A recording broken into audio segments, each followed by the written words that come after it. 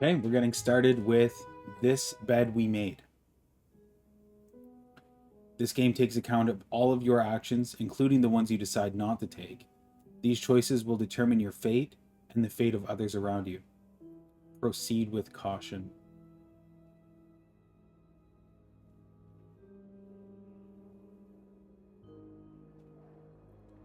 Service de police, Montreal.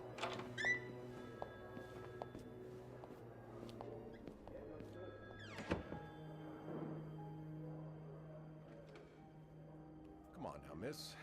Let's keep moving.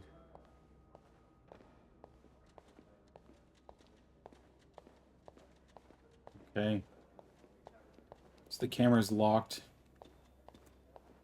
We have to look the way they want us to look. Here.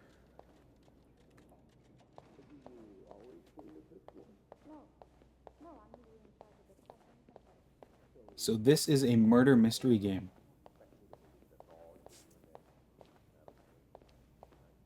Here we are. I think they locked the camera so we can't see who else is being questioned.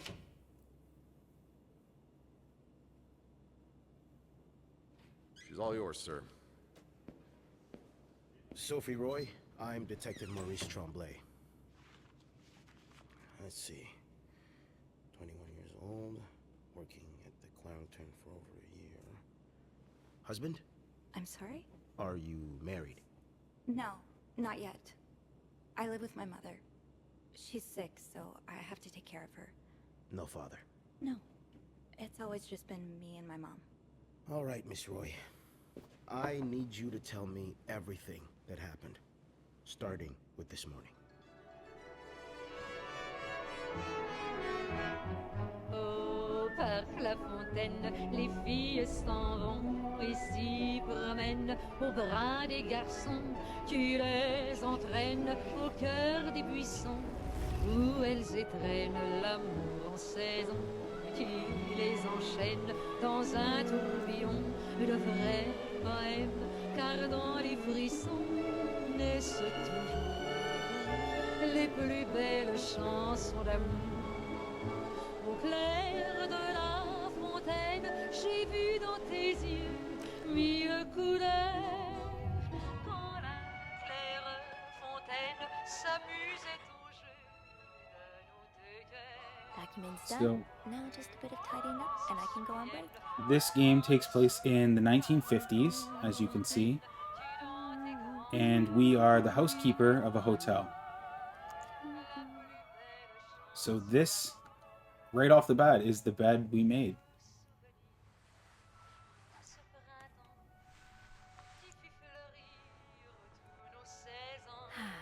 A bed's not complete without its pillow. Te souviens-tu de cette évoire naissant dans nos âmes ingénues? Au parc La Fontaine, comme il faisait bon lorsqu'en fait naissait la Good enough. chanson. Good enough. Yo, Reine there's still fully a stain there. comme aux anciennes et douces saisons. Oh, it's the ashtray. Gross.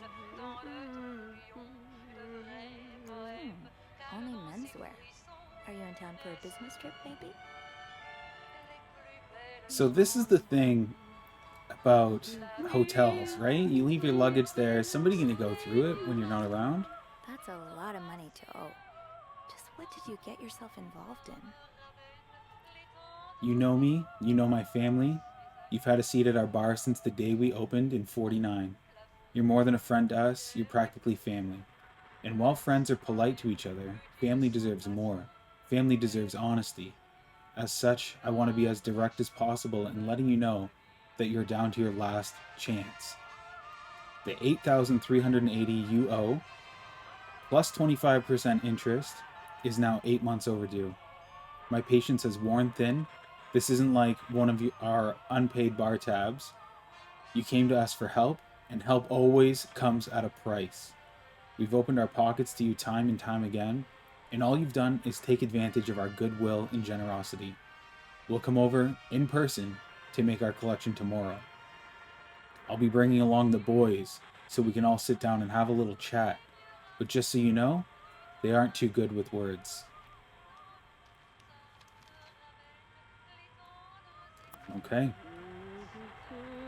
Sounds threatening.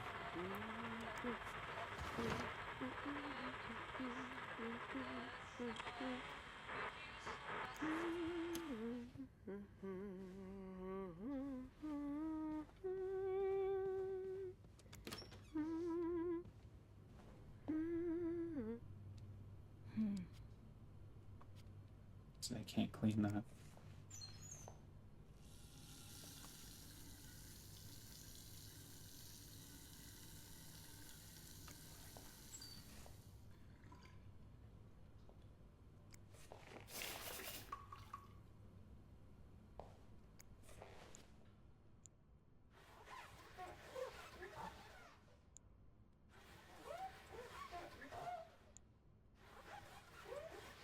And voila. Good as new.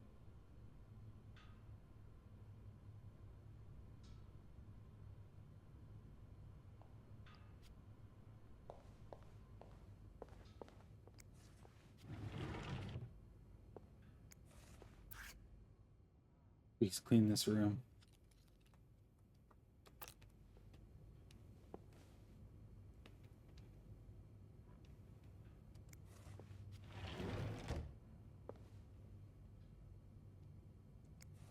You brought your own mug?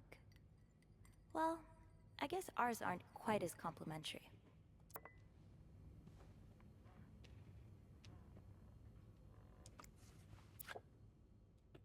Le Petit Regale. All breakfast orders served with coffee. Look at those prices. Yo, you don't see prices like that anymore. Clubhouse triple decker sandwich for $1.50? That's wild.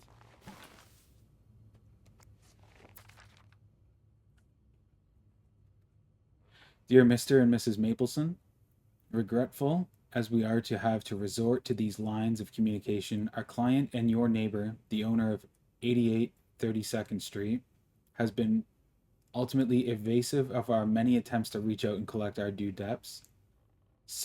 Specifically, an amount owed to us in the sum of $1,904.75 has been given us little resource but to contact him through those in close physical proximity to him, in the hopes that they can deliver a message on our behalf. We have little desire to disturb you and the other fine citizens of 32nd Street, but our business may bring us back to your neighborhood if it is not resolved quickly. The help of your kind community would be greatly appreciated for us and certainly for your neighbor. Kindly, Lucky Coin Financing.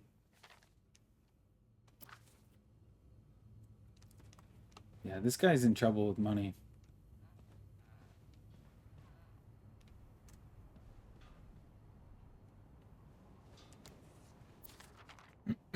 Acknowledgement of debt. January 16th, 1958. Date of initial loan, January 2nd, 1957. Entered into agreement between, the names are smudged out. Initial amount of $1,500. And now we are overdue $3,500. On date of the initial loan, the lender agreed to lend an amount of money to the sum of $1,500 to the borrower for an enduring period of 12 months calculated from date of the initial loan. The borrower was to be obliged to pay interest at the rate of 15% per annum, the total sum of said interest to be paid together with the capital sum of the granted loan by the loan period's end. With the loan period reaching its conclusion on July 2nd, 1957, the borrower was expected to have repaid the full amount owed. The failure to do so will prompt further action. Refer to page 3 for further details on the place and time of repayment. Refer to section C for the expected rates of all overdue payments as they relate to the time that has passed since the end of the loan period. There's 6 pages here. We only have 1 page.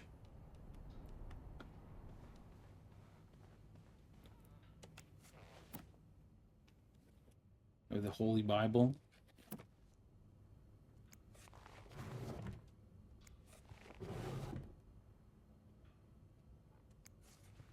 I'm guessing you've seen better days. But you're obviously still important to someone.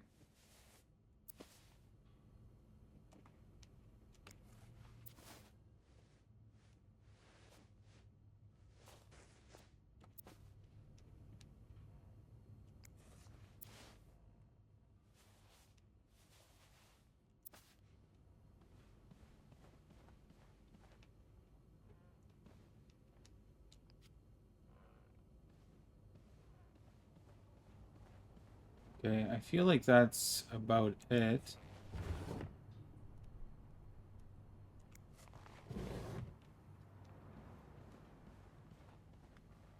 don't think there's really anything else we can do in here. Unless we can check all of the drawers.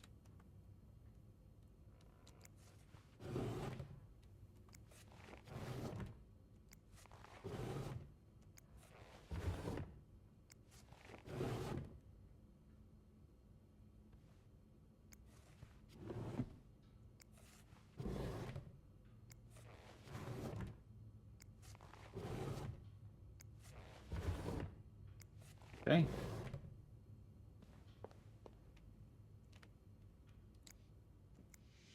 think we're good to go.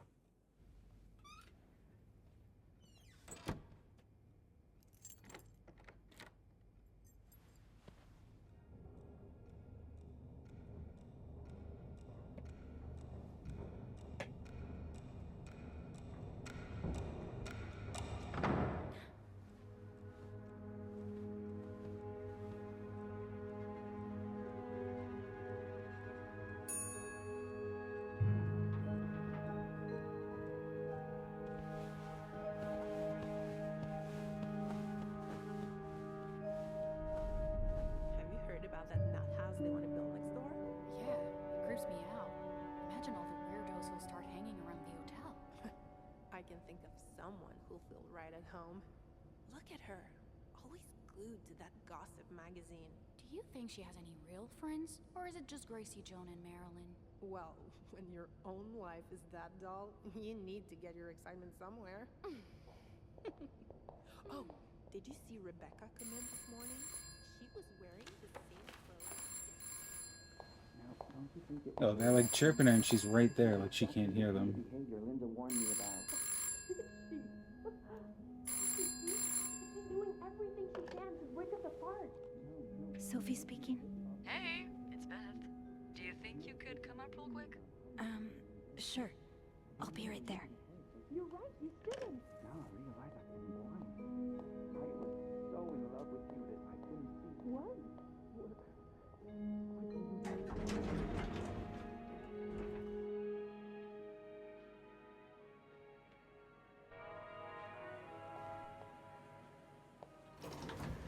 Press down to hear Sophie's thoughts. See what Beth wanted to talk about.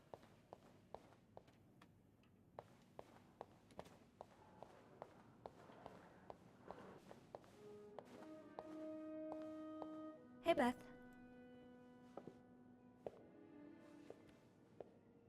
Hey there. So, who's sleeping? Sleep what? You were whispering just now on the phone, so I thought maybe Eugene or Bobby were napping in the break room again. Oh, yeah, no. It's Jacques and Wendy. They were, in the middle of something.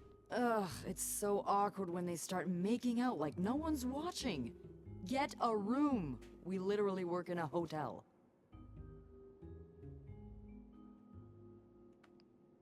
You said you needed me? Oh, straight to business then. Sorry, it's just a busy day. I get it. It's been non-stop for me this morning too. Wanna guess why I summoned you here? Something to clean? I'm guessing there's something I have to clean? Obviously. But what is it? Did a kid throw up again? God, no. Did that happen recently? Yeah, last week. I can still smell it. Feel it too.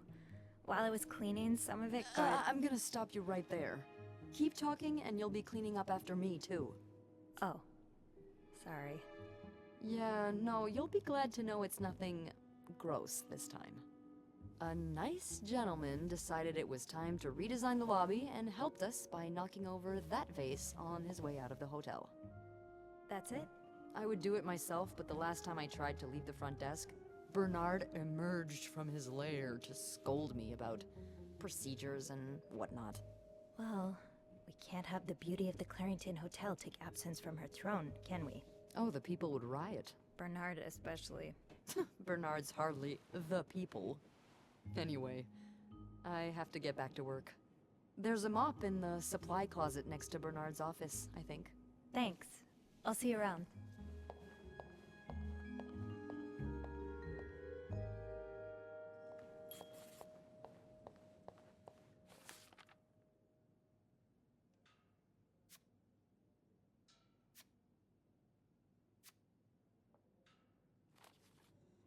Okay, let's get that mop. Linda, Wendy's great at her job. Guests absolutely love her and... Not just guests, apparently. Oh, God damn it, Linda! I only like her because guests like her. Making sure guests are happy is my job, after all. You don't seem to care whether I'm happy. Oh, we snooping. Listen, if Wendy wasn't doing her job, that'd be another story, but I can't just fire her without good reason. What if she stirred up trouble among the staff? Would that be a good reason? Curiosity killed the cat. Oh, Andrew, hi. I'm sorry, I was just... Spying on our manager? No, I heard something, and I... Hey. It's okay, I'm just pulling your leg. I'm sorry I scared you. I'm not used to having people around me while I work. Yeah, you're always working alone up there, aren't you? I actually think it's the first time I've seen you down in the lobby. Don't tell me you've been sent to clean up after the Valentine's Day ball.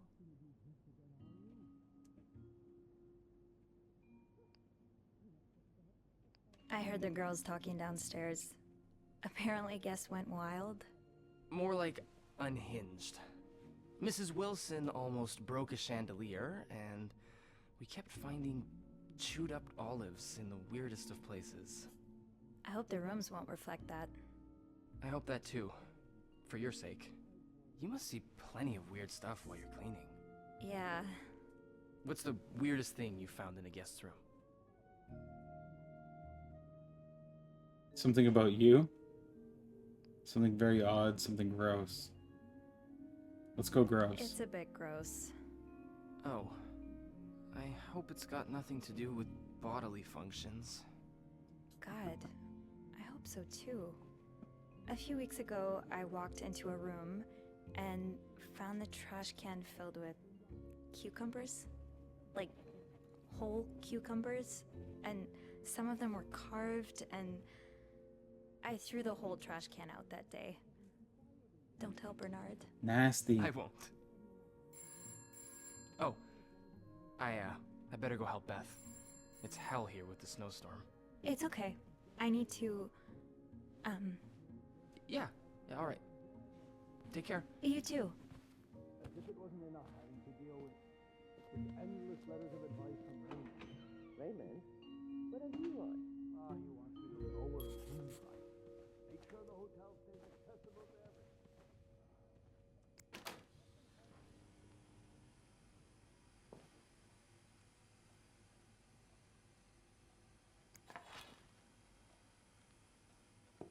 We got the mop. Do we need a bucket? No? The hotel's gonna go under if I don't. I'm really sorry about that. I'll have a word with our kitchen staff to make sure it doesn't happen again. Well...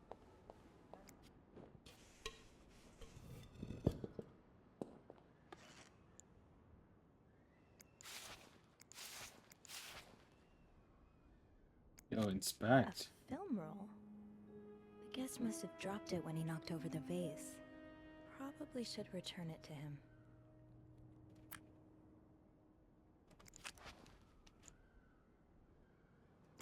Ew. I better throw that away.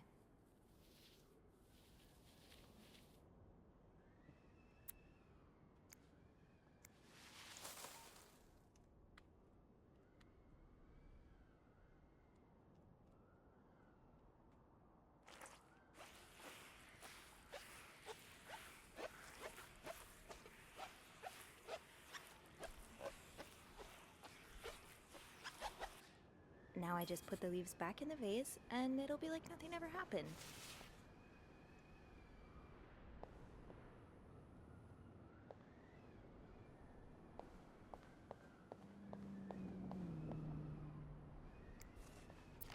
Linda's been putting these everywhere lately. It's weird that Bernard allows it. Protect the family, say no to divorce. You can be divorced against your will. Women and children suffer the most in divorce. You lose your succession rights in divorce. The wife's pension rights are lost in divorce. You lose your right to family, home in divorce. Okay.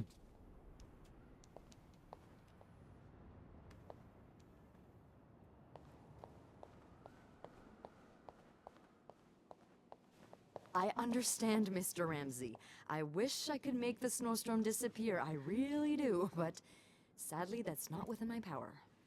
Beth, who knocked over that vase? Mr. Spade. Mr. Spade? Well, I can check with the airport and let you know when flights resume. Until then... Yes, I know. You've said that already. But... no, that's very unlikely. So...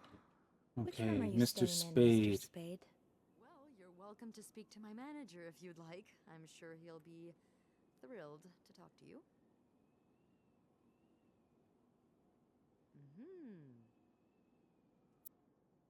Well, for that, you'd have to talk to my manager's manager. Would you like to contact him? Sadly, he doesn't have a phone. He's a bit of an old-fashioned fella, if you know what I mean. Yes? No, that's not it. So first I suggest finding a nice little corner where you can kneel down, all right? Then you clasp your hands together. Hey, here we go. Room 505. Great. That's on my floor. I can return that film roll without going out of my way. G-O-D. I'm sure he'll be very sympathetic to your plight. I should go to the 5th floor to return Mr. Spade's film roll. I never dare. No, I'm dead serious. If anyone can make the film roll...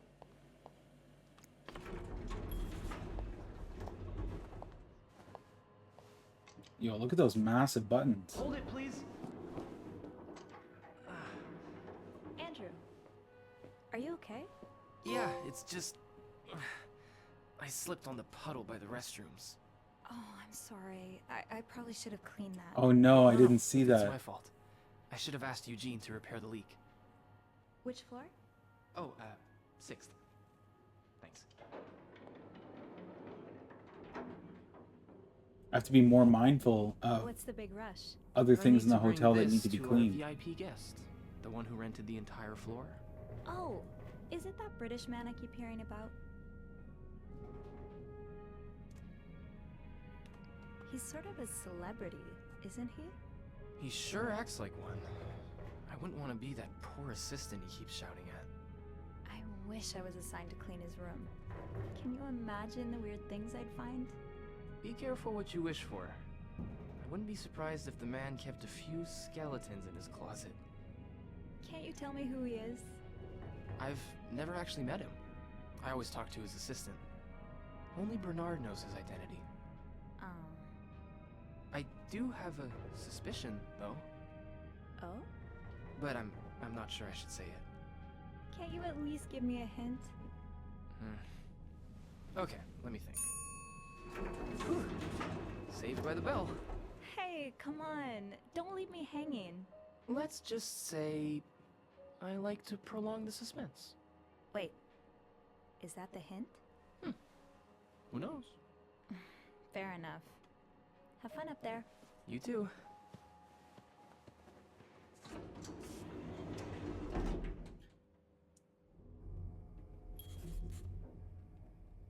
Okay, here we are, 505. Just making sure there's nothing I need to clean out here.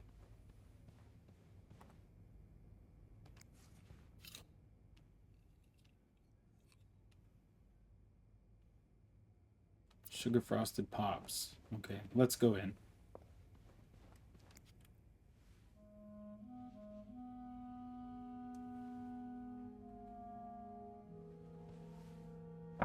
Mr. Spade?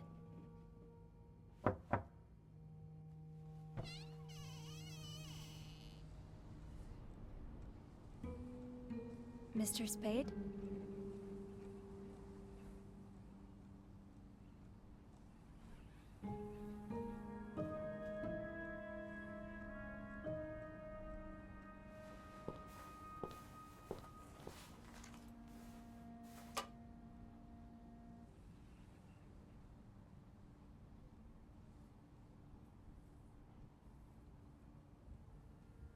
Okay, he's developing film in here.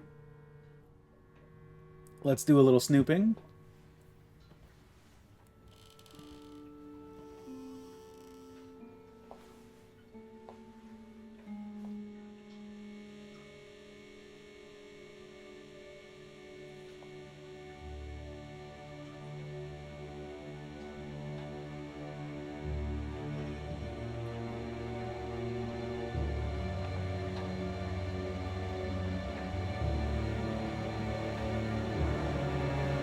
There, there's pics of me.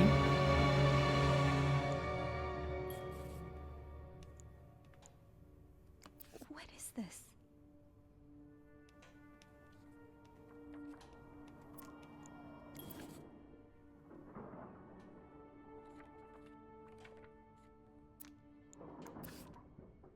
Okay, so we're in the room, we're cleaning, we find the perfume. We spray the perfume.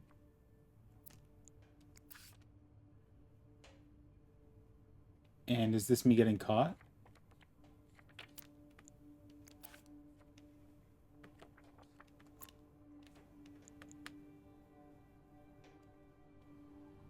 Maybe I should call Beth or Andrew. They'll know what to do. I hope.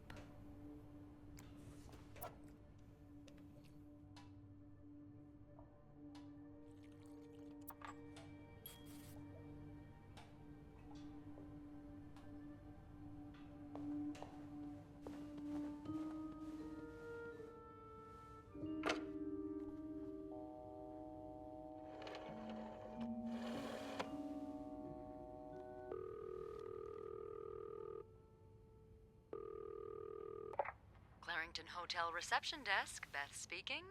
What can I do for you on this very fine day?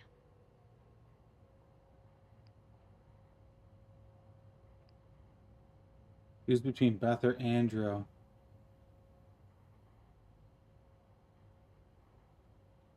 Let's choose Beth. I need your help. Sophie? What's going on? I think Mr. Spade's stalking me while I work. Really? I knew it! You did? I mean, I knew there was something fishy about him. He just has creep written all over his face, you know? How did you find out?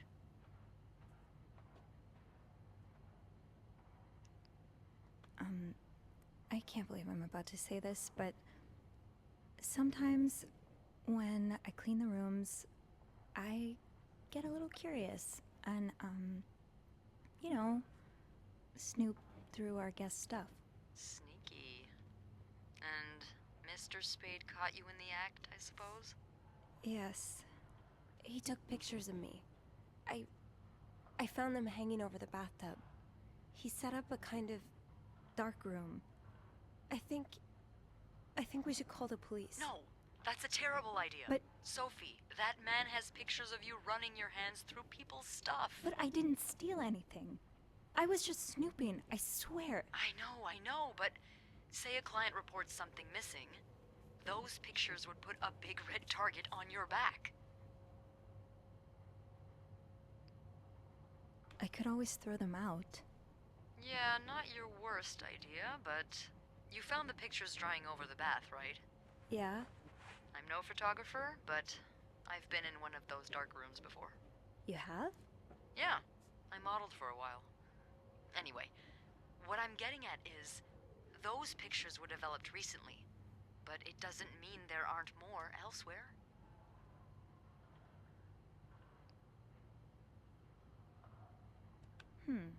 I guess I barely looked through his belongings. And he's got pictures of you checking other people's stuff. Why stop now? Why stop now? Beth? No, Oh, for real. loosen up a little. No one's dead. Any idea where I should start then? Well, now that I think about it, I'm pretty sure I remember Mr. Spade asking for the combination to his room's safe. I bet you anything there'll be more pictures in there. Maybe, but I don't have the code. Give me a minute.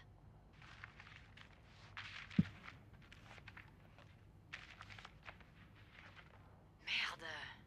Those idiots. What? I can't find the combination list. The night staff's probably lost it again. Anyway, we always ask that clients write down their code somewhere so they don't have to call reception a dozen times. Maybe you can have a look around the room, and I call you if Mr. Creep comes back. You know, so you can get out of there in time. Okay. Yeah. Thank you. Oh, it's nothing. Oh, and Beth? Mm-hmm. Please keep this between us. Of course. Yo, I think she was the right person to call for sure. I don't know what Andrew would have done for us.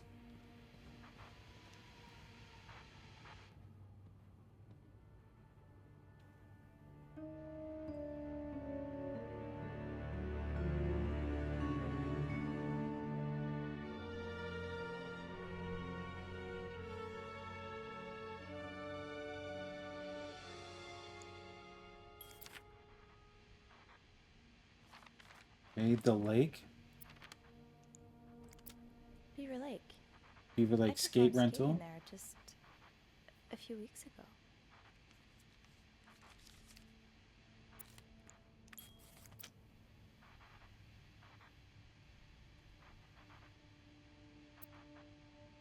Special occasion, wedding, funeral. I just visited the oratory for the first time in years. This has to be a coincidence, right? Yo, this guy's following her. Montreal tramways. This was the sale where I found that winter jacket that Mom loves. Were you there too? Why Harry's? Lots of burger places close to the hotel. Harry's Diner too. Were we ever there at the same time?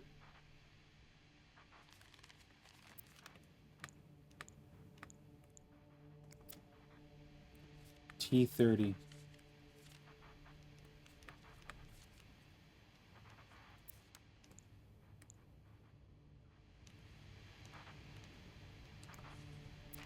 Is this a floor of the Clarington?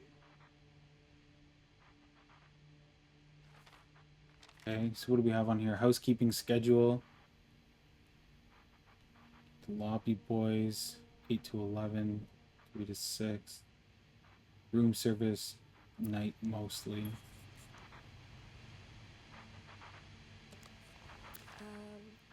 Dear Mr. Spade, the present letter is to confirm the reception of your transfer request to room 507. Regrettably, the room in question is currently occupied by an extended stay guest. We are therefore unable to grant your request. Thank you for understanding. Please contact us should you have any other request. So he wanted to go to 507. 1, Lindsay's address. 2, Infantry Division. 3, year of hospital discharge.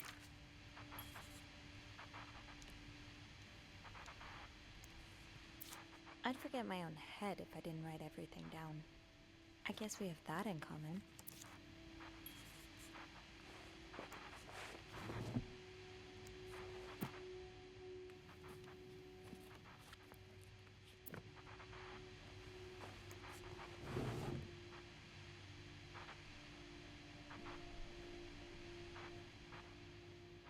Locked.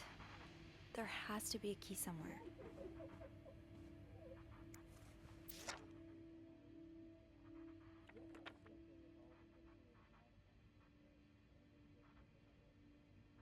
'99th Infantry Division, Belgium, November 1944.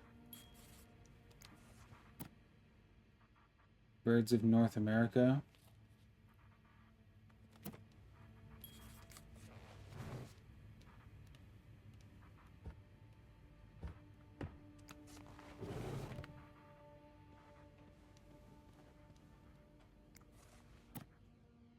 French English dictionary.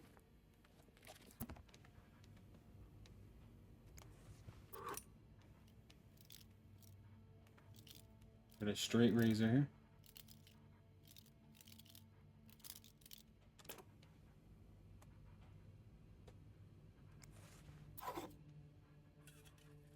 Shaving cream.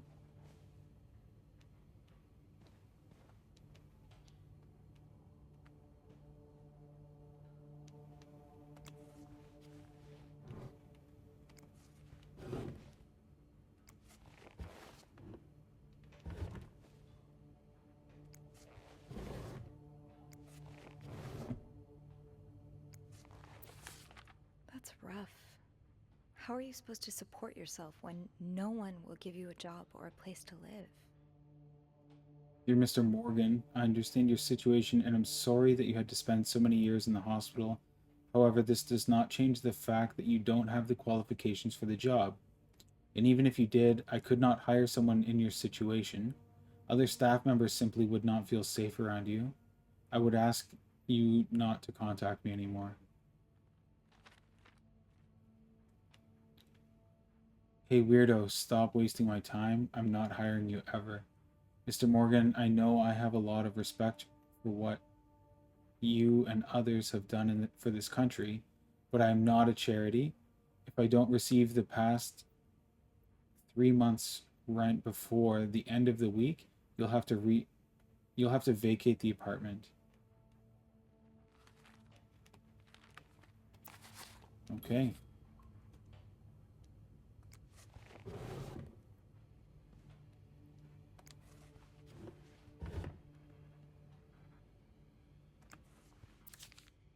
You're pawning off your possessions?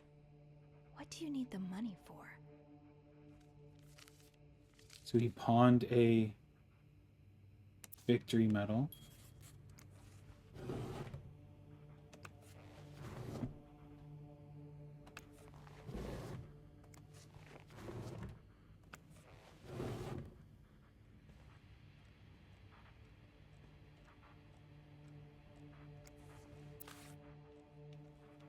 Got some old Port Siggies.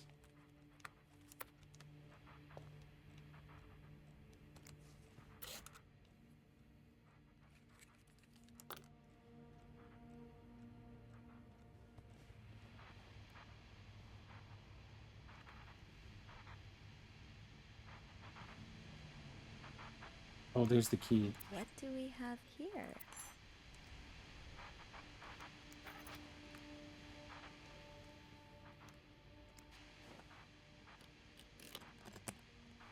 Okay.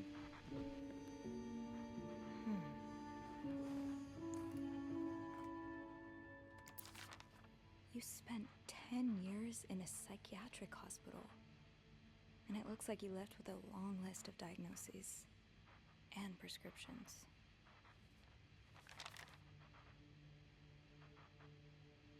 He was in a psychiatric hospital.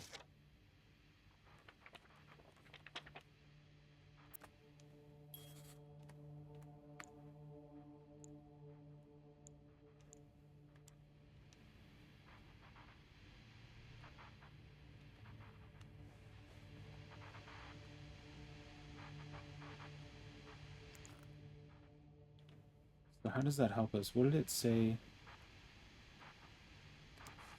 Morgan. Is that your real name? Why did you check in under Mr. Spade?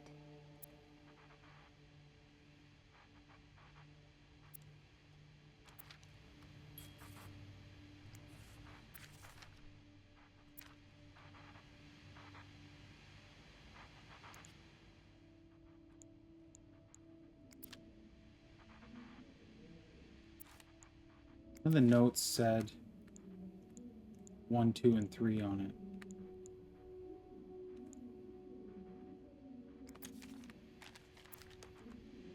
Is that this one on the back, maybe? No.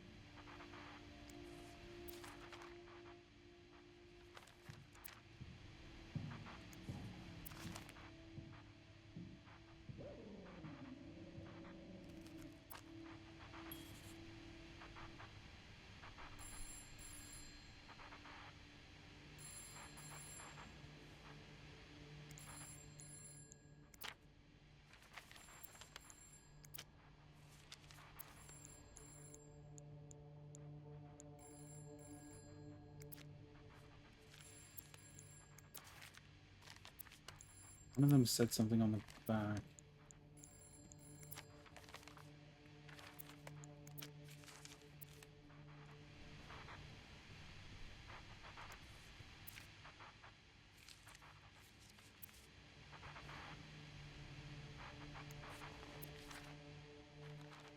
Yeah. Lindsay's address, infantry division, year of hospital discharge. Okay. So Lindsay's address.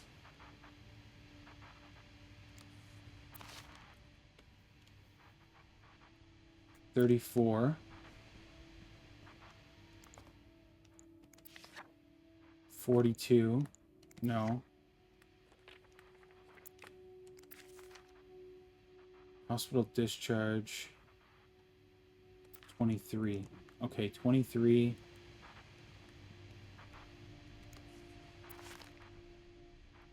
$34 and 23.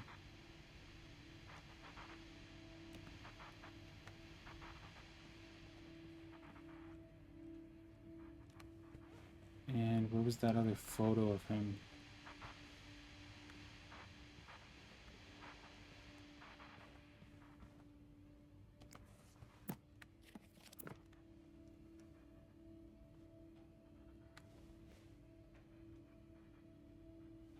It was the bottom drawer.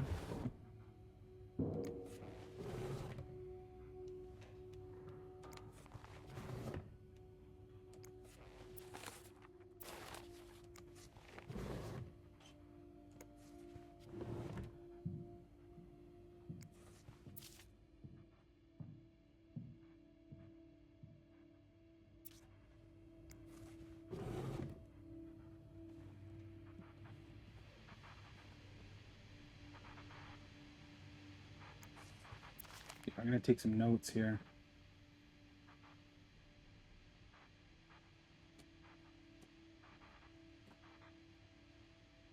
$34.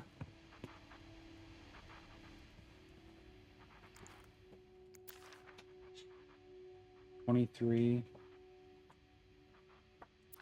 And doesn't say which infantry he's on. There was definitely a picture of him somewhere that had it. I think it was in one of the drawers.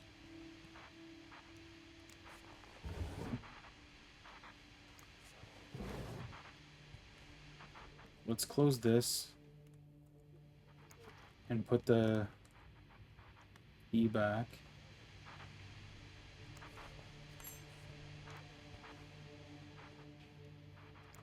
This is just unlocked now, though. That's a problem.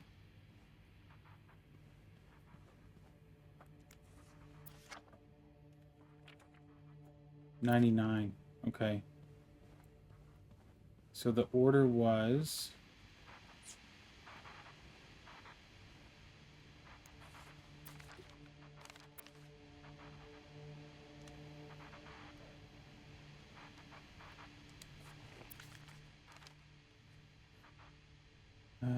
okay. So it's 34, 99, 23. Let's try that.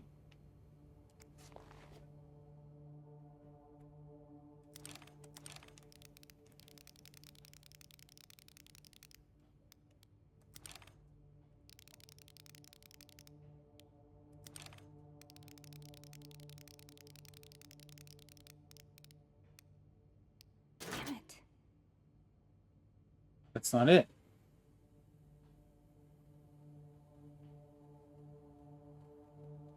Come on, Sophie. I need to find some clues to decipher that code reminder.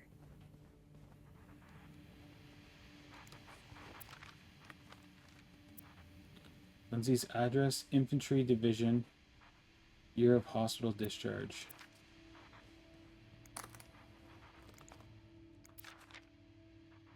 Oh, 57.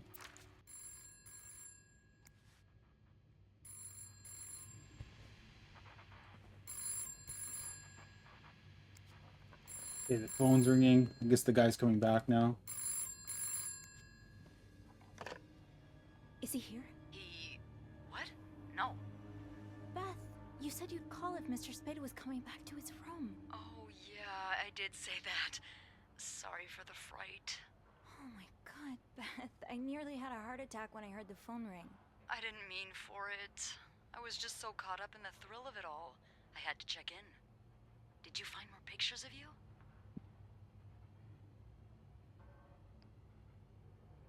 No, but I think I have enough leads to open the safe now.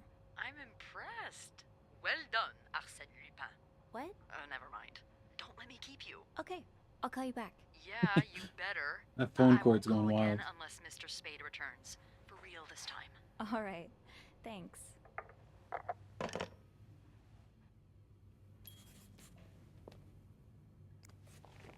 Okay, so we can go 34.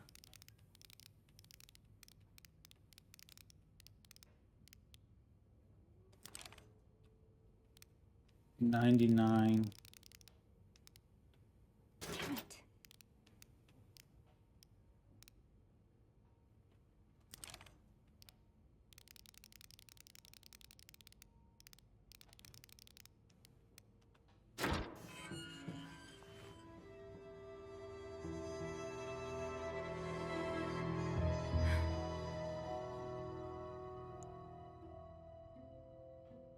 Okay, so there's a bunch of film canisters here. Got a gun. Sophie, you should probably put this down. Now. Yo, my prints are gonna be all over this now. M and H. M and H. 12:30, arrived at hotel, room not ready yet, had to wait in lobby. Guests here? M and H came in, both nicely dressed. M was holding a flower bouquet. Heard them talking to the receptionist, saying how nice the oratory was. Picked up some flyers to find out what oratory they were talking about. 3:10, room finally ready, no sign of M or H. Decided to unpack and install my setup in the bathroom. 6 p.m, still no sight of M and H. Have probably gone out again. 8:20, finished developing this afternoon's pictures. 11:55, unable to sleep, heard weird noises from the corridor. No idea what it was. M&H arrived at the hotel's restaurant and ate a quick breakfast. You really want to find out what M&H left the hotel and got into a taxi. Tried to follow but had no money for cab. Found a pawn shop to get some money but no idea where M&H went. Back in my room, we'll have to kill time until M&H return. 5:40, spotted M&H entering the hotel with Weston shopping bags. 6:10, found M&H eating at the hotel's restaurant. 6:25, H left for the bathroom. M exchanged a few words with a woman and her child. 7, M and H left the restaurant, probably turning in for the night. While leaving, H emptied his pockets in the trash. 7:05, searched the trash, found a receipt for a place called Harry's Diner with drawings and weird symbols on it. 8:35, took a coffee at Harry's Diner, showed a picture of M and H to waitress. Waitress remembered him, said M used to be a regular about 10 years ago. Back in my room, tried mapping M and H's movements since their arrival in Montreal. Unable to sleep again, heard something exiting room 507, but did not hear the elevator.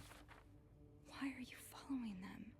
And who's sneaking out at night? So many questions. M&H arrived at the hotel's restaurant for breakfast. M&H left the hotel and got into a taxi, followed them to a place called Mount Royal. M&H went skating on a small frozen lake, fell on the ice while trying to take a picture. H might have seen me. M&H ate at the lounge and left a ticket on the table. Ticket has weird symbols on it like Harry's Diner receipt. M&H decided to leave because of the snowstorm. M&H arrived at the hotel shortly after me. H looked angry. Something happened during the taxi ride, but what? No sign of M&H since early afternoon. Tonight we'll try to find out who's sneaking out at night.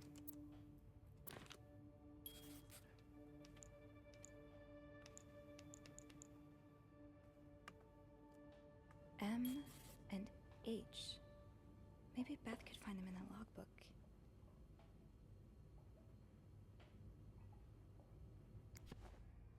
I don't know if I should take those photos and discard them.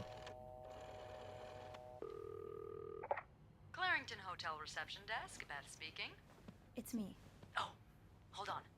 Andrew, Andrew, cover for me, will you? What's going on?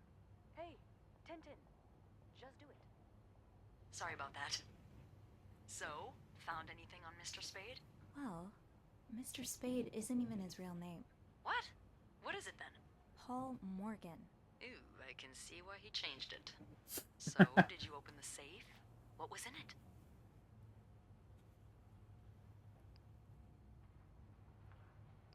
A journal. His journal? Does he say why he's stalking you? No, but it seems he's stalking 2 other people as well. Oh, who are they? They're guests. I don't know their names, though. I was hoping you could find them in the logbook. Well, Snoopy, although it may seem like it, I'm not actually clairvoyant, so I'll need something to narrow the search. Do you know anything about them? Mr. Morgan refers to them as H and M. Well, that could mean a lot of things. It could be their initials, or, I don't know, husband and mistress. Oh, I hadn't thought of that. Yeah, I'll need a little more to go on.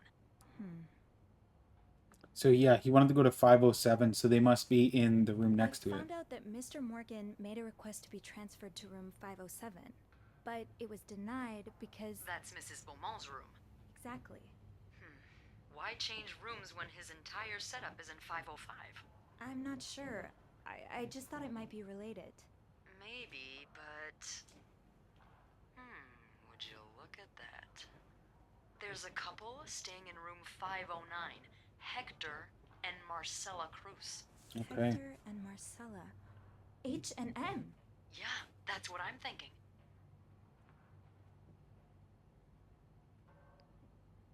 Do you know anything about the Cruzes? Well, I saw them come in and out of the hotel a few times. Called a taxi for them once. The missus does the smiling and the other frowns a lot. Nothing to write home about. Do you have room 509 on your to-do list by any chance? I do, actually. Then maybe you go clean it and have a little look-see? Yeah, nothing unusual here. Just a maid cleaning a room. That's my girl. I'll call you if I find anything. Just be careful, okay? I will. I promise. Okay. I did not take and discard the photos.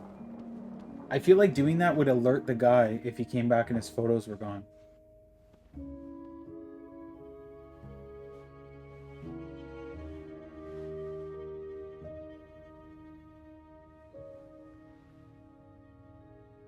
I must have forgotten my keys in the break room again.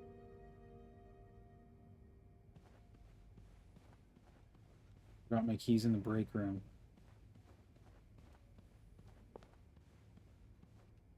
Okay, 505 is still open.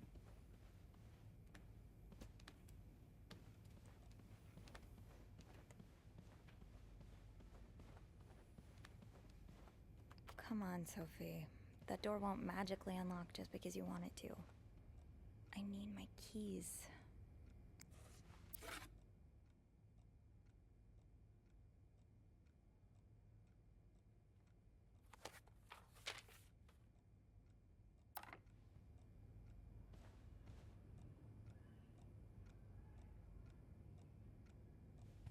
I need to find my keys.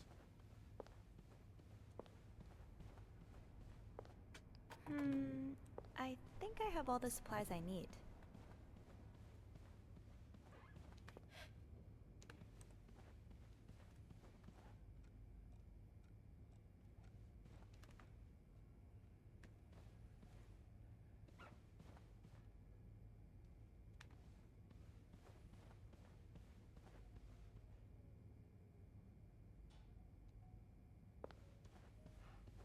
Did I miss something in here?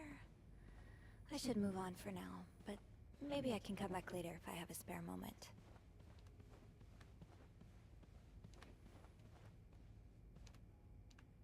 Do not disturb. Well, that's one less room to clean today. I won't complain. Come on, Sophie. Come on, Sophie. That door won't magically unlock just because you want it to. I need my keys. Okay. I'll need my keys to enter room 509. I should probably check the break room. Where's the break room? It's not on this floor?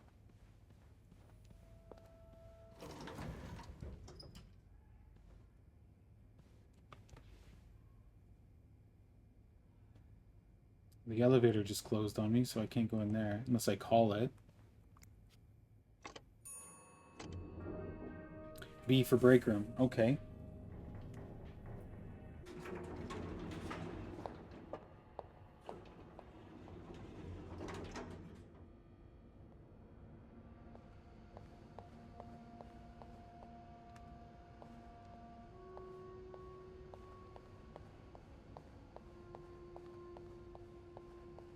Laundry break room.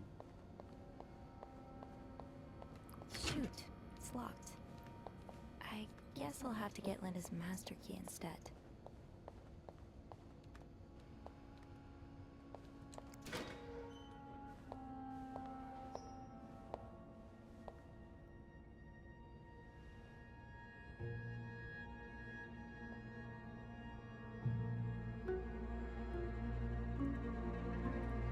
Whoa. Hypocrite bitch? What did Linda do? And to whom? Linda, my wife will be at her parents' tonight, so come by my house at 8 p.m. and make sure you bring the new lingerie I bought you. B. Oh no.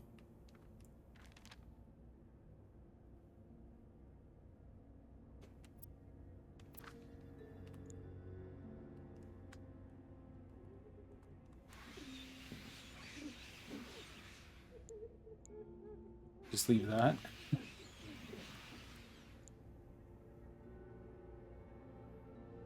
Yo, I feel like uncovering that was a bad thing. That'll do. Because now she's gonna go Just have there to make sure I don't forget and to return somebody knows. Somebody knows what they're doing.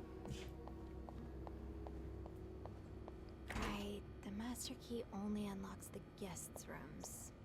I'll have to get my keys later. At least I can get into 509 now.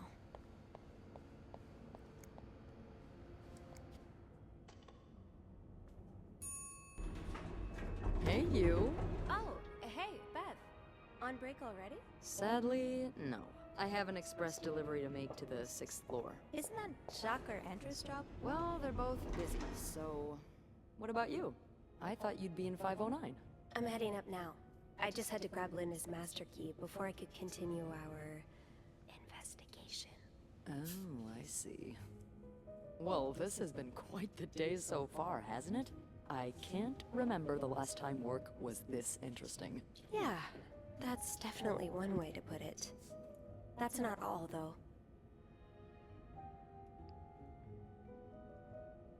While I was looking for my keys, I found some graffiti on Linda's door. What kind of graffiti are we talking about?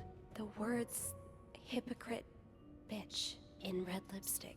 I wonder who could have written it. If I had to bet, I'd put my money on Wendy. Linda's been treating her like her personal punching bag as of late.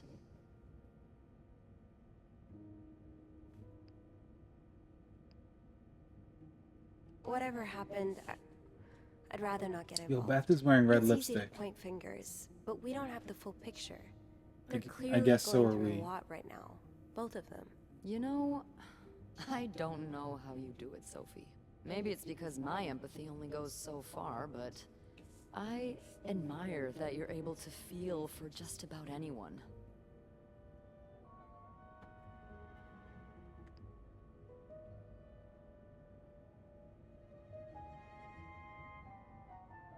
I like to put myself in other people's shoes, especially if they're people I find fascinating, like you. Wow! The way you turned that compliment right back around at me was masterful. Well, this was a lovely chat, but I better see if Eugene is around maintenance. Hopefully he can help me find this thing for our esteemed guest. Yeah, we both got a lot on our plates today. I can't wait to find out more about our friends H&M. Take care. You too.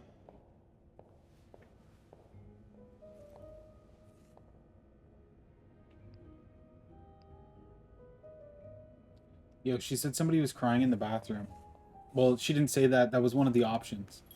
But I didn't realize that. Where's the bathroom?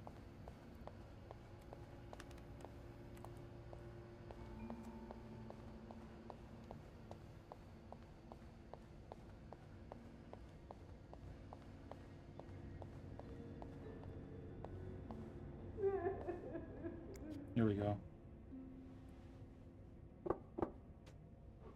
What is it? Wendy? It's Sophie. Are you alright? Do I sound alright? No, I guess not. Just leave me alone. I don't want to talk.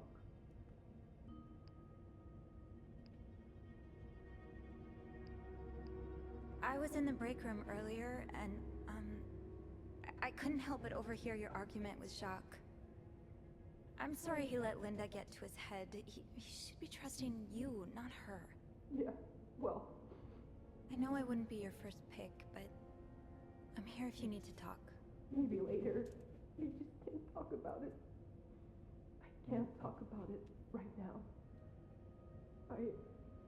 I'm sorry I was rude. It's okay. Sophie? Yeah? Thank you.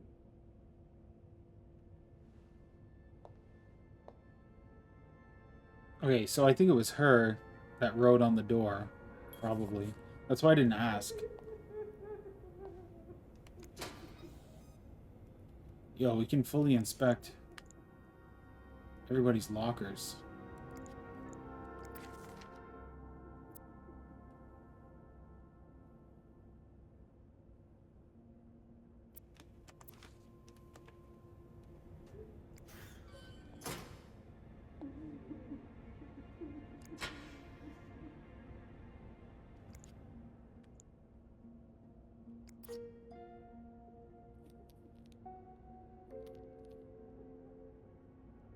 That lipstick? This goes beyond constructive criticism. It's just a personal crusade. Wendy, do you think I don't see the way you talk to guests? The way you smile at them and call them sweetie while you fill their coffee cups? The way you laugh at their jokes and bat your eyes like a stupid teenage girl? I'm not sure if you're doing it for the tip or to get Employee of the Month reward, but either way, it is unacceptable. And I won't even mention the way you wear your uniform. This is a respectful hotel, not a pleasure house. Although I've always had a problem with your behavior, I tolerated it as long as the guests were happy. But now that you're getting engaged, I can no longer remain silent about this. What about Jacques? What would Jacques say if he saw you? I'm sure he would be ashamed as I am. Maybe you've got Bernard fooled like every other man, but if you don't change your behavior, I'll find a way to convince him to fire you. This is your only warning. And again, Linda is scratched out. And the B word is written, so I think... Think of what could happen to Wendy if someone found these. Should I... You want me to throw it out?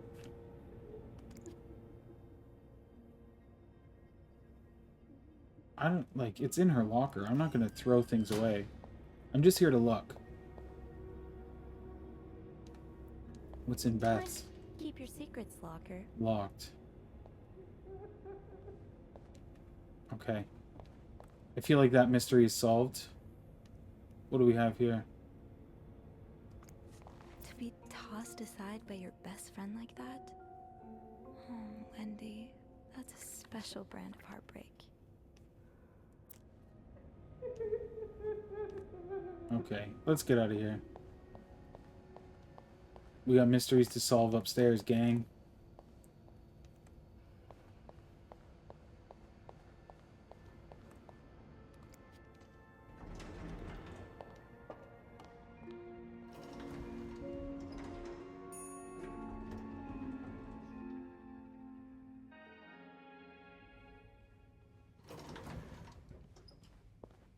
Oh, I do have 506 next on my list.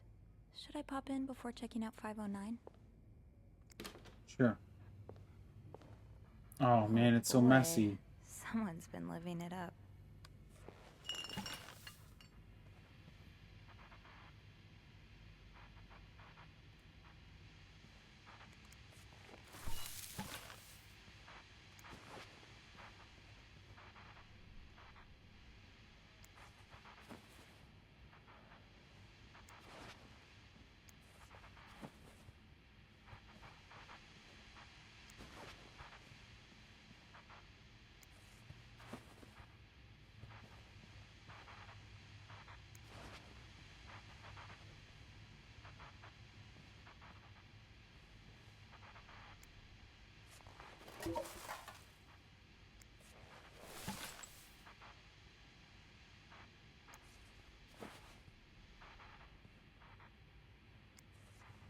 exactly a cherished gift. If you just left it behind like this.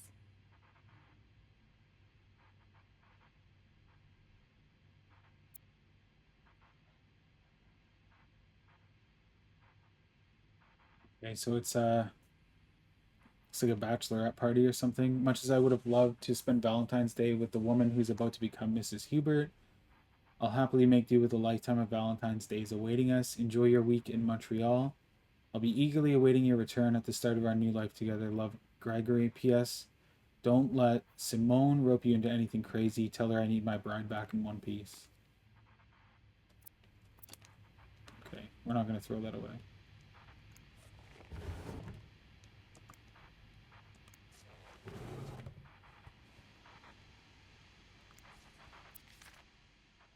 Valentine's Day Ball, February 14th, 7 to 10.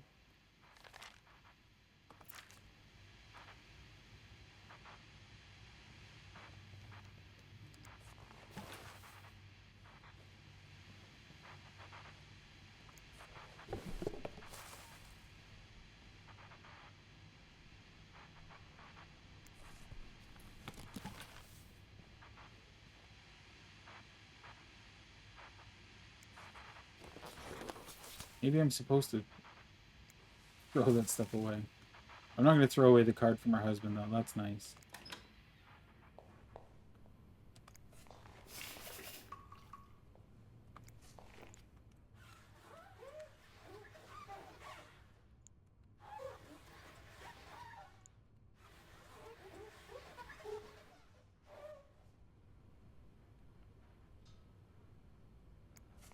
What's the story behind this? Is that blood? What is that?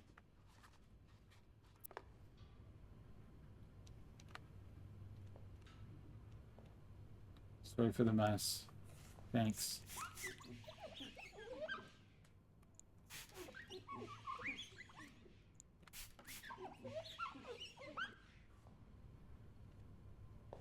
I'm going to throw this shoe away.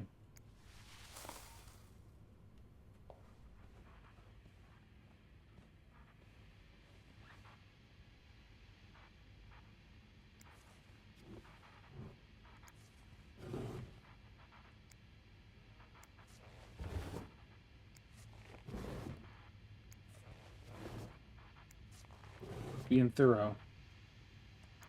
What do we have here? Did he really just scold us for talking? These Montreal cab drivers, I swear. I know, I thought he'd appreciate us trying to make a conversation. Thank God for good old-fashioned pen and paper, at least. Yeah, it takes me back. At least Sister Gabriel isn't here to confiscate them anymore. So like I was saying, are you ready for your week-long bridal shower, Miss Hubert? Stop it, Simone. I'm not Mrs. until we walk down the aisle, and this week is for thinking about anything but that. That's right. We're making the most of this week before I lose you to the jaws of married life. I would never. I won't be. Another Andrea, I promise. Leanne, he's going to kick us out if you keep making me laugh. The Montreal Tourism Association.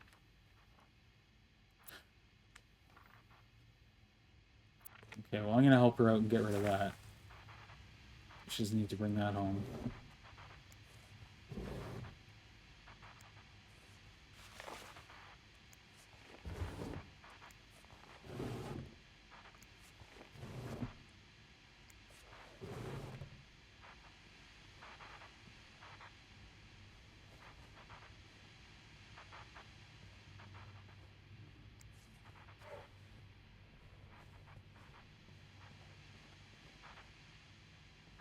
I don't know if you get... I'm going to check if you get trophies for cleaning rooms.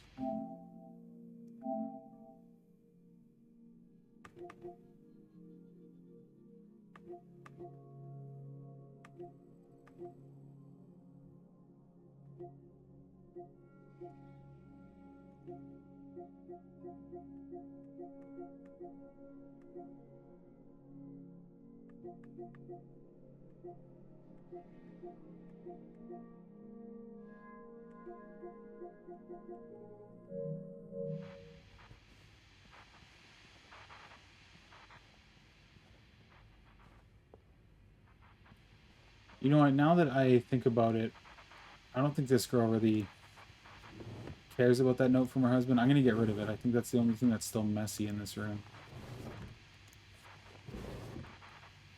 Everything else should be, like, cleaned. What's the magazine? Another fan of the Gossiper. I never did finish that article from this morning. That feels like so long ago now. Getting rid of her magazine. And I'm gonna get rid of this. Okay, this room I think is done.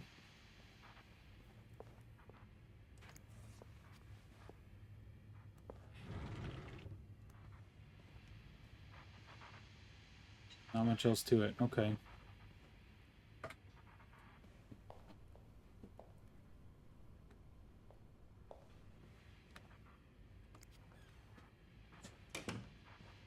Unless there's something behind the door. The trash can. We're good.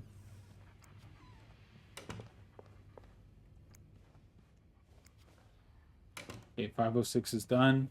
Let's go to 509.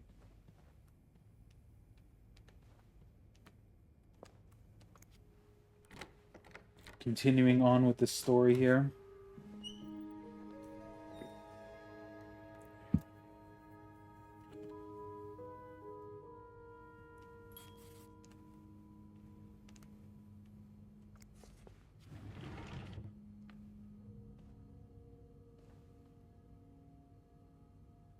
I'll hold off on throwing this out just yet.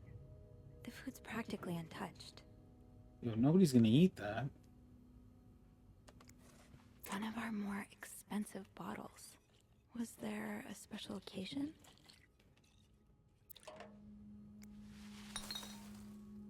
I threw away the bottle.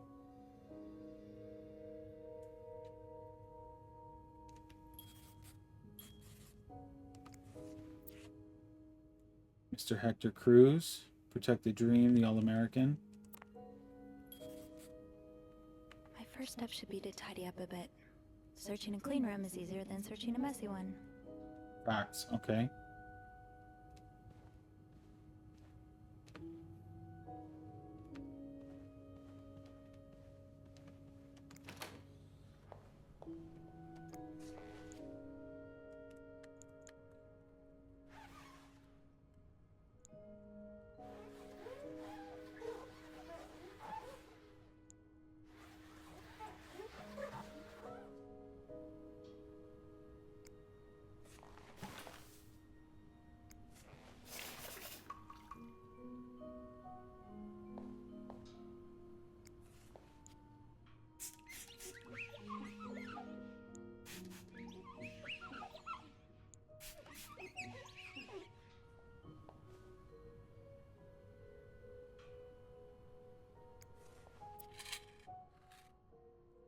Tablets, 40 cents.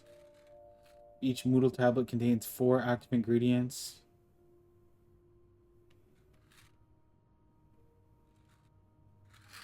I'm gonna throw away his pills.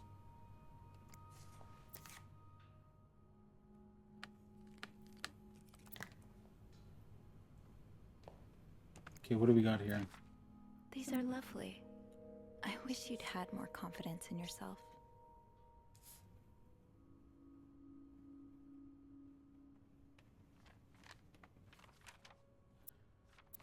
He's like writing vows or something. I should bring that back to my cart.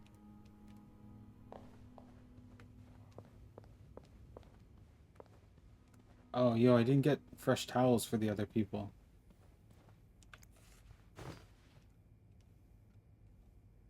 Let's put those on the bathroom shelf.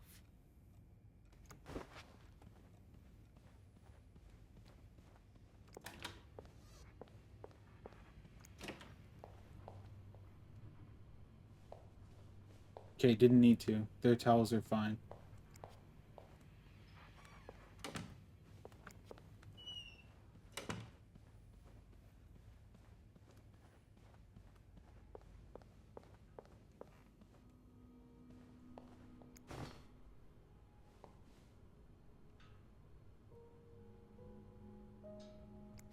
someone tore that note apart, but I'm missing some pieces. I can't make out what's written. Maybe I'll find more of those torn paper pieces if I keep cleaning the room. There's some more there. Someone's been sleeping here. I should leave it as it is. Yo, should I answer this? It's probably not Beth. Hello? Oh god. Hello? Beth? Is that you? She should have answered it as housekeeping. Oh man.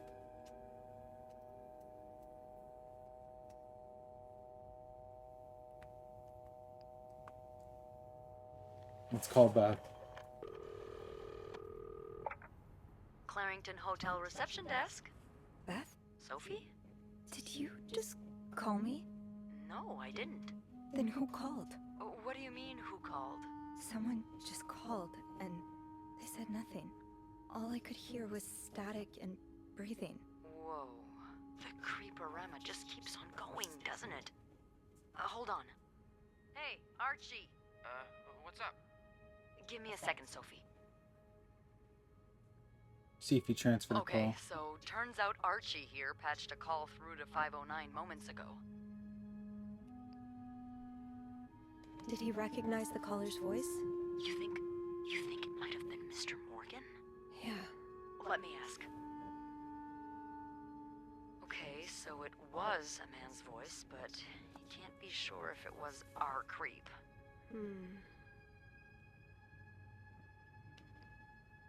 Did he notice anything else? He says he heard a faint bell in the background.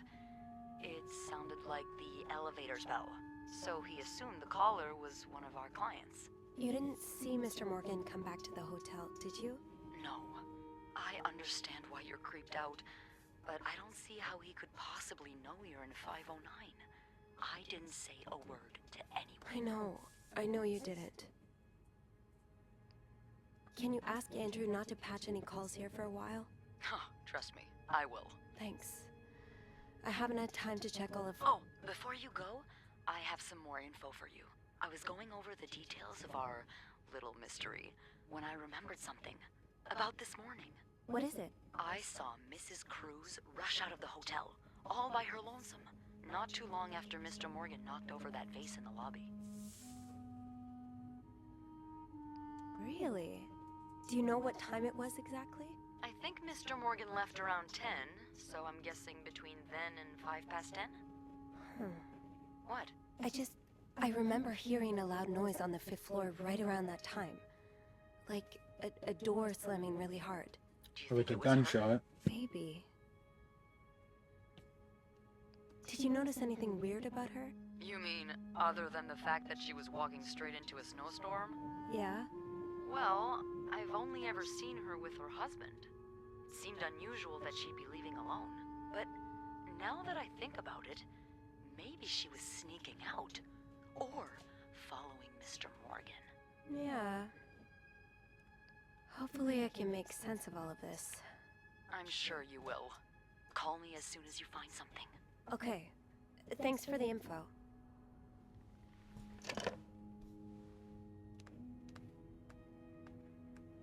Okay, interesting. So the girl's gone, and the husband didn't leave, but the creep who's taking photos of me left. And if people know I'm in this room, I'm closing this door. Looks like someone had quite the shopping spree. More work for poor Rebecca. Hang in there, Reb.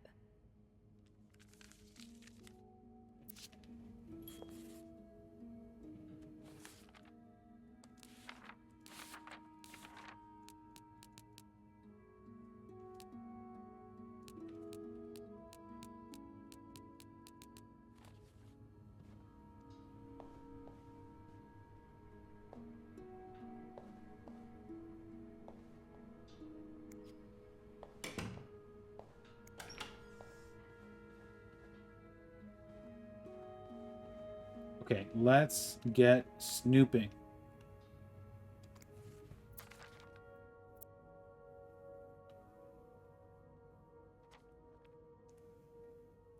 Just a list of all of their expenses.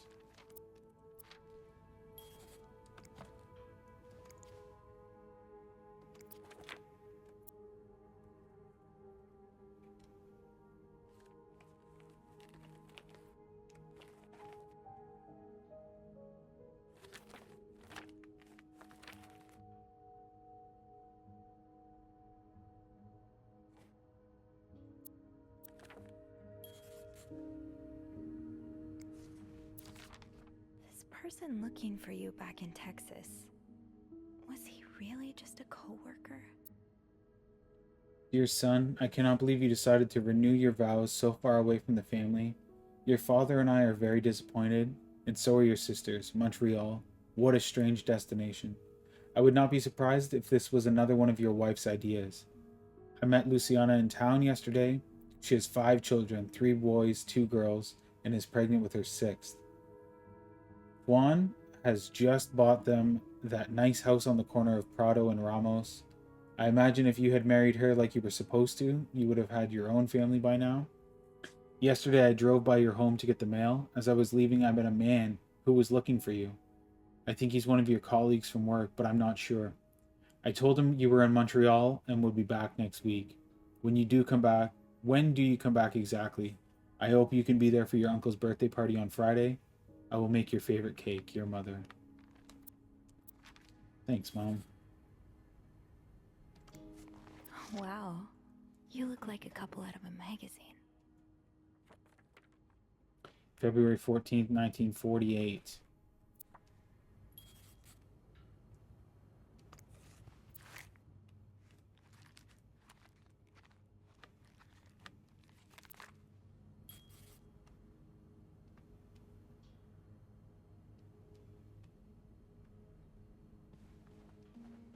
It's a side room.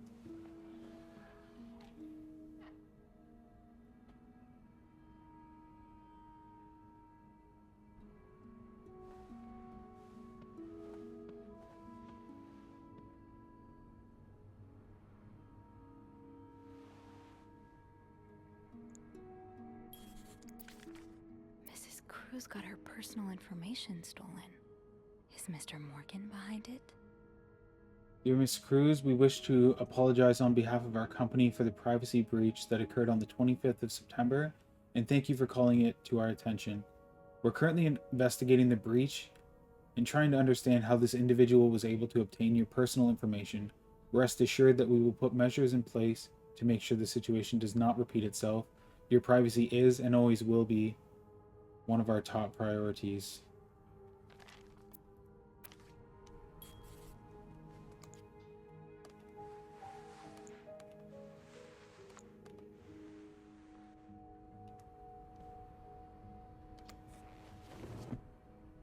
It's weird that somebody's sleeping on the couch when it's a married couple in here. There's like rose petals out.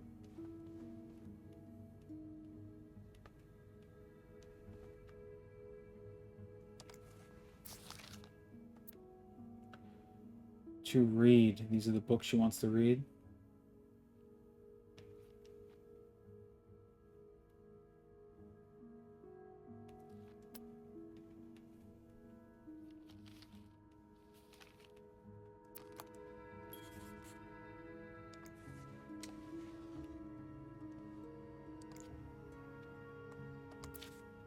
Am I reading this right? The account's been emptied.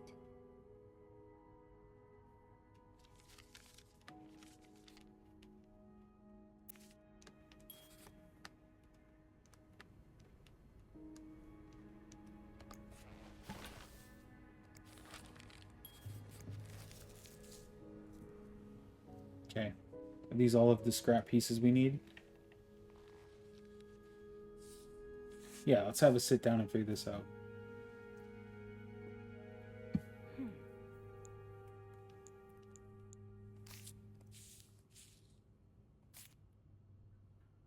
Okay, let's start with the corner pieces. Let's probably easiest. All goes here.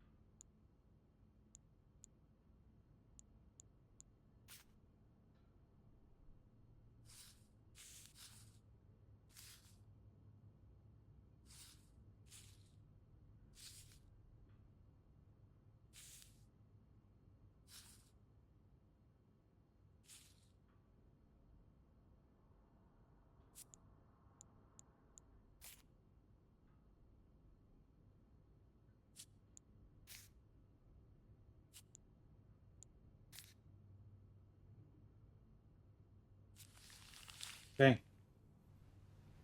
What the heck does that mean? Some kind of code. Could I break it?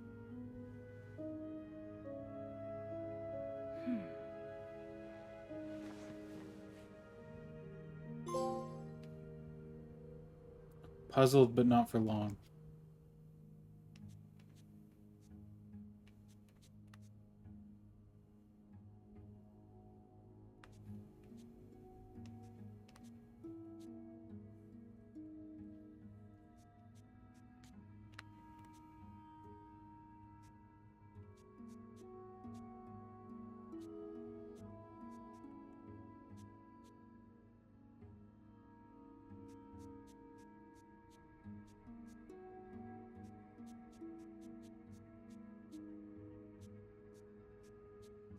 Okay, this is fun. So that could be A.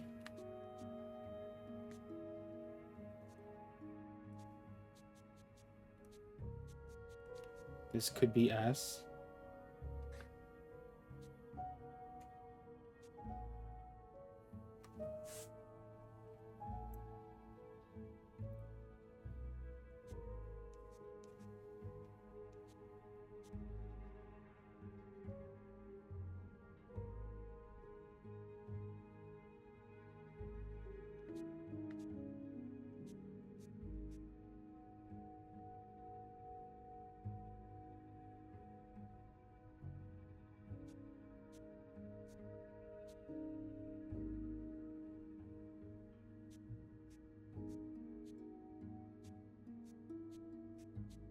There's a couple repeated letters. So this music symbol is repeated.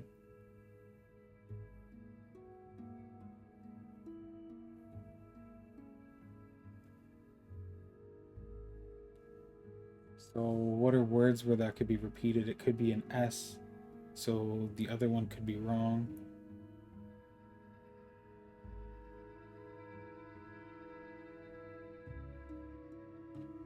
It could be S, it could be F.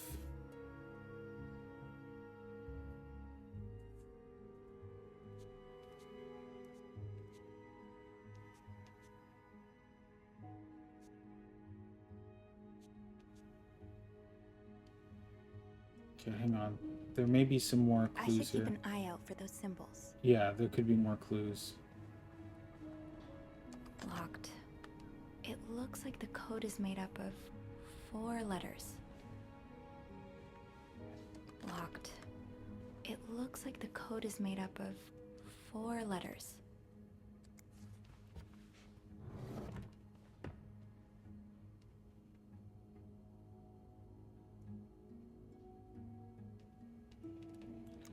Okay, there's some ties in there.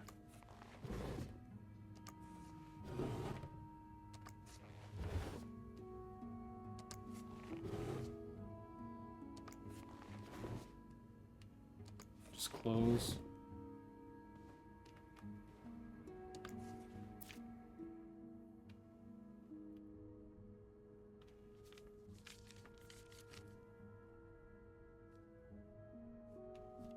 So there's an N and a T written on this.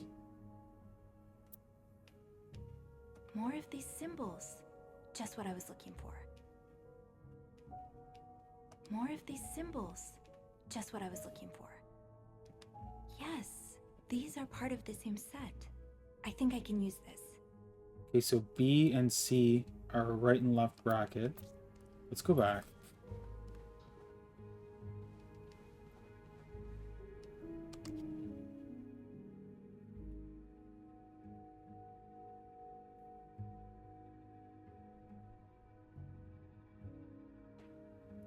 There is no right and left bracket. Okay, and what was the N and the T?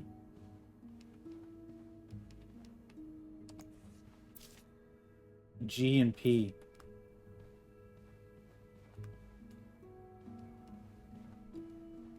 G and P. Okay, so we have G's.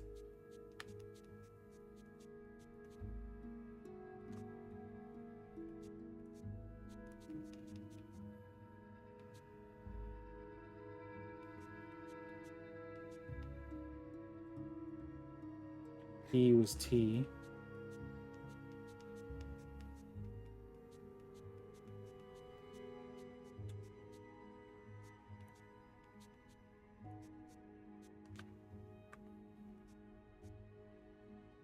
Oh, the symbols are written over there now. Sweet.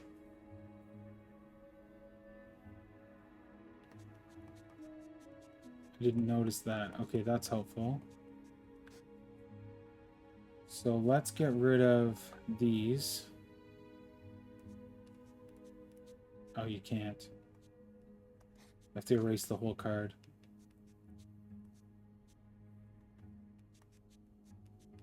Okay, we'll just do it like that.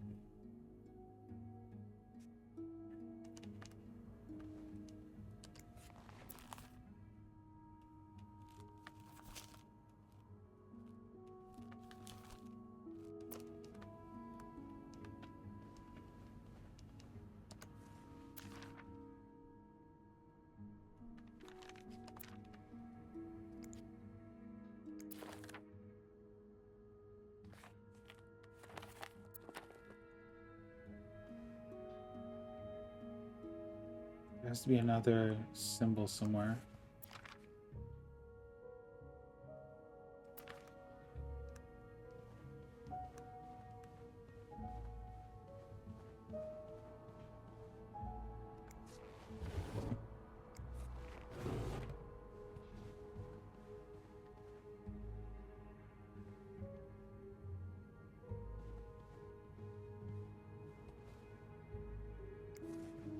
This looks right up Andrew's alley.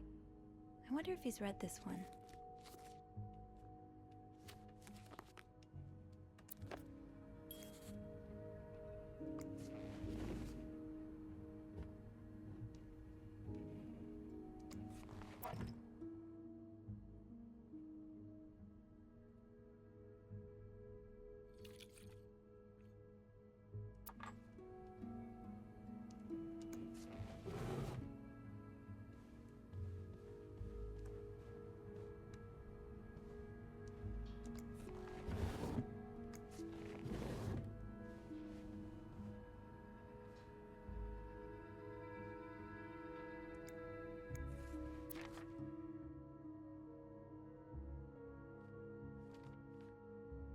Okay, there's a couple more symbols here.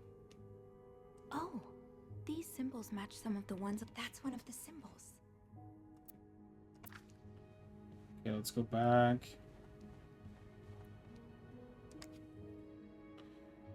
So W is 8.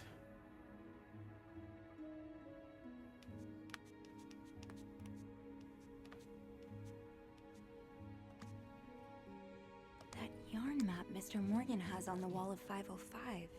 Weren't there some peculiar doodles? Symbols, maybe. W and 5 is O.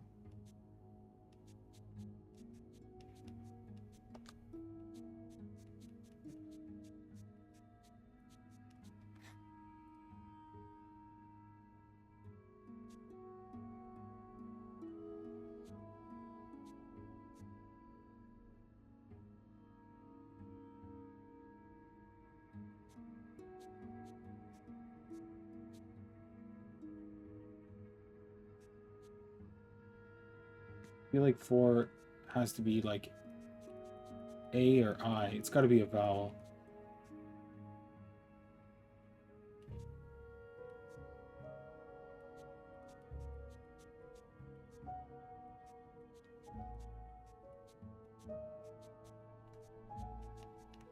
Let's try A.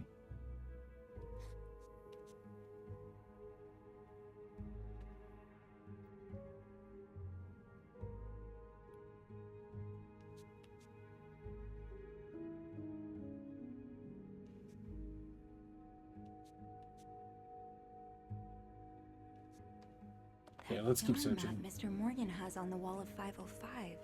Weren't there some peculiar doodles? Oh, yes. Maybe. Let's go back to 505. Because, yeah, those restaurant receipts had some pretty strange doodles on them. Yo, this is a real mystery, this game. This is pretty fun. Okay, so the restaurant receipt. More of these symbols. Just what I was looking for.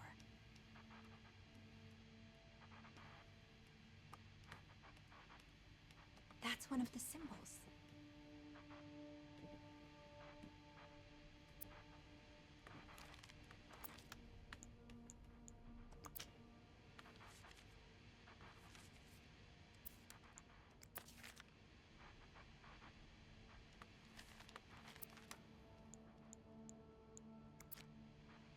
Here we go. Look at this. Yes, these are part of the same set. I think I can use this. Yes, these are part of the same set. I think I can use this. Yes, these are part of the same set. I think I can use this. Okay, let's go back and add those in. That might have helped us quite a bit.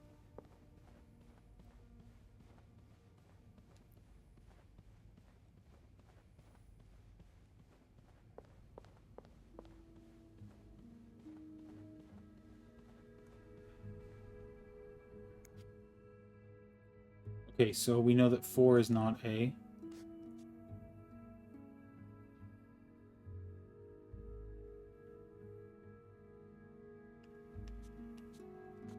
This is H.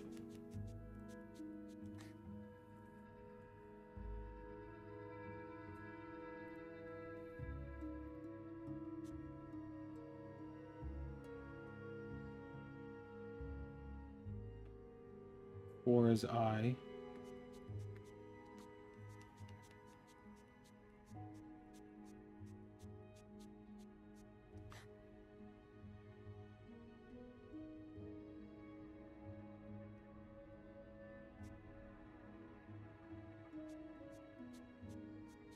Wait, this is V.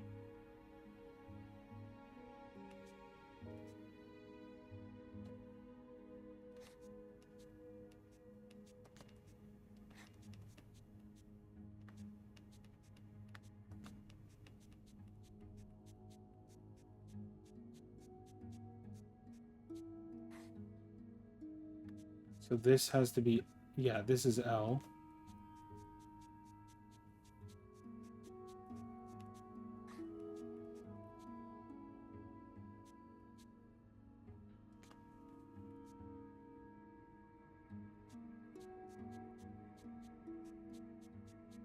This has got to be E, because this word is leave.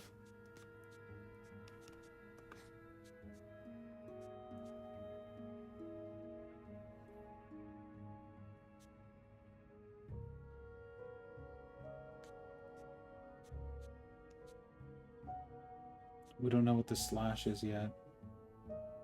Equal sign is S.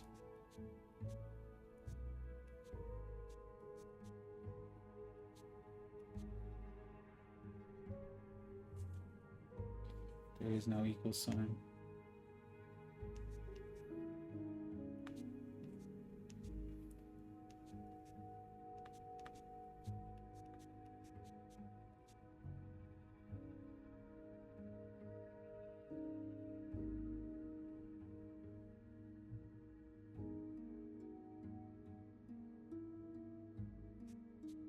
Seven is Y.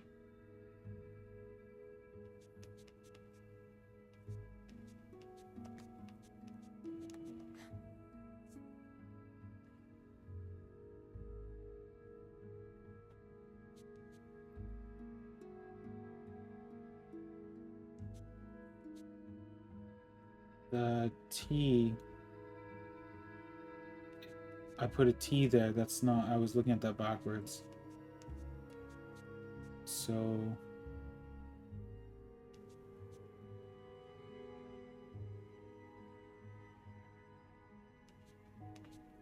that could be the slash.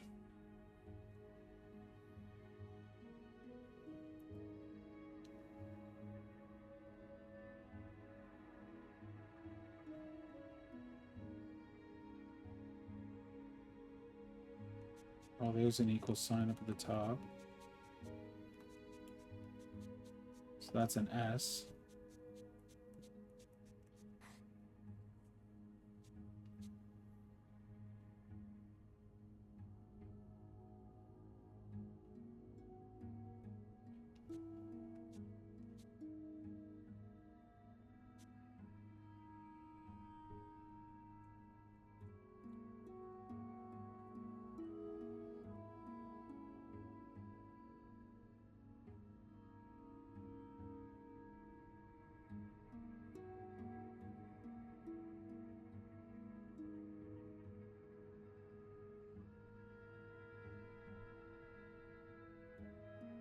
Is that all we can solve right now?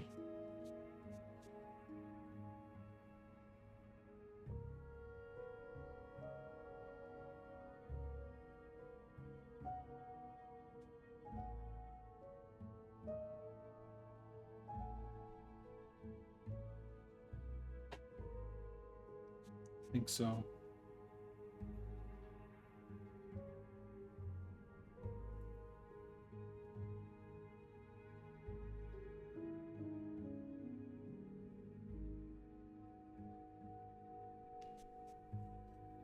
Okay, let's keep searching. There was another note here.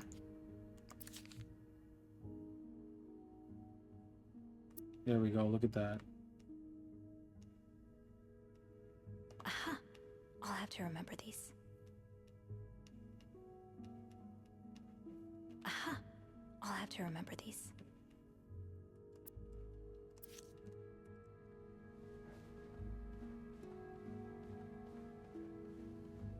Yo, thank goodness it tells us. We'd be so lost. Okay, so T is not this symbol. T is this symbol.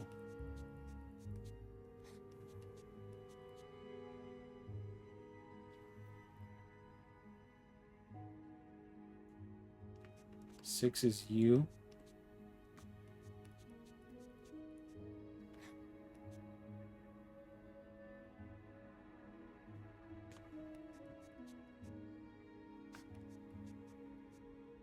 To your room.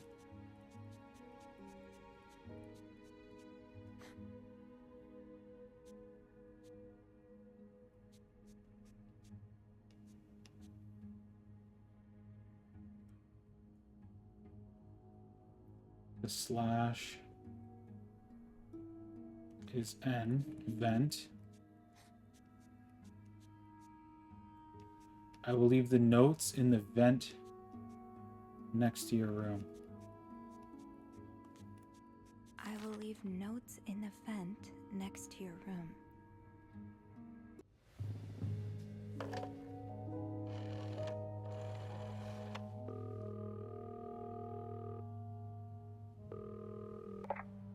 Wellington Hotel reception desk, Beth speaking. Hey, Beth. It's me. Hey, so how did the snooping go? Find anything? I did. I found a message written in strange symbols. A kind of secret code. A secret code? Well, spill the beans. What did it say? I will leave notes in the vent next to your room. I don't know. But whoever the message was intended for went through a lot of trouble to... It was torn... Do you think... I don't know. Black? I found... But... What do you mean? Well, is... Just... Maybe... Yeah. I see. Do you think Mr. Morgan's the If blackmailer? that's the case... Alright. Enjoy your break. Oh, I will.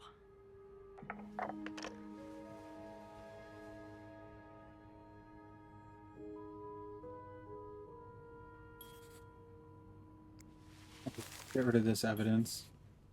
And let's go check the vent for those notes. The vent next to your room. I can't see anything in there.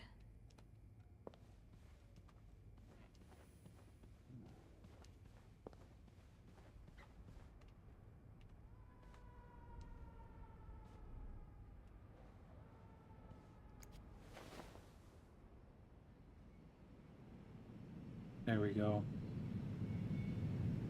Another one to decipher. Can't open these without a screwdriver.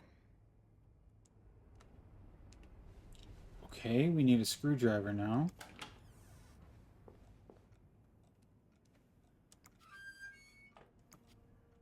Shoot, no screwdriver. What's life without a little challenge? Huh, this must be Eugene with his daughter. He looks like a caring father.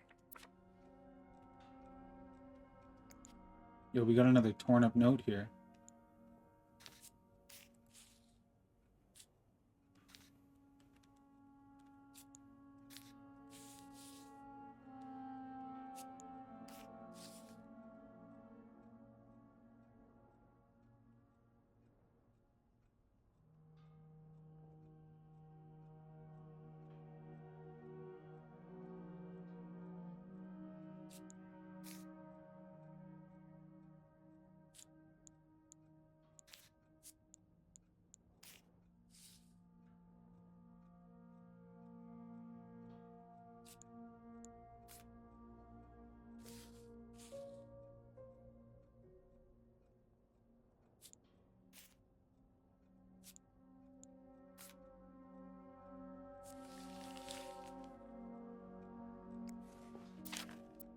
Highest priority, huh?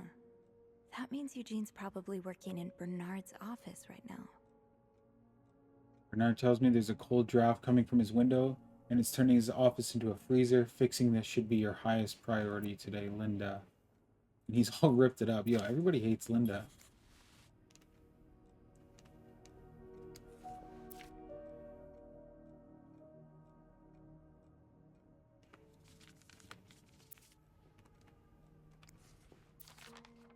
Sounds like Eugene asked Bernard to stop opposing the construction of the new psychiatric hospital. And Bernard was Bernard. Oh, Eugene. I had no idea. A friend of mine has heard from her hairdresser, who's heard from her sister-in-law, who's working as his secretary to the mayor, that the city plans on building a new mental hospital right next to the Clarington.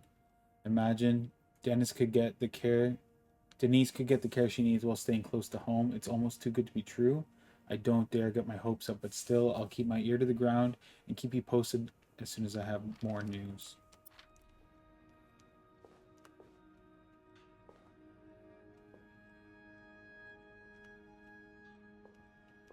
Okay, I don't really see anything else in here that we need. But I do think that screwdriver is going to be down in the office. It's working on fixing the window.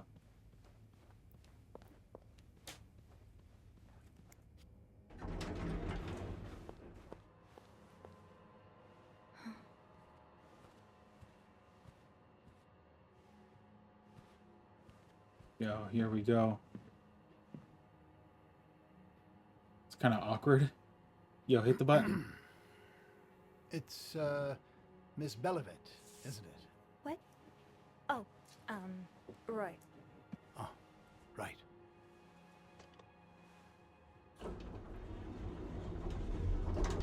You're the one who took last week off, aren't you? You had to, take care of your sister, I think? Mother. My mother. She's very sick. No, I hope this doesn't become a recurring thing. I need to know I can count on you. I understand, sir. What are you doing here, anyway? Are you on break?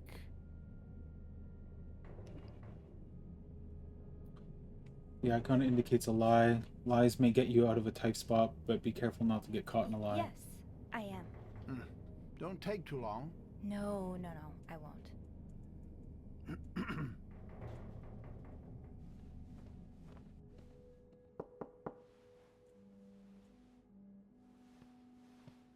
Well, don't you look mischievous. Hey, Bean.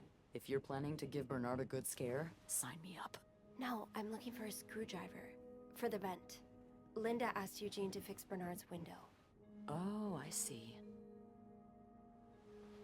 Eugene? What the hell? You'd better go and take a look. I'll stand guard by the elevator, and make some noise if I see Bernard coming. Okay, thanks. I'll be quick. The window's wide open and the man's not in here.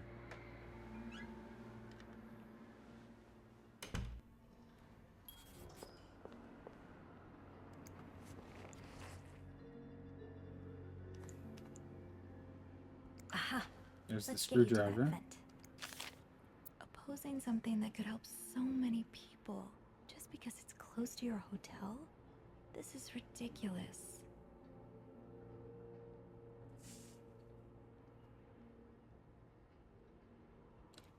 Enjoy the cold, you cold-hearted prick. So Eugene saw this note that he's opposing building the hospital.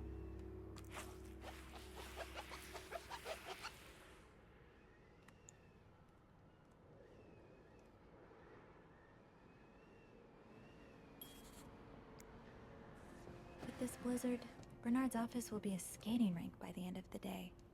Best to avoid that. What do we got? Let's have a quick look. We're snooping, right?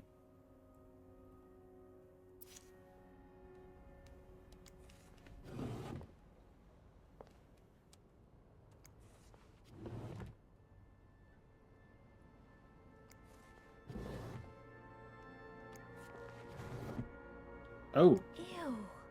Is this Linda's? Yeah, this guy's nasty town.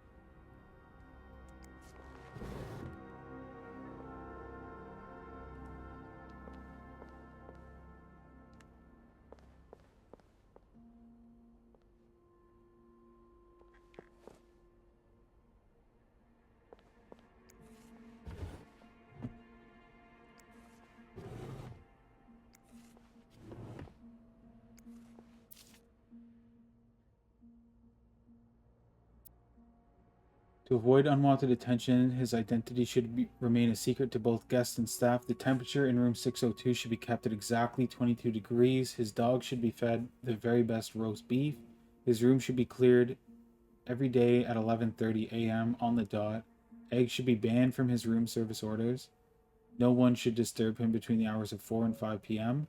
More requests shall follow once my employer takes possession of this room. Yo, who is up there?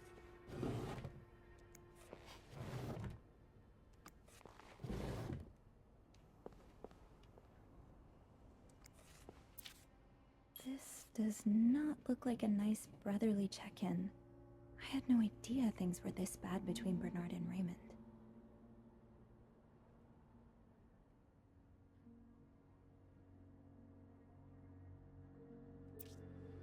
Okay, he's got some issues with his brother. Yeah, let's get out of here. Surely your break is over by now. No, it's not. I came by here not too long ago, and Andrew was already covering for you.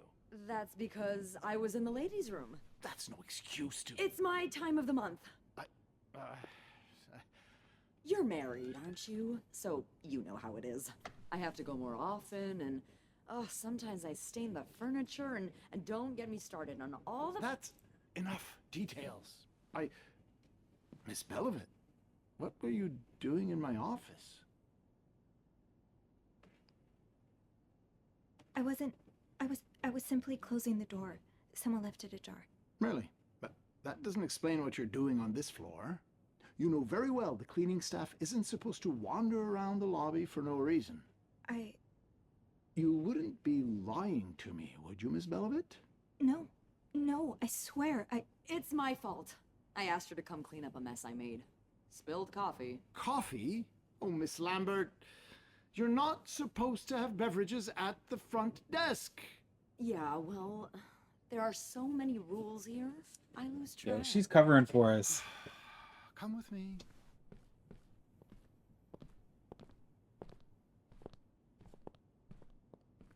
Yo, she's getting in trouble. I feel bad. sorry.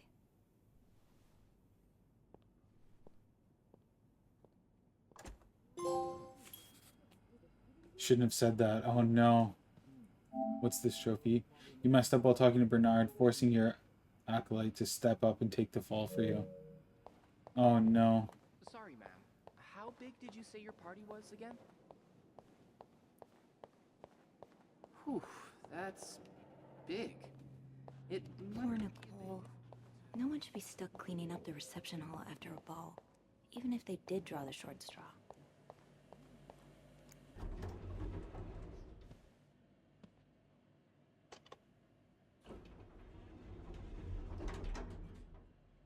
Okay, we're going back up.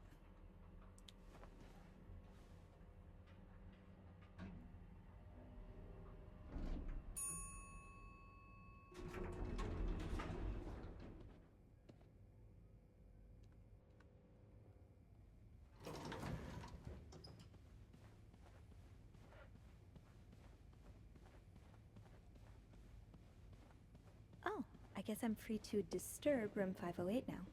But that's where Bernard and Linda were. Ew. Your house.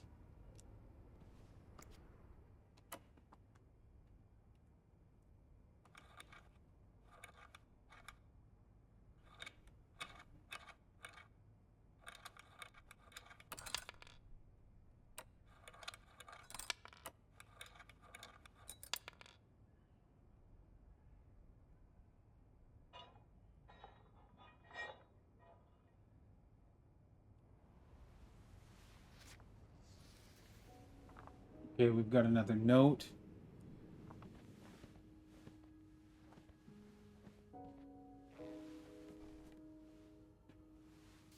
I threw away the other one. I hope that doesn't mess up our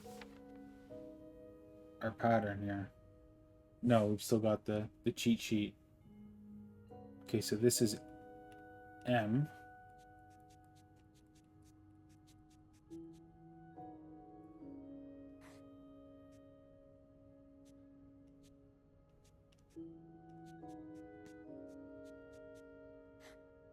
That's A.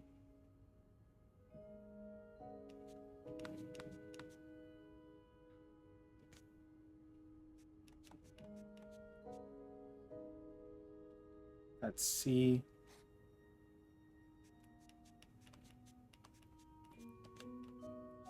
That's B. This is E.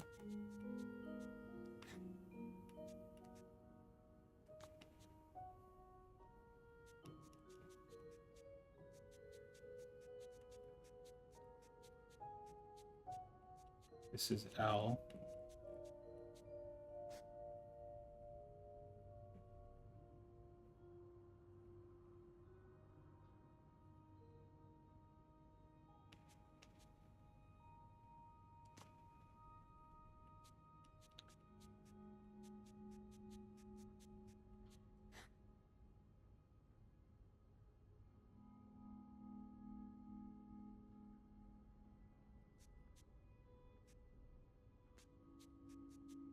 E. So the last word's plan. This is Michael.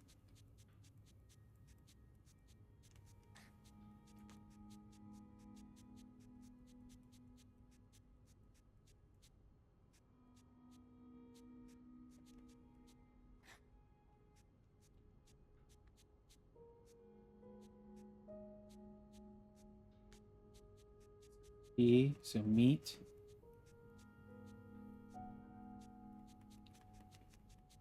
I'm going past them. Meet me tonight.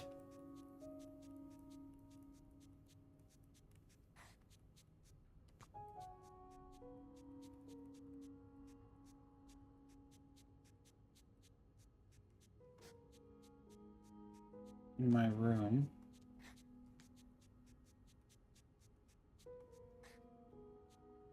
Meet me in my room. Michael. Michael will be sleeping.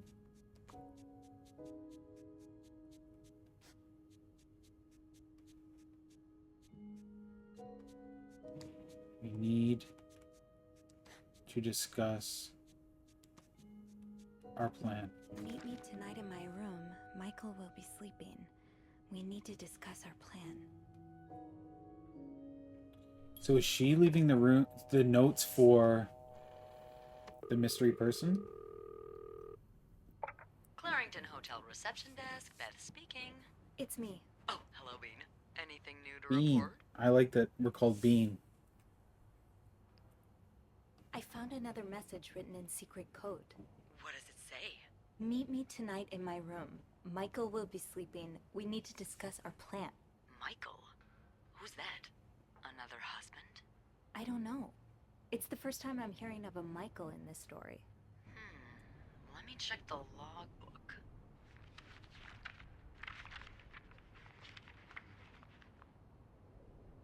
There's a Michael staying in room 507. Mrs. Beaumont's room? But she doesn't have a husband. She's here alone with... Oh, Michael must be her son. I got him some extra blankets the other day so he could build a fort. Could Marcella? Yes? No, never mind. So, what's next? Marcello. I guess I should go have a look at 507, but it's not on my list. There's a do not disturb sign on the door. Well, I could call the room to make sure no one's there. Good idea. Hang on.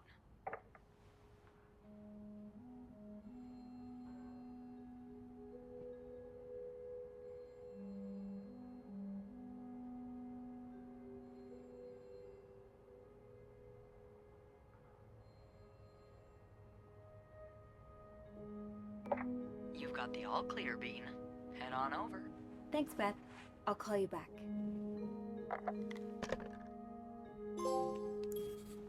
Venting your spleen. Oh, we should take this too. Evidence, you know, if they come back.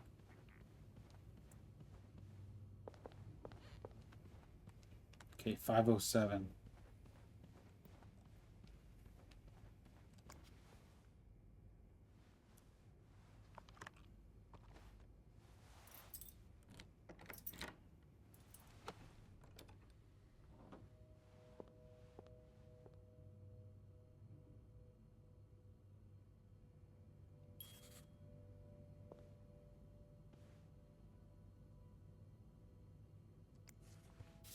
Mr. Cruz, huh?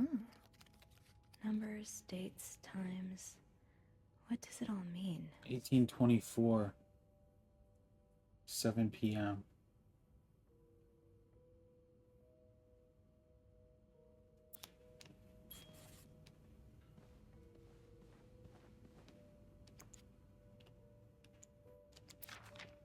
Oh, Michael. Adults can be so confusing. I promise it's not you. I'm sorry, but Mom asked me not to tell you the name of our hotel. She allowed me to talk about our room, though. We have 2 little beds, a radio, even a television. Mom let me build a fort, and the maid brought me extra blankets. She's really nice. That's me. The hotel is nice too, but I miss home. I wish Mom and you could be happy, and I wish everything could go back to the way it was before, but Mom says it's impossible. She says she no longer loves you. Do you think she'll ever stop loving me too? That's possible.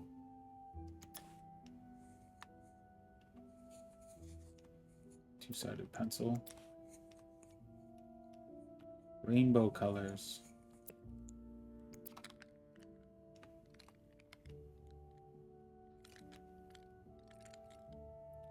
Keep battery out, battery chamber when not in use.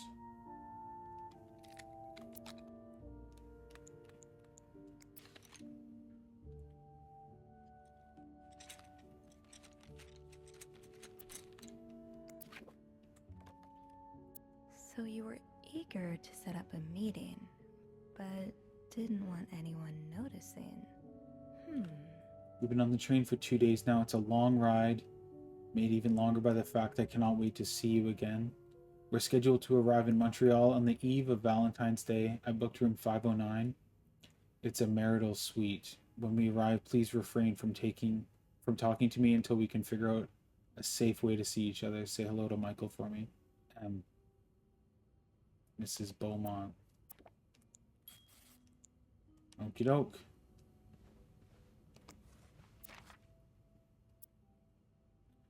We successfully processed your request to withdraw your son, Michael, from his school schedule and system under the agreement that you will continue his education from home.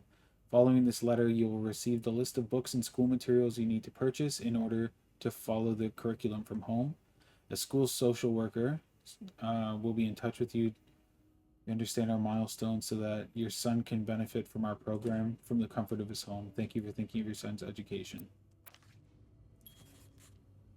Funny how some games really stand the test of time. I used to play this. Sounds like this is from your school days, but the name of the sender is smudged. It's so hot right now in Texas. It's quite a shock after the cool weather of Montreal. My family has never seen snow before, and I could not find the words to tell them how beautiful it is. They don't understand what they're missing. I wish I could build my brother a snowman like the one we built together a few weeks ago. I know it's childish, but I had not had that much fun in years. Christmas was exhausting. 9 days of eating, singing, dancing. It's great fun. But I'm glad it's over so I can rest a little. Of course, celebrations will resume for New Year, but it gives me a few days to relax. How are things going with your family? I know you don't get along well, but I hope you're still able to have a good time. I will leave for Montreal on the 8th. I cannot wait to be back. I miss finding black cat hairs all over my clothes. I miss our late night studying sessions at Harry's. I even miss Sister Miller's classes, if you can believe it.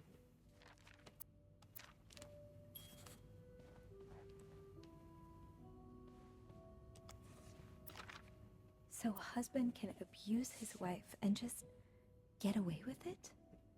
And people like Linda still think divorce is wrong? Ugh. I have met with Lewis, and he has asked me to give you the enclosed letter.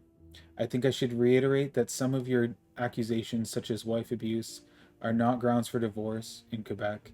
I understand you're hurt, but I do not think antagonizing your husband is very wise at the moment. Don't forget to be in court at 11 a.m. on the 20th. Be on time.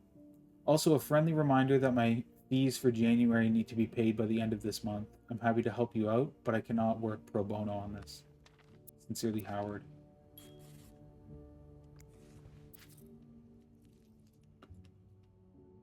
Greta. Looks like a dog collar. Locked. The key has to be around here somewhere. Okay, we need 2 keys for this thing. Some Siggies. Red Lion filters.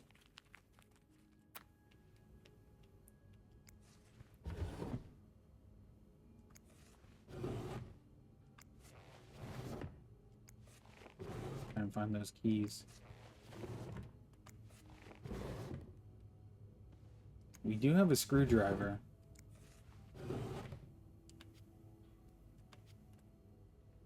Can't open those ones, they're blocked.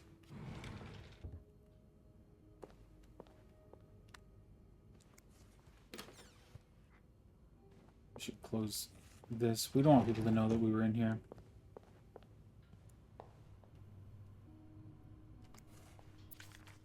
He's all but outright threatening you. Oh, I hope you can stay as far away from him as possible. This letter's in French, so I'm really stoked that it translates.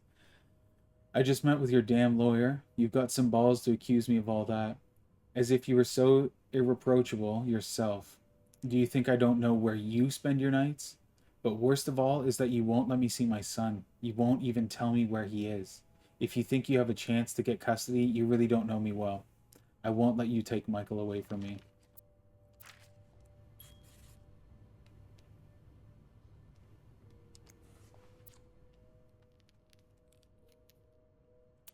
Some lipstick there. Probably red lipstick as well. Looks like someone grew tired of looking at your face, Mr. Beaumont.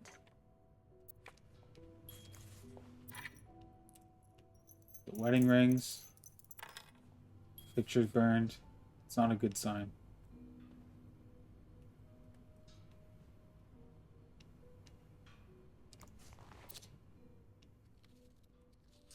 Matches. You know the drill, Sophie. Let's sweep and snoop. Sweep and snoop. Am I supposed to be cleaning too? They had a do not disturb sign.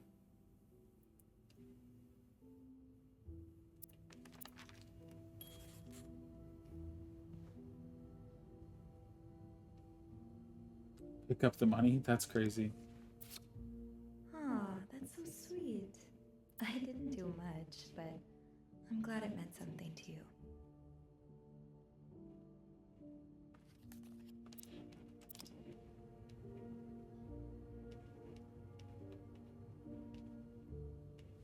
I don't think I'm supposed to take that money yet. Because they haven't left. Look in your eyes. What does it mean? And who is this from?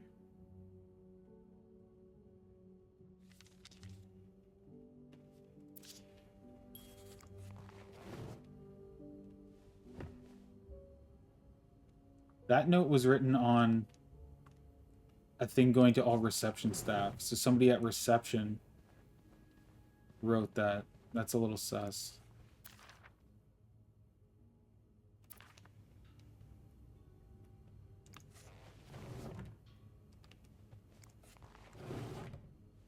Yo, where's the key to this luggage?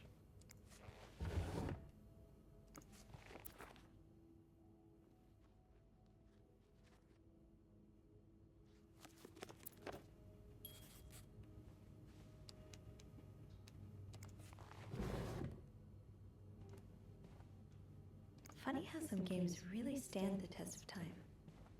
I used to play this with Mom all the time.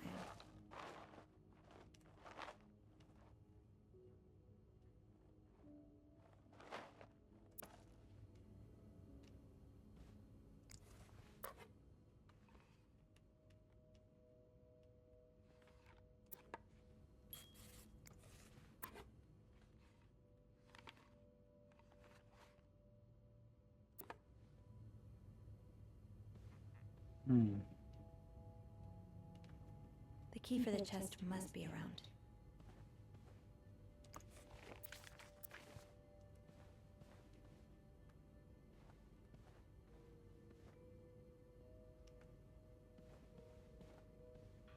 Key's got to be around here somewhere.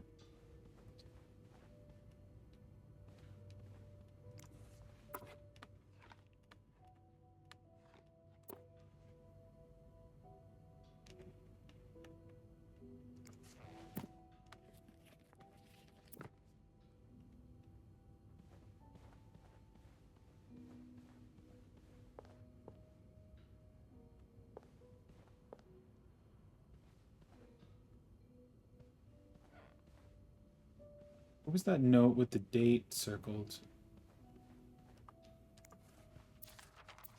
Not that one. That one.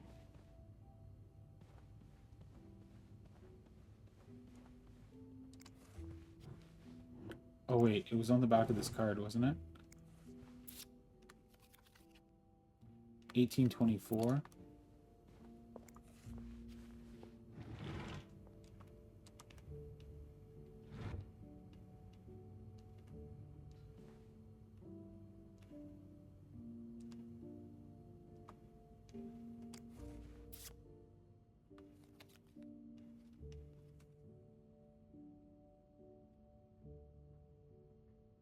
What are these?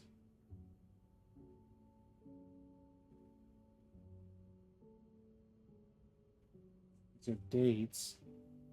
7 p.m. You know the drill, Sophie. Let's sweep and snoop.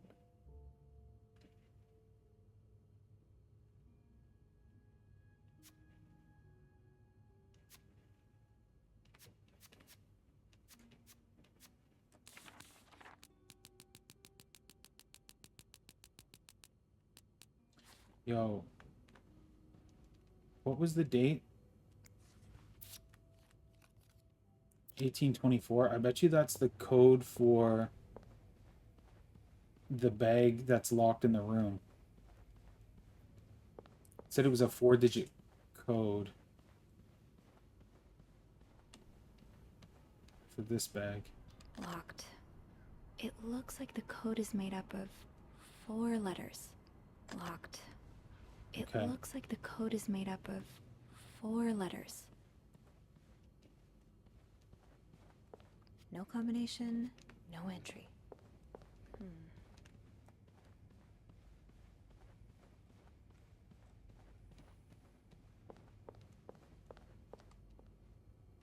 This one I can't even attempt.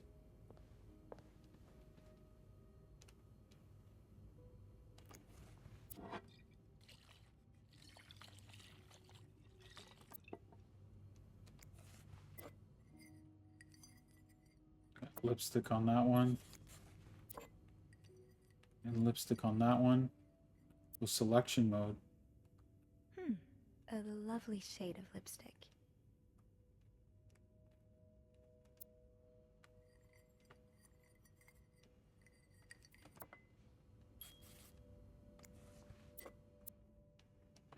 I know lipstick marks are a pain to scrub off, but they're kind of charming.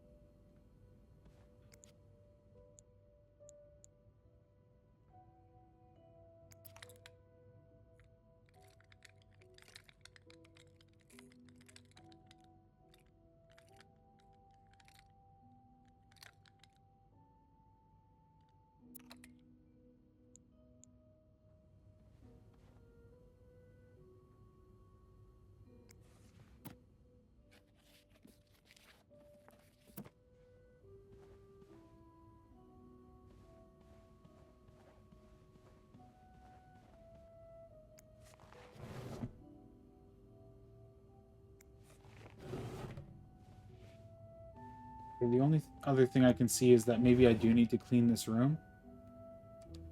And it could be like in the garbage or something.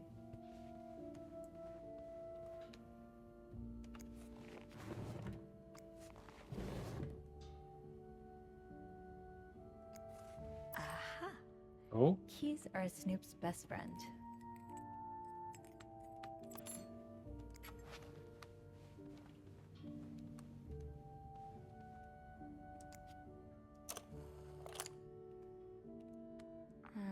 I'll need another key to unlock this.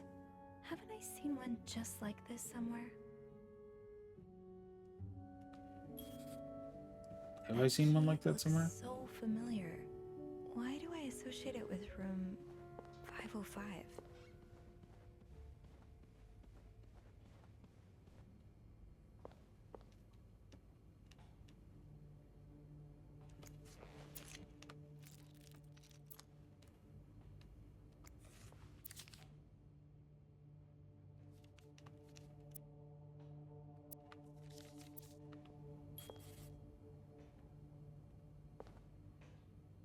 Yeah, where have we seen a key like that? I don't recall seeing one in this room anywhere.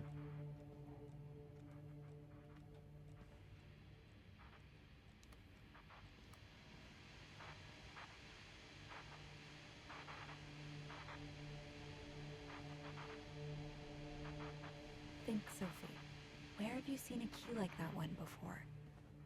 In a safe?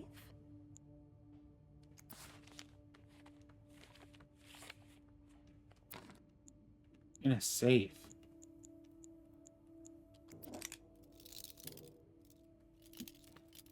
I definitely haven't seen a key like that in the safe.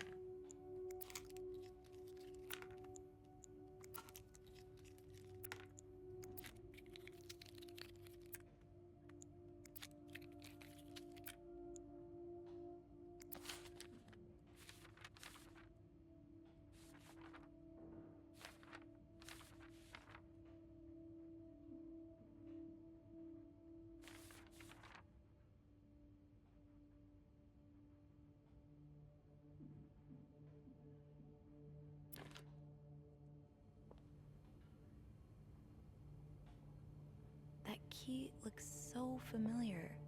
Why do I associate it with room 505?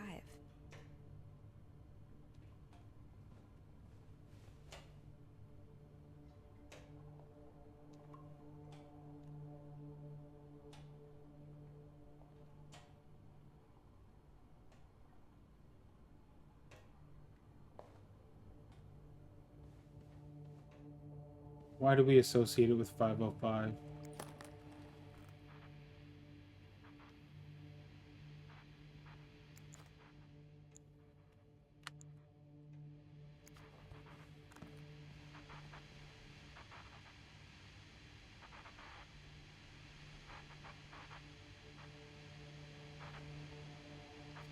I don't think I'll need this again. Yeah, we have that key.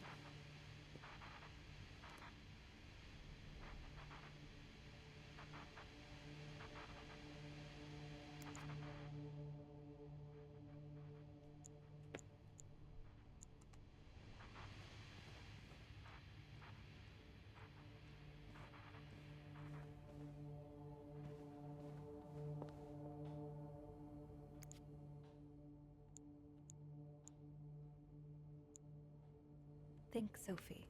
Where have you seen a key like that one before? In a safe?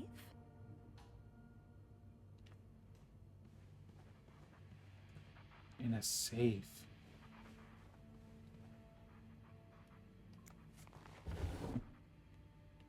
We've only opened the one safe.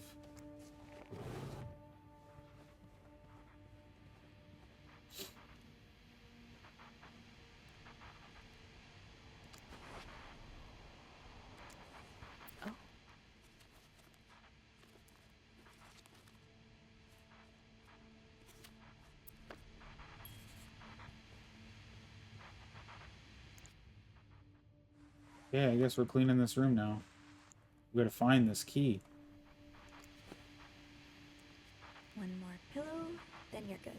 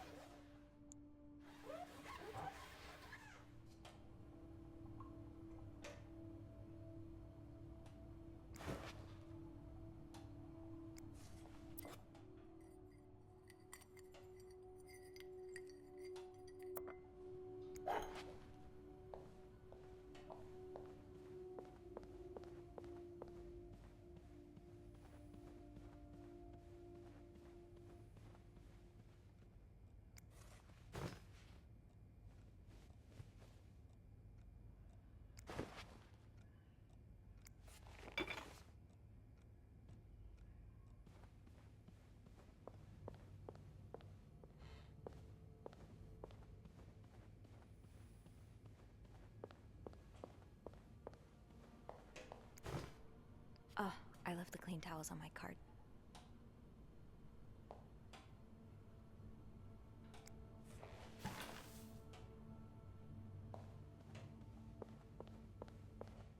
That key looks so familiar.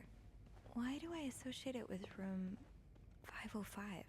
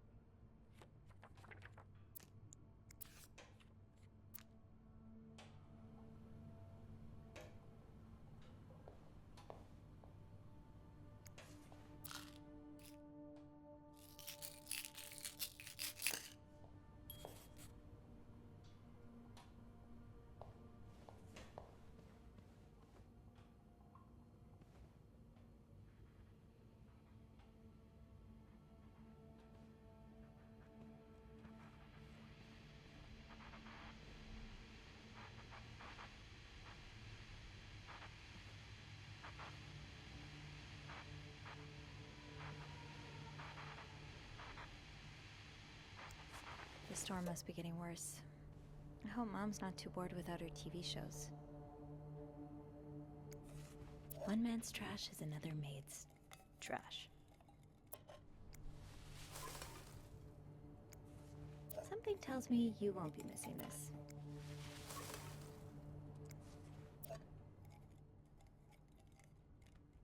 Frank's beans.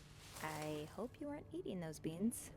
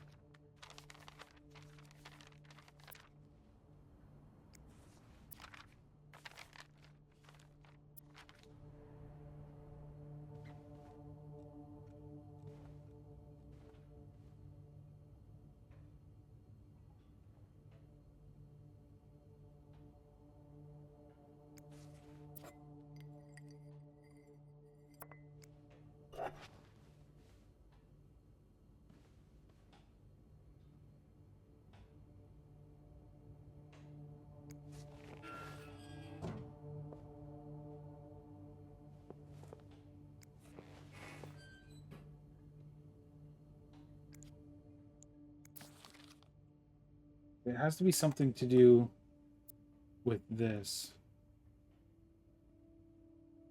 See, let's scan it and look for anything to do with the key.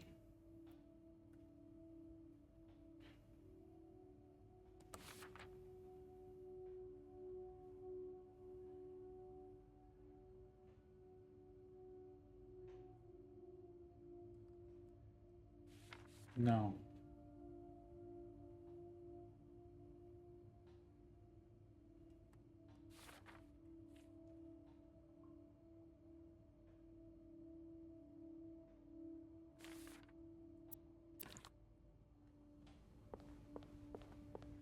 Think, Sophie. Where have you seen a key like that one before? In a safe?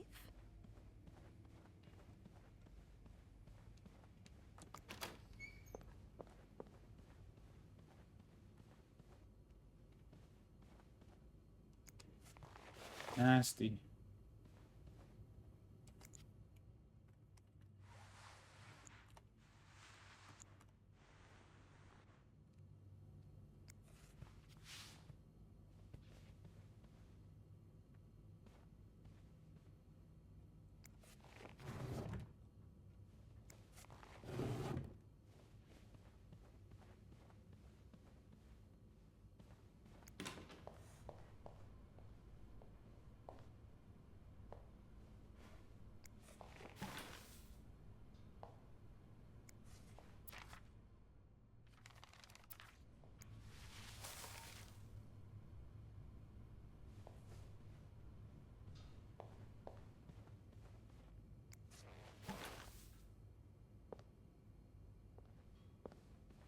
Can't get into the safe in there.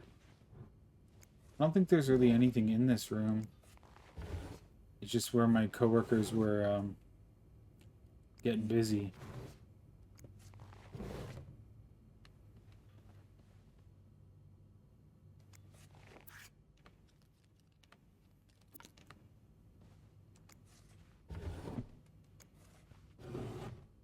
I'll check the drawers just in case.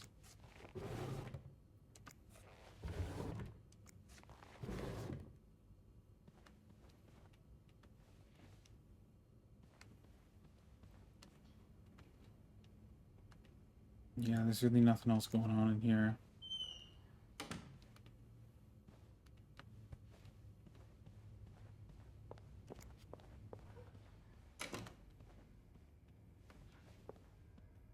That key looks so familiar.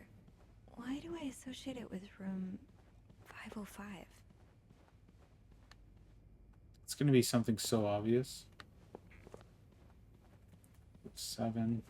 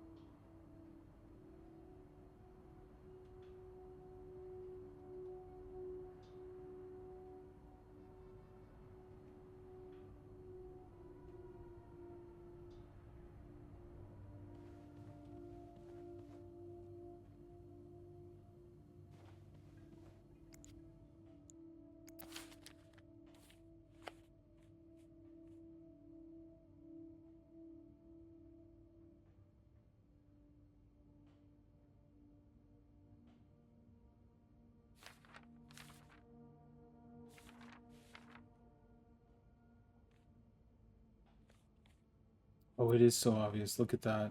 Huh, there you are. With Marcella.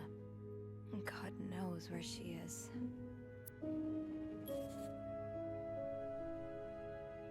Clarington Hotel reception desk, Beth speaking. Hey, Beth. Bean, I've been meaning to speak with you. Oh, about what? Well, a little birdie told me Mr. Morgan and Mr. Cruz had an argument yesterday evening. Really? Who's your little birdie? Jacques. Apparently it got so heated he had to get involved. And listen to this. It sounds like I was on the right track, because he heard a particular word thrown around quite a lot. Wanna guess what it is?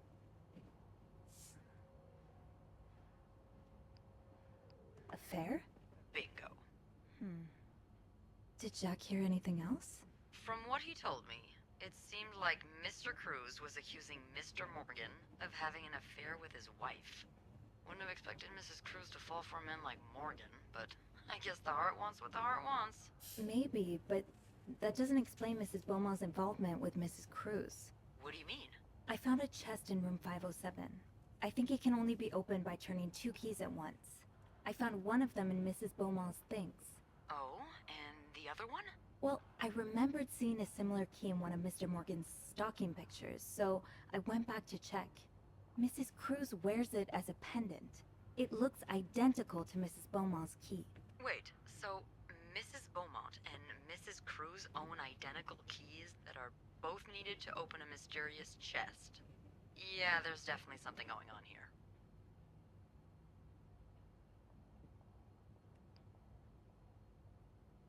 I think Mrs. Cruz and Mrs. Beaumont might be the ones having the affair. That's an interesting theory.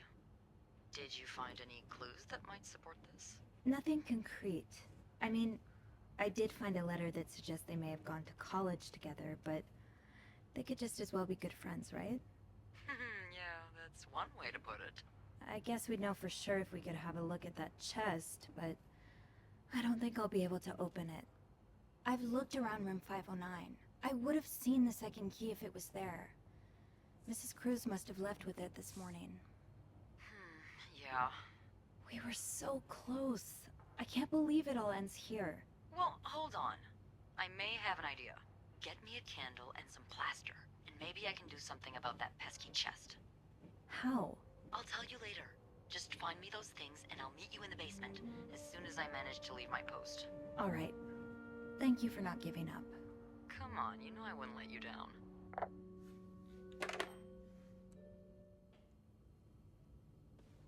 Plaster and candles. Well, half the hotel's under renovation. I should be able to find plaster somewhere around here.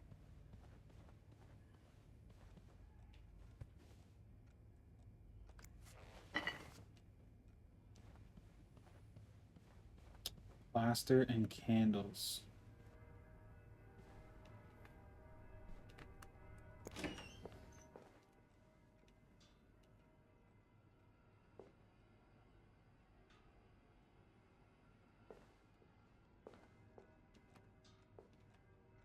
Eugene's a pro at fixing the fuse box whenever there's a power outage. Eugene's a pro at fixing the fuse box whenever there's a power outage.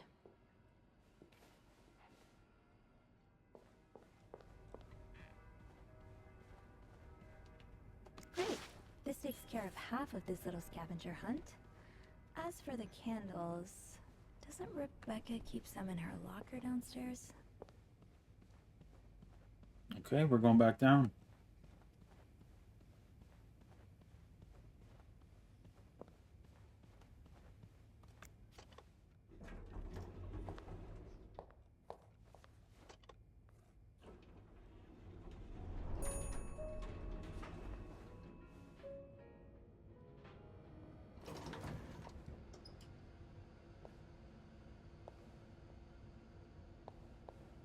Rebecca's locker.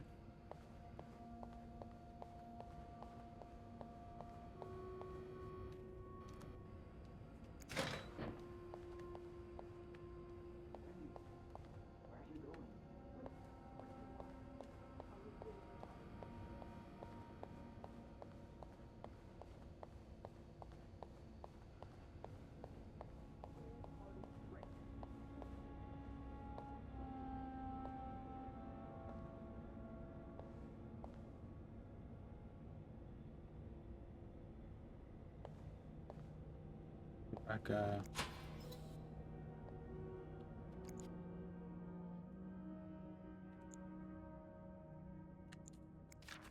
No candles.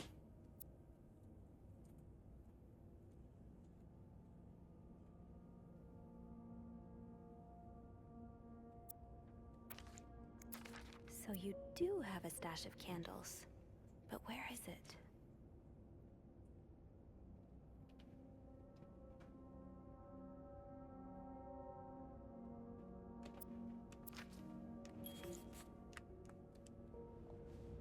Maybe Bobby took some candles from Rebecca already. Ooh, Beth's locker's open now. Are you looking to buy land? I know you grew up on a farm. Maybe you're looking to get back to nature. Didn't I find one of these in Anne's room too? The White Cat must be a popular spot. Wait, is this you, Beth? What on earth led to this picture being taken?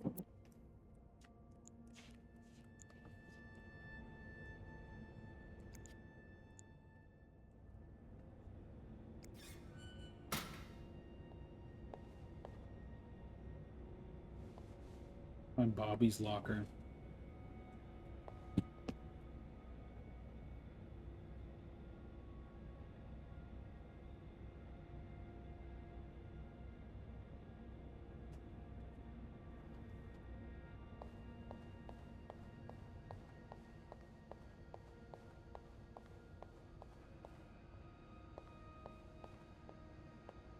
Bobby. No candles, but this looks like the laundry room.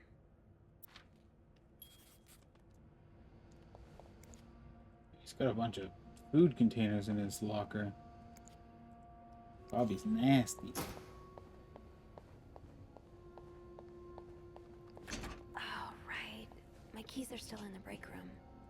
Oh my gosh.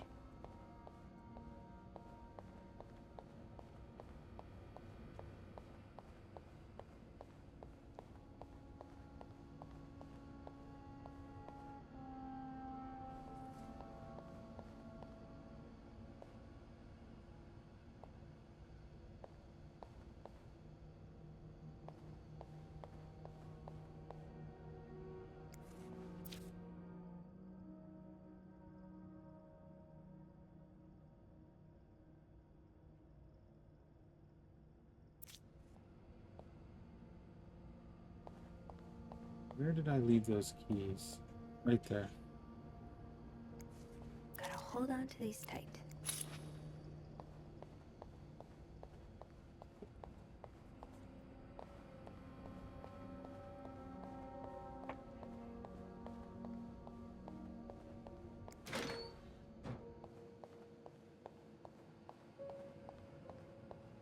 Okay, so according to that picture, it looked like maybe they're in here.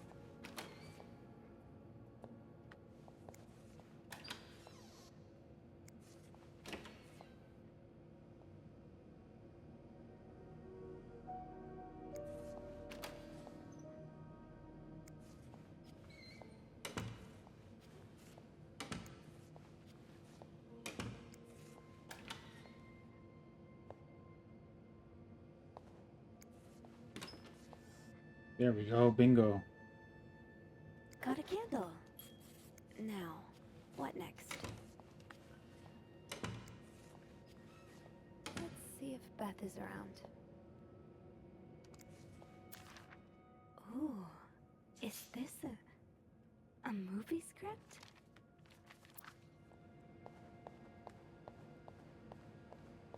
Didn't Beth say she would be in the break room? Yeah, here we go. There you are. I'm not sure I understand what the plan is here. Well, when I was little, we had padlocks on many of the farm's sheds. My dad would always lose the keys, so one day he made a mold of them using wax and plaster. I was thinking of doing the same. Are you sure it's gonna work? Absolutely not. But hey, I guess we won't know until we try. Yeah, you're right. So let's do this.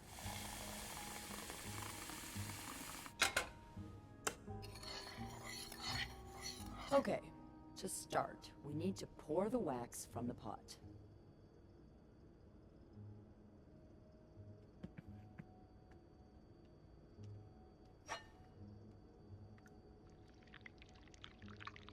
Have you done this before? You're a real pro.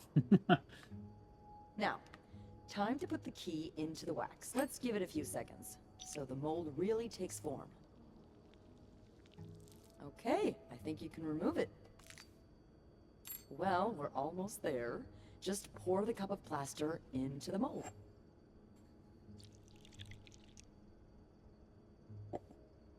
All right. Now we wait for it to dry. How long do you think it's gonna take? I don't know. I guess we'll keep poking it every now and then. I bet you didn't think you'd be making a plaster key today, huh? Indeed. But I like it. It's rare that this job allows me to use my creative side. Your creative side? Well, granted, this key won't end up in any museum, but I enjoy the occasional artistic endeavor.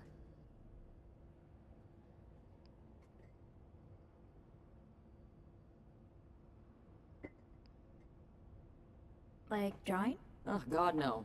I once drew a dress that everyone mistook for a birthday hat. I never drew again after that. What about you? Haven't I seen you drawing in that journal of yours? Yeah, I doodle a little. Hey, you should show me one day. I'd love to see your art. Okay, but promise not to laugh.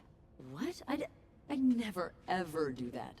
I know I make fun of pretty much everything, but not people's art. That's their soul. I'm sure it's beautiful. Thanks. What do you like to draw anyway? It's kind of silly, but I've started working on this little comic in which I imagine my life as a celebrity. A celebrity? Yeah. I've always found the lives of famous people so fascinating, you know? And I kind of envy them sometimes. All the drama, the excitement. Yeah, because we're really lacking in drama and excitement today. Well, today's the exception. I'm sure there's something else in your life that excites you. Well, I do like sailing. Excuse me? You sail? On a boat? I used to, with my grandpa. But when he died, we had to sell the boat to pay off his debts. Oh, that's too bad. I would have loved to go with you. Maybe it'd be possible to borrow a boat for a day. I think one of Grandpa's friends still has his. Really? That would be great. I just love trying new things. I'll see what I can do. Hey, look! I think it's dry. I can't believe it worked. I could not have done this without you. Yeah, probably not. Well, I should get back upstairs before Bernard notices my absence. If he hasn't already. Let me know how it goes with the key. Oh, and be careful while turning it, okay? You wouldn't want it to break inside the lock. Yeah, I'll be careful. Thank you for everything. No problem.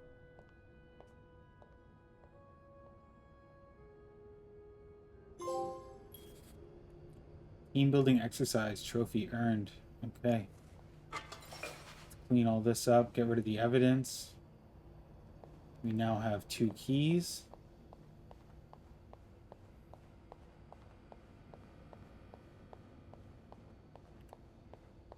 So let's go back up the elevator.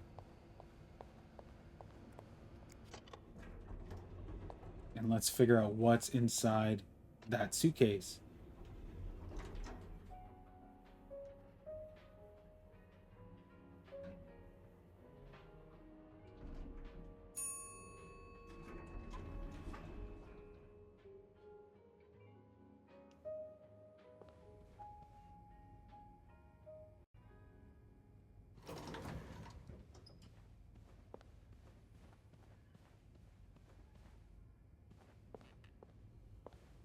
Got the keys. Let's friggin' do this.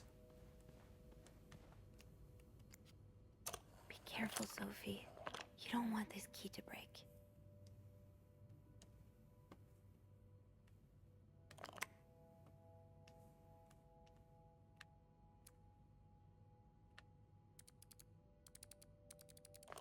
There we go. That was a little tough to turn.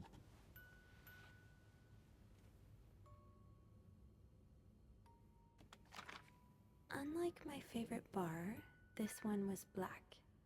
Her alliterative name will surely take you back. These two sure love their riddles. In Atlanta, I noticed yours was pretty worn down, so I decided to buy you a new one. I hope you like it. And since you enjoy them so much, here's a little puzzle to figure out the combination. 2 5-letter words are the key. Both relate to our history. Unlike my favorite bar, this one was black. Her alternative name will surely take you back. From the first one, take the first 2.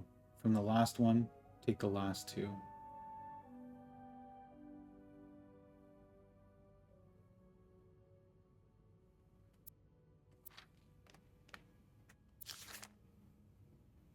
I hope you get better. Try to rest today. I will bring you hot soup after class. M.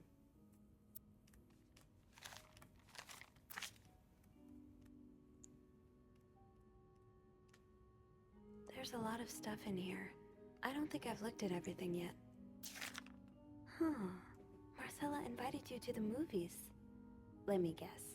You said yes. The Postman Always Rings Twice is playing at Lowe's Theater tonight. It's based on a novel I read a while back. I'm sure you would love it, seeing as you like crime stories and murders so much. Nothing creepy about that. Will you come with me?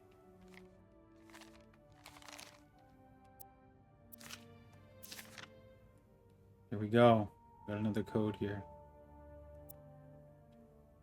I can barely listen to Sister Miller's lecture today in secret language.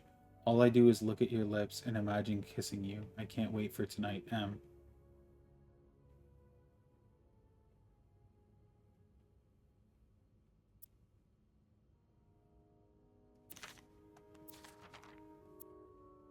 Dearest Anne, I've just heard Doris Day on the radio, and it made me think of you. I know how much you love Sentimental Journey. Count every mile of the railroad track that takes me back. Last time I was in Texas, it felt like coming home. Now, strangely, I feel away from home. I wish you were here with me. I always feel at home in your arms. I can hardly believe it's been 5 weeks since we last saw each other. Sometimes I wonder if I might be going crazy. You're always in my head. Everything reminds me of you. Not only songs on the radio, but silly things like the flowers in our garden that smell like your shampoo. Or when people say the word darling, and I hear you say it with your lovely French accent, darling. My family seems to have noticed my odd behavior, but of course I cannot tell them about you, even though I wish I could. I feel like climbing on the roof of the tallest building in Austin and shouting my feelings for you at the top of my lungs. God, I sound like a giddy teenager in love for the first time. Maybe I am. Sometimes I'm scared that all this with you is just nothing but a dream too good to be true. I'm afraid when I return to Montreal, I will realize you never existed, or if you do exist, you don't remember me. I wish I had a picture of the two of us, so I would know for sure it was real. I long for your embrace and the taste of your sweet lips. I love you, M. Oh, they got that picture of them. That's nice. Dear Anne, I'm sorry it took me so long to answer your last letter. Has it been 6 months already since I left Montreal? As you always say, le temps passe si vite. My parents are glad I'm done with my studies. They always thought it was a strange idea for me to go to university. Now they want me to find a husband and have children like any other woman. I think I will. These past few months, I had a lot of time to reflect on our relationship. You know my feelings for you, and I hope you never forget how much I love you. But we cannot hide our heads in the sand any longer. We were lucky our story lasted as long as it did, and foolish to think it would last forever. Our love is forbidden, and hiding it from my family is proving more and more difficult every day. You will always have a special place in my heart, but I believe it is time for us to go our separate ways. You made me feel like a teenager. You made everything but the present disappear. Now I need to be an adult and think about the future. Sincerely, M. Damn, dude.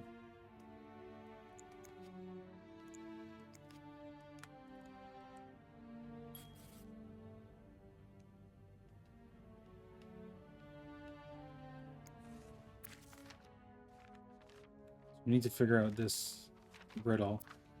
That riddle's a toughie. Maybe I need a fresh pair of eyes on it. We call our bud? We always call our bud. Clarington Hotel reception desk. Beth speaking. Hey, Beth. Got a minute? For you, always Bean. I opened the chest in room 507. You did? Damn, I have to admit I didn't really believe in our little plaster key, but way to go. Yeah, I'm kind of surprised as well. It's quite sturdy. So, spill it. What's in the chest? A riddle. A riddle? I think it was written by Mrs. Beaumont for Mrs. Cruz. And I think the answer will give me the combination for a case I found in room 509. I could use your help with it, though. Oh, God, I hate riddles. Well, let's hear it. Which part is causing you trouble? Unlike my favorite bar, this one was black. Do you know what this could mean? You said Mrs. Beaumont wrote the riddle, right? Yeah, but I have no idea what her favorite bar is. I think I do. Really? How? That's a story for another time. But if I had to bet, I'd put my money on the white cat. The white cat. I'm not sure I get it. Well, if I'm right about the white cat, then we're looking for... A black cat. Yep. Why don't don't you look around to see if there's any mention of a black cat in Mrs. Beaumont's stuff? Okay, I will. Okay. You're not too bad at riddles, you know? I never said I was bad at them, just that I hate them. Is there anything else? Here's another one. Her alliterative name will surely take you back. Alliterative what now? Andrew, you're a nerd. What's alliterative? Hey, just because I read books doesn't mean I know everything. Okay. It's a series of words that start with the same sound or letters. Thank you, darling. Did you get that, Bean? Yeah, I did.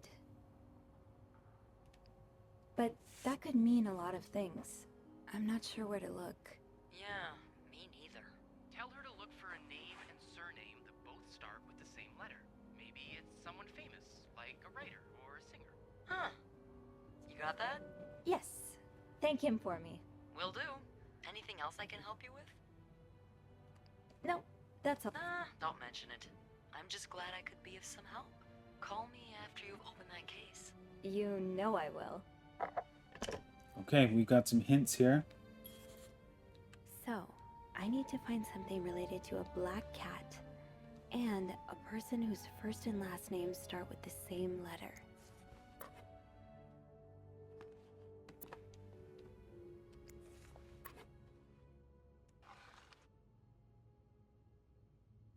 Mount Royal College, Montreal.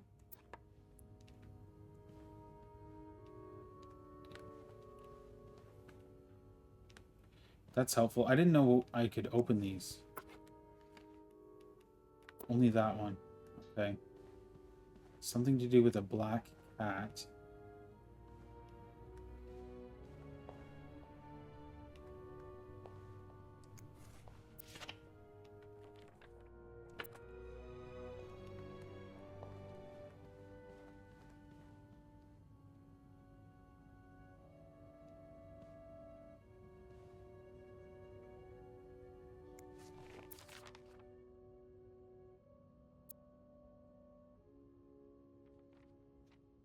I was looking for my cat when I heard the sound of the leaves blowing in the wind.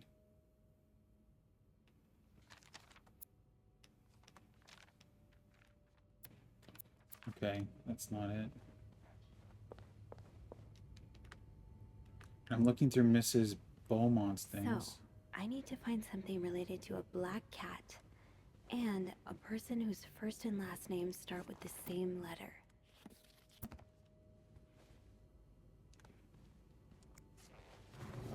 Yeah, there was a book in here. Bridget Boswell.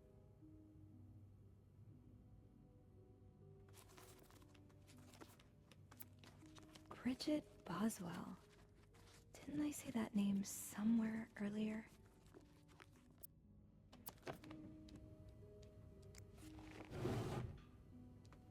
So, I need to find something related to a black cat and a person whose first and last names start with the same letter. Bridget Boswell. There was another book in here.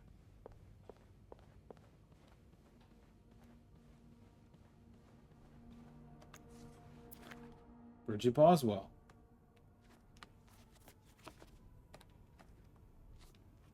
And they were roommates.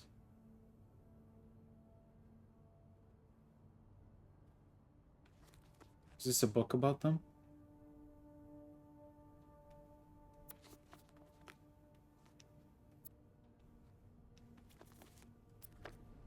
So, I need to find something related to a black cat and a person whose first and last names start with the same letter.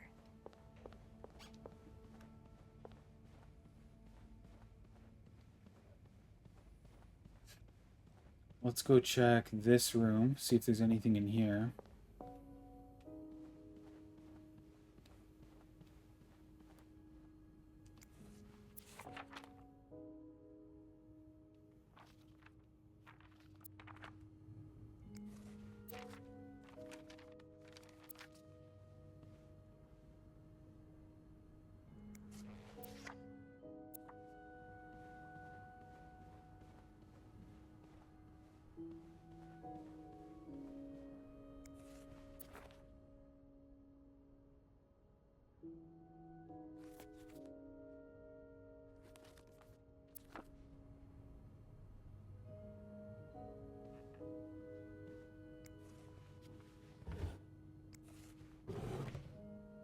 That was just clothes in there.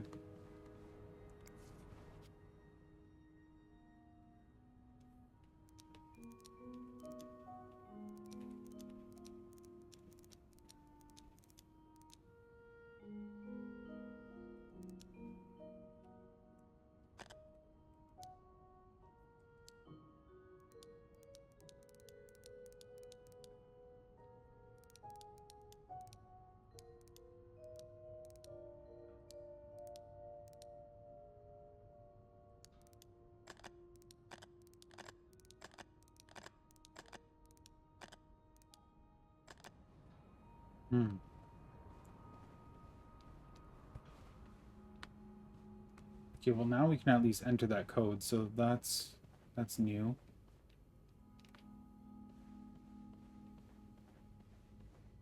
No combination, no entry.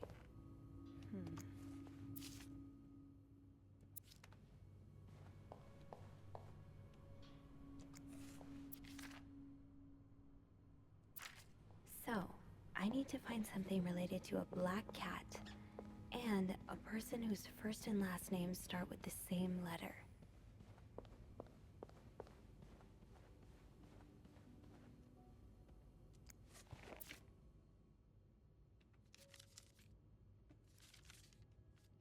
You don't need to know my name, but you've seen me. I recognize that look in your eyes when you checked in.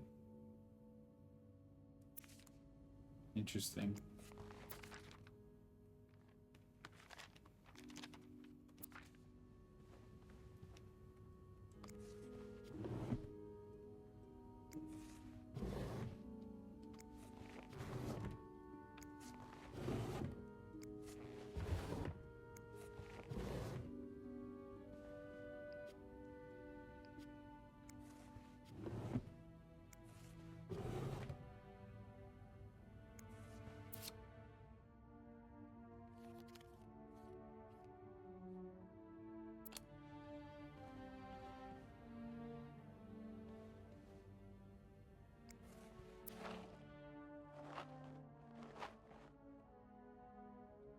Yo-yo inside. So that's the yo-yo that's out in the hall.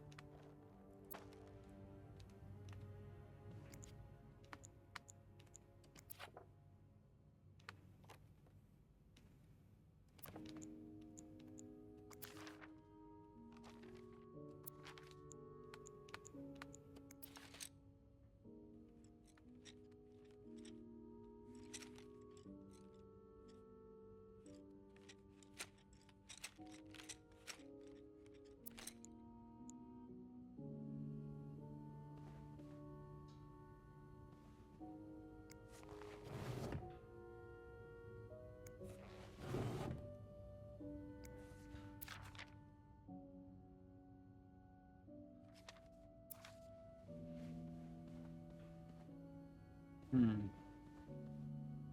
not much else more in this room.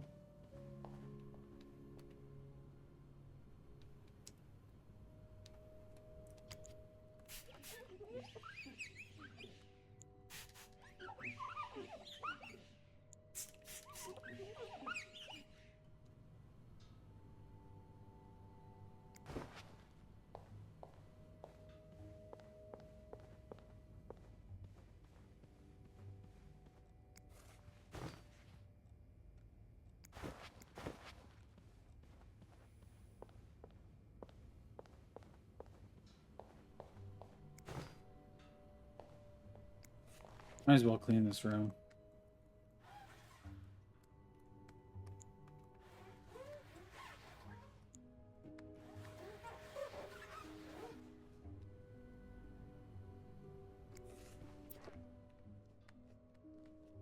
A little tugboat here.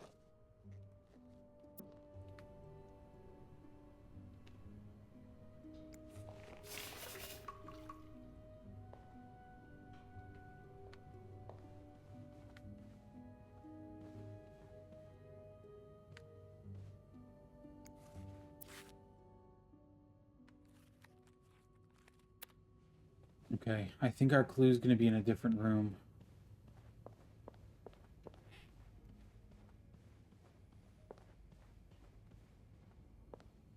Something to do with a black cat.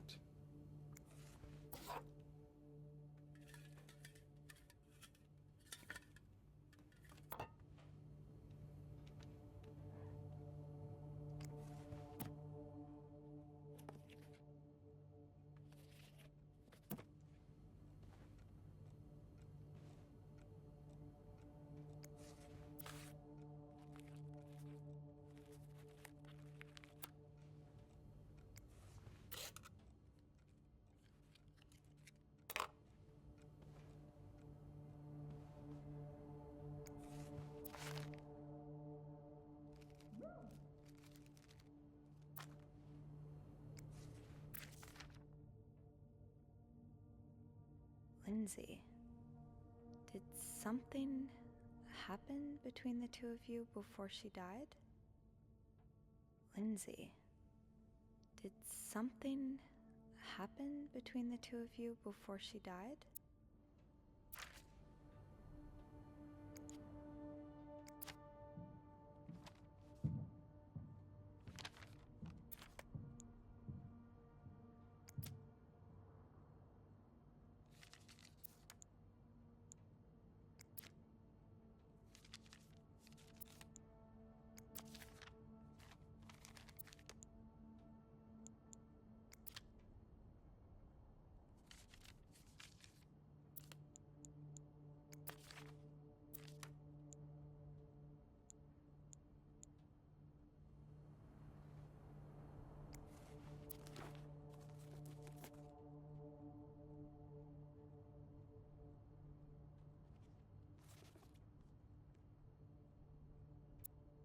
She was alone in town she barely knew.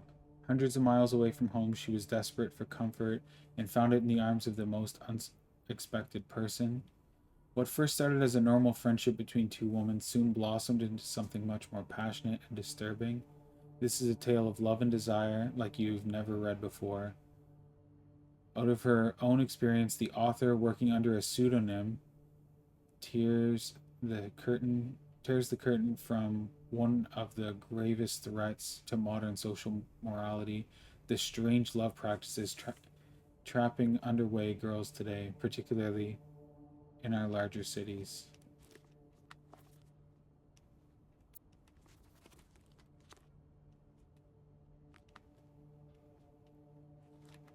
Bridget Boswell.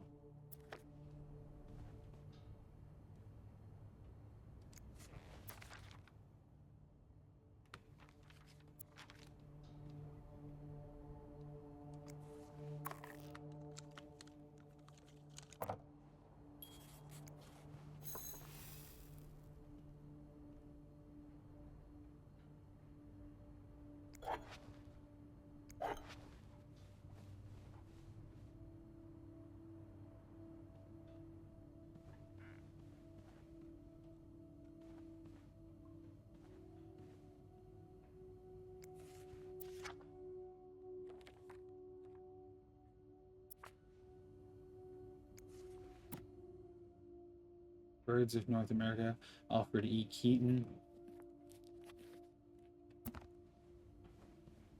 I don't think there's anything else in here for us.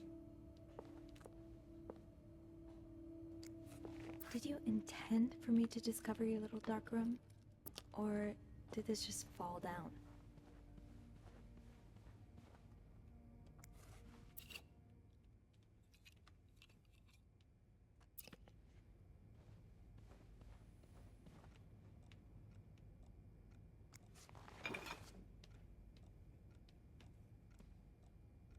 I'm sure I'll find more laundry to add to the pile.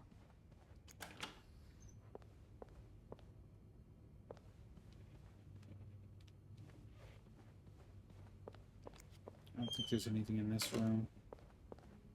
I'm gonna check this a little bit better. I'll hold off on throwing this out just yet. The food's practically untouched. I'm sorry, please forgive me.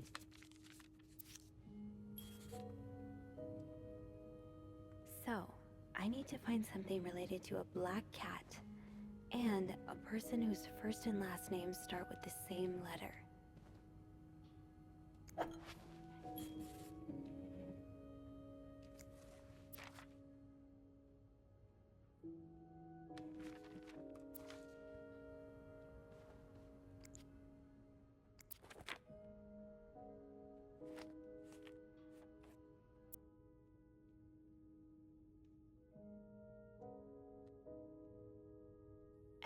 W. Looks like you had a few appointments with him, Mr. Cruz. Or her.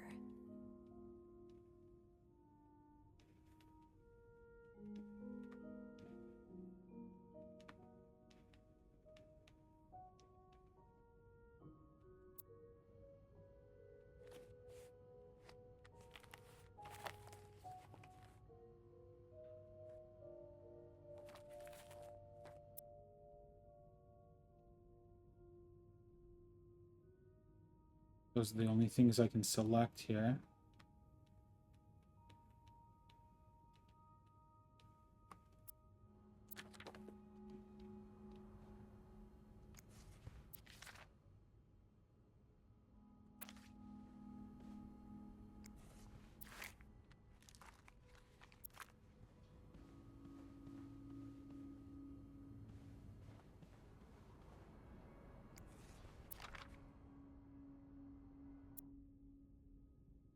Fernie and Wiseman.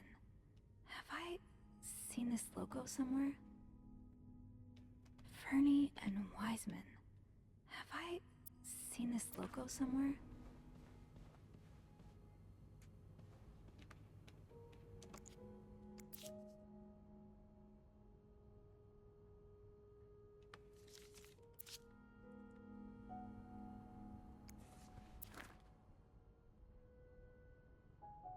Margaret B. Thompson.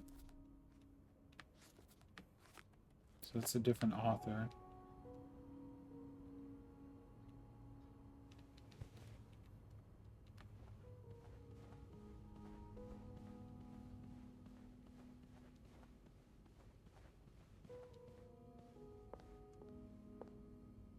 Looks like someone had quite the shopping spree. Let's go look at these letters again. And what's in 506? Oh, this was that first room we cleaned.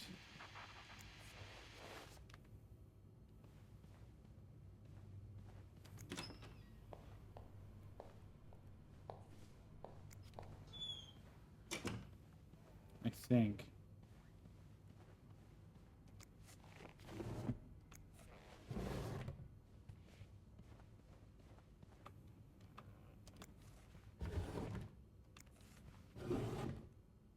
Yeah, I think this was the first room. I don't think there was anything in here.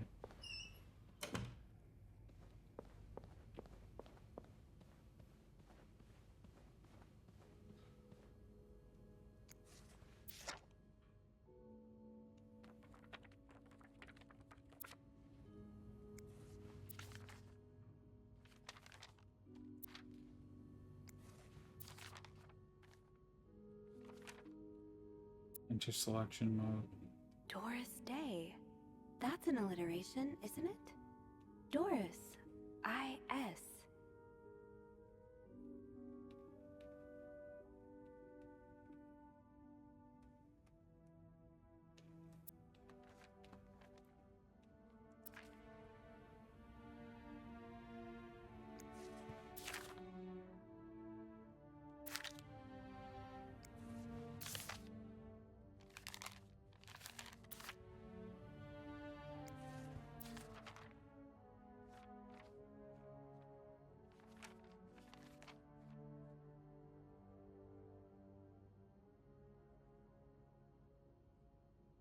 Okay, so she's saying IS from the last one. So DOIS. Unlike my favorite bar, this one was black. Her alliterative name will surely take you back. These two sure love their riddles. Unlike my favorite bar, this one was black. Her alliterative name will surely take you back. These two sure love their riddles.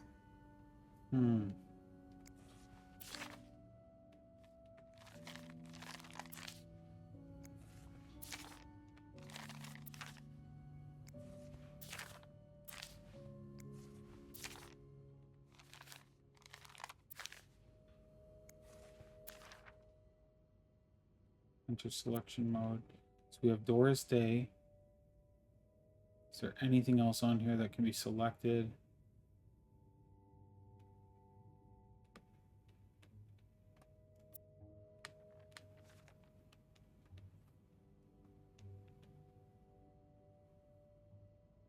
No.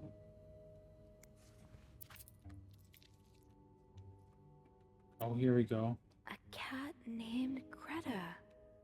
G-R. So we have Gris.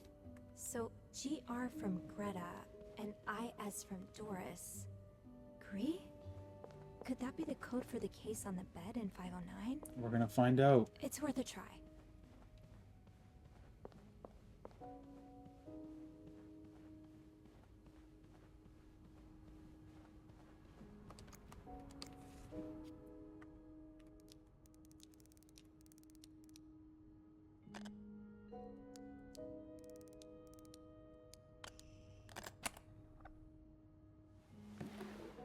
Okay, we're in.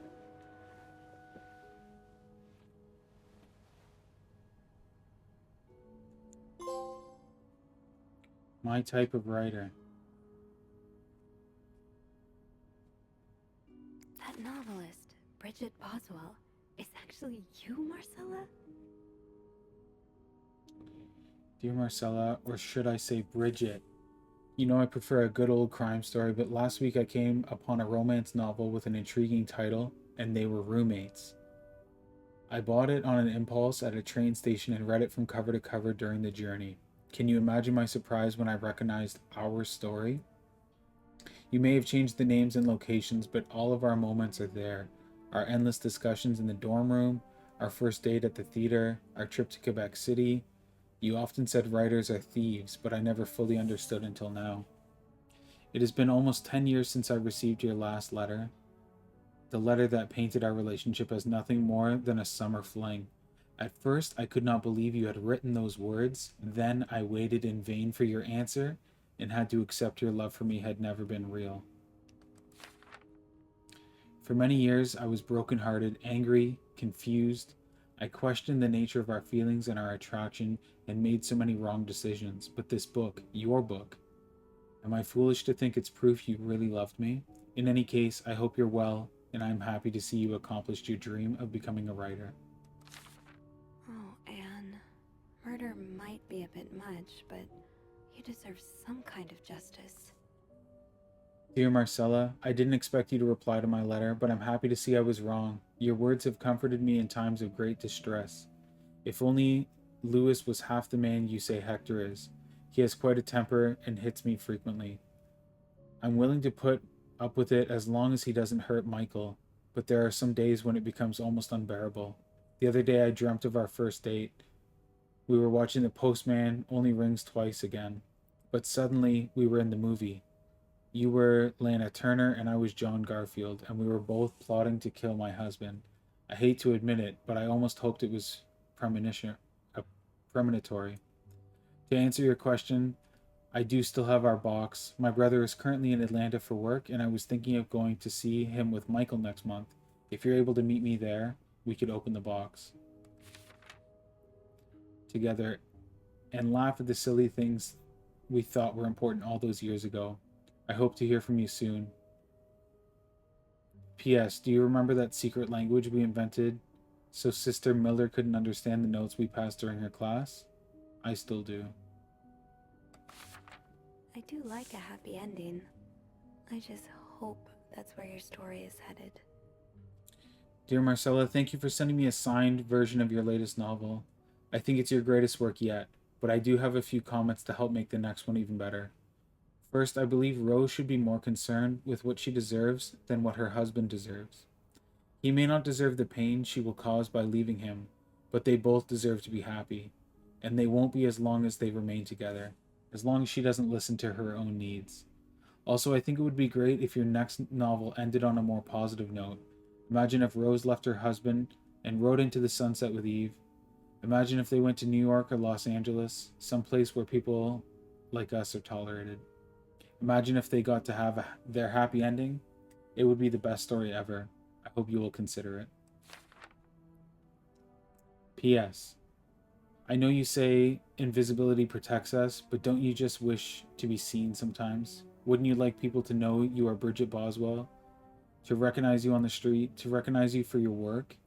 Why not publish your next novel under your own name? Oh, so you came to Montreal under the pretense of celebrating your wedding anniversary.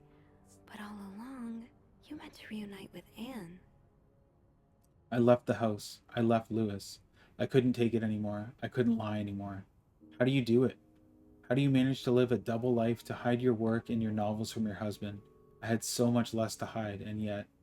Michael and I are staying at the Clarington Hotel until we find a place to stay and the divorce is done.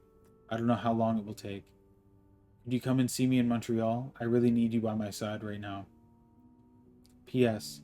I wouldn't put it past Lewis to scour every hotel guest book in the region looking for me under his surname, so I've registered under the name Beaumont.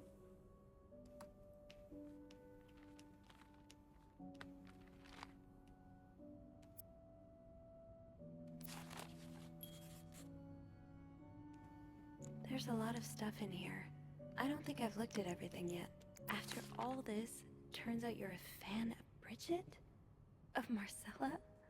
That's a lot sweeter than I expected.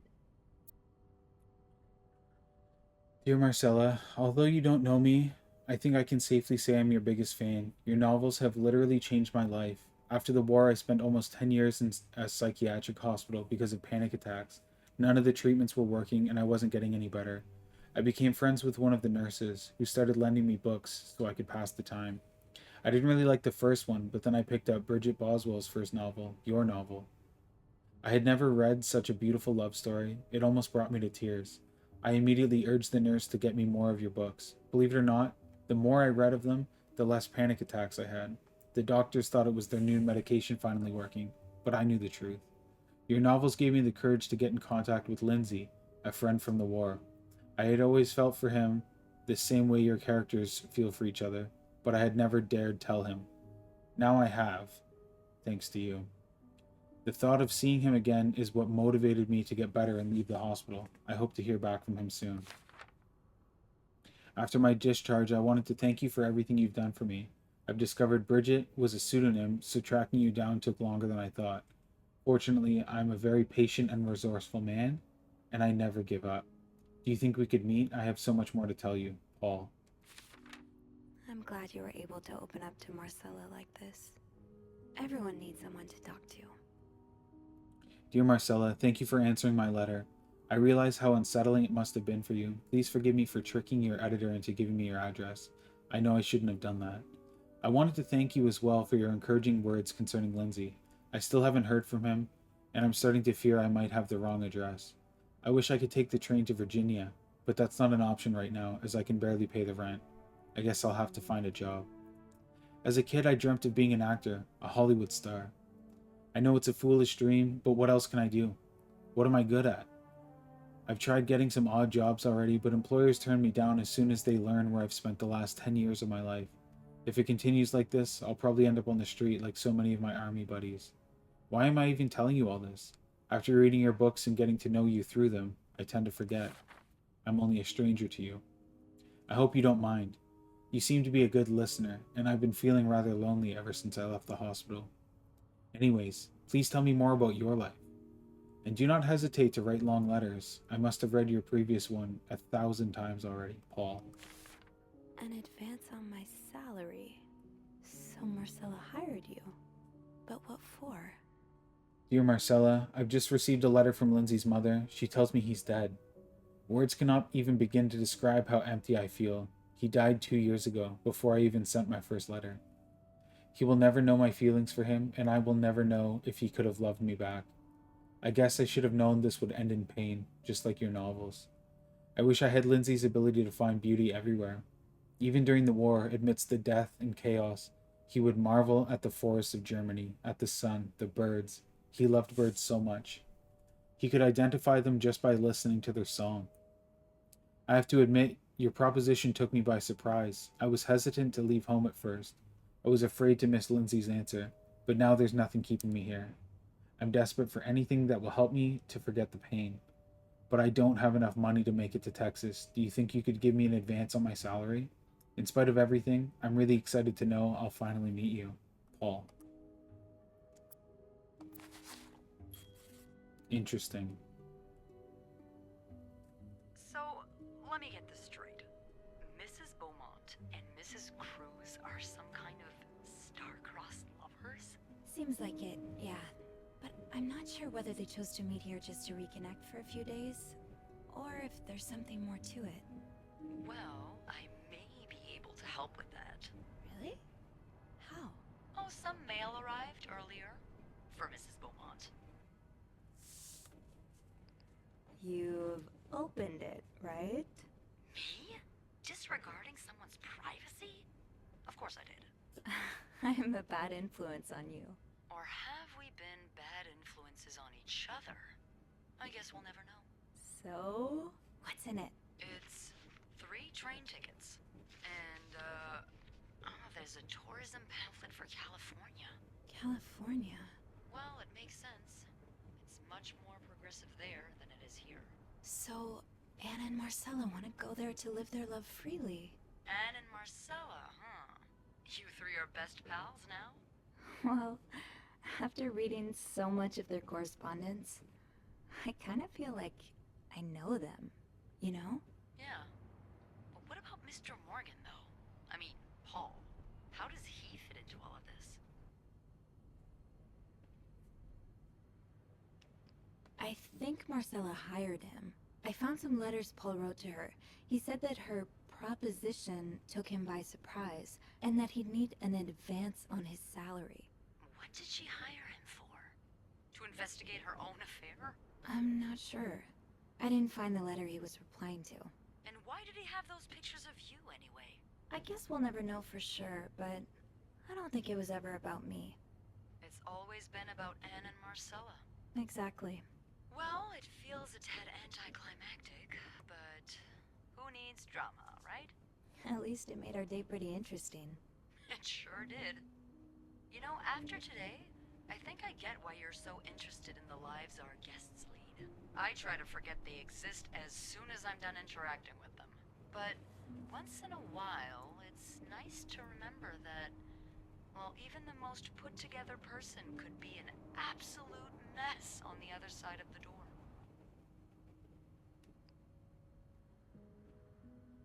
What about you?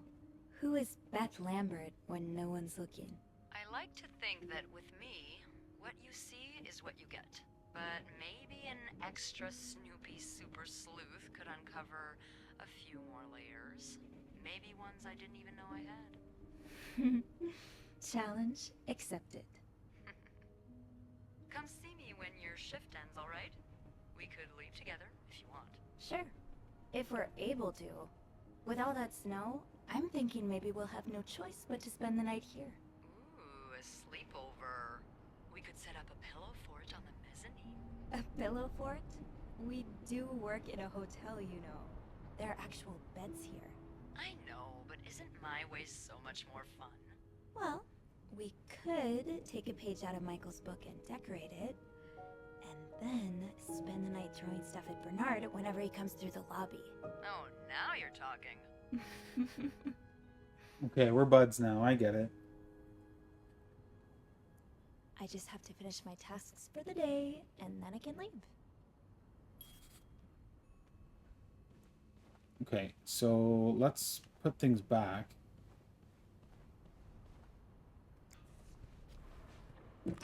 I don't want to get caught snooping.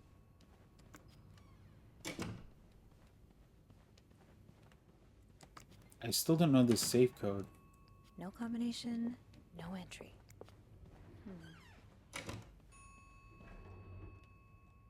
Somebody's coming up.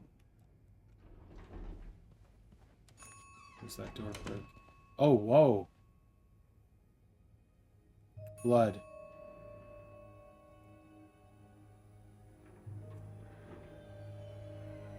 Yo, I'm gonna have something serious to clean up here. Oh, is the body right there? It is. The elevator won't close.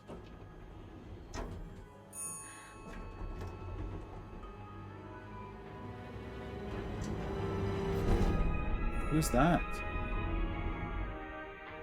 Oh, it's the husband.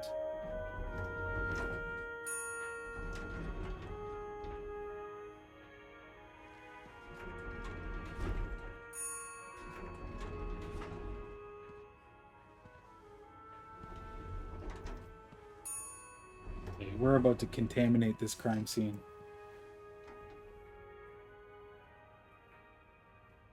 Mr. Cruz?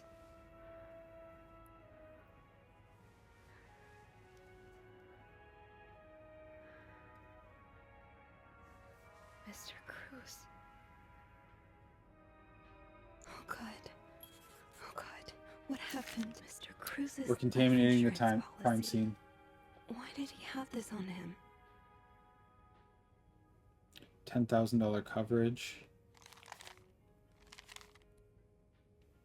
Into selection mode.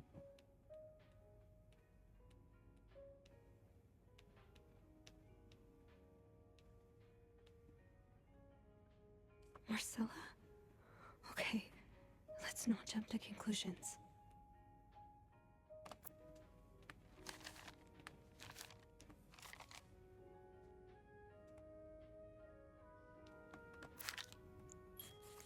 Is this about Paul? Does that mean...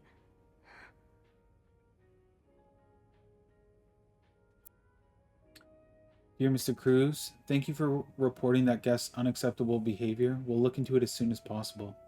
However, I regret to inform you we cannot divulge a guest's personal information regardless of that guest's behavior. As I am sure you will understand, we are very concerned with our guest's privacy, and our staff prides itself on its discretion. Please contact us should that guest bother you again. Yours sincerely, Bernard.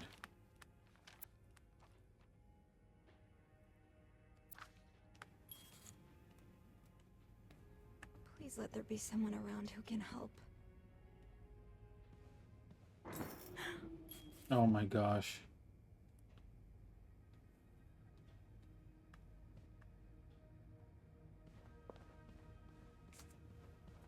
I'm gonna check the fuse box.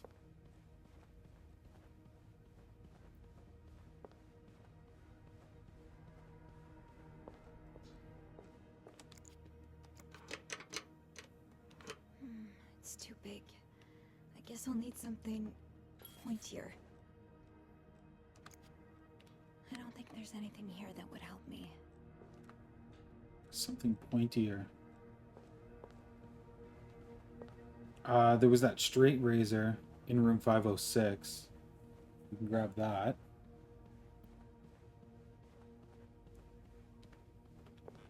Just walking around with a body here.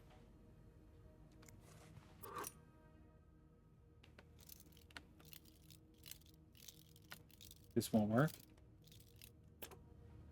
I can't take it.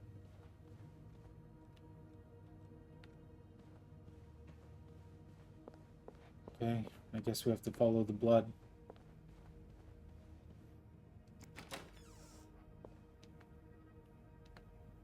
Got a bunch more rooms we can look at now, though.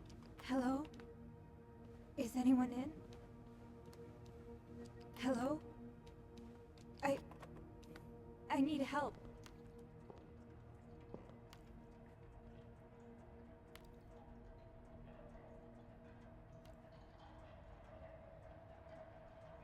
Oh my gosh. In the ice box? I can't open it. But I can take this ice pick. This is definitely like the murder weapon. Okay. I don't think we should be touching like something I can use to open the fuse box. Some broken pearls.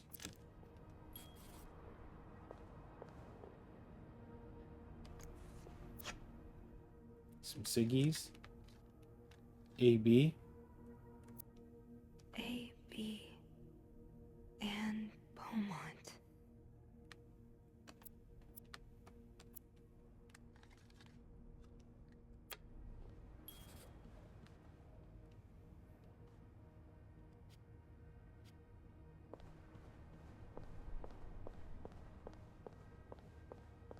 Okay, let's go turn on the lights.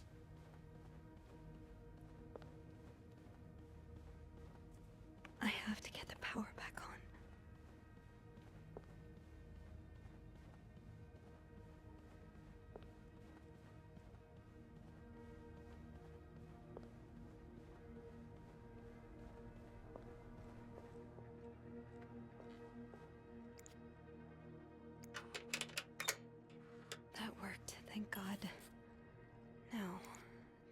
power back.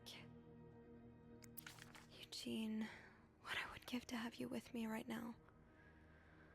If there's a power outage... We'll have to make do. If there's a power outage and I'm busy preventing another part of this hotel from collapsing, here's what to do. Check the fuse box plan for required amperage for each socket. Remove all blown fuses from socket. Tip, blown fuses are usually blackened. Screw in new fuses in socket and make sure amperage is correct. Flick big lever to restore power. So this one is cooked. This one is cooked. How did this end up here? Safe combinations.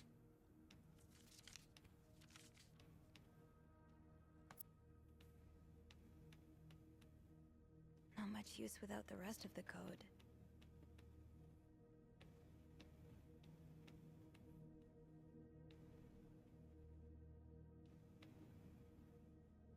Not much use without the rest of the code. Let's just start.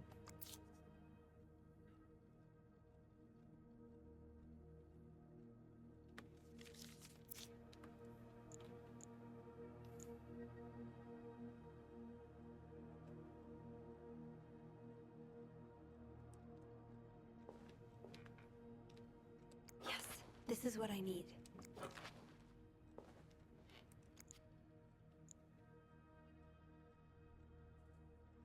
Place fuse A.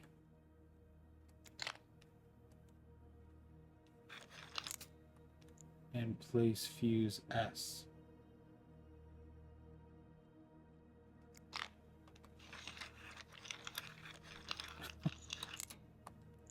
Okay, let's flick the big switch and see. Oh, this one's burnt too.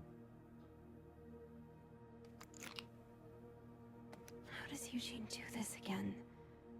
Fuses. I probably need new fuses.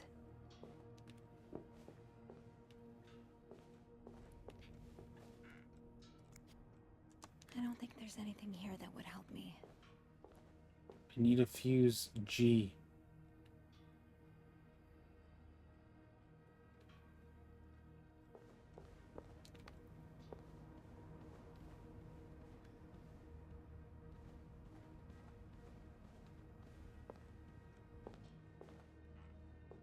You'd think it would be in here somewhere.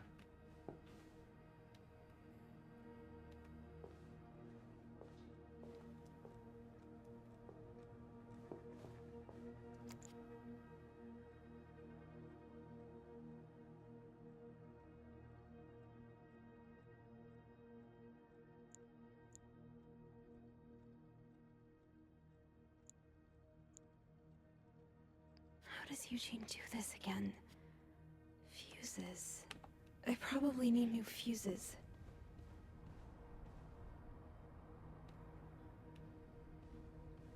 Where else would there be fuses?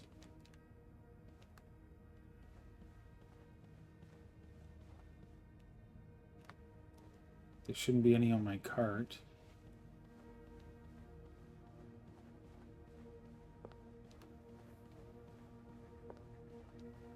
Just walking back and forth by this dead body.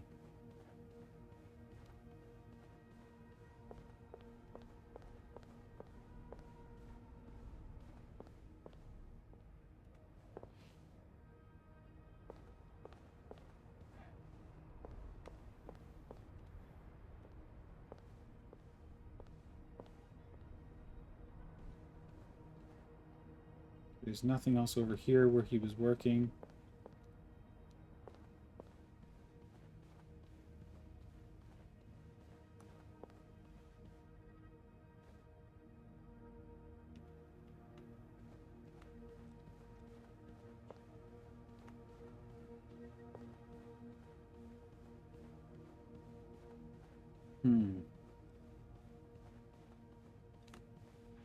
We need a G-type fuse.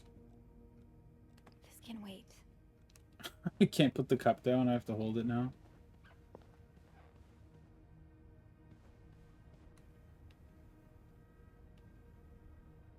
I knew blocking the stairs would be a bad idea.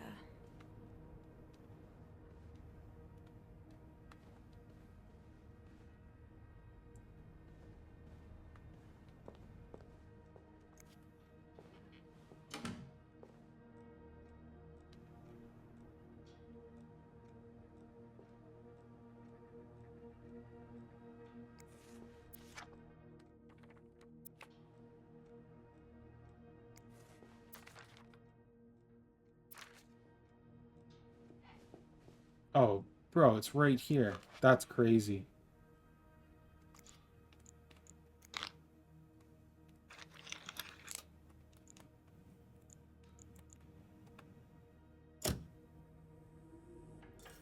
There we go.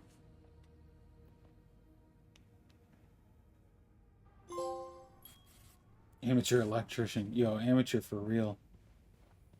In my defense, it was dark. The lights were out.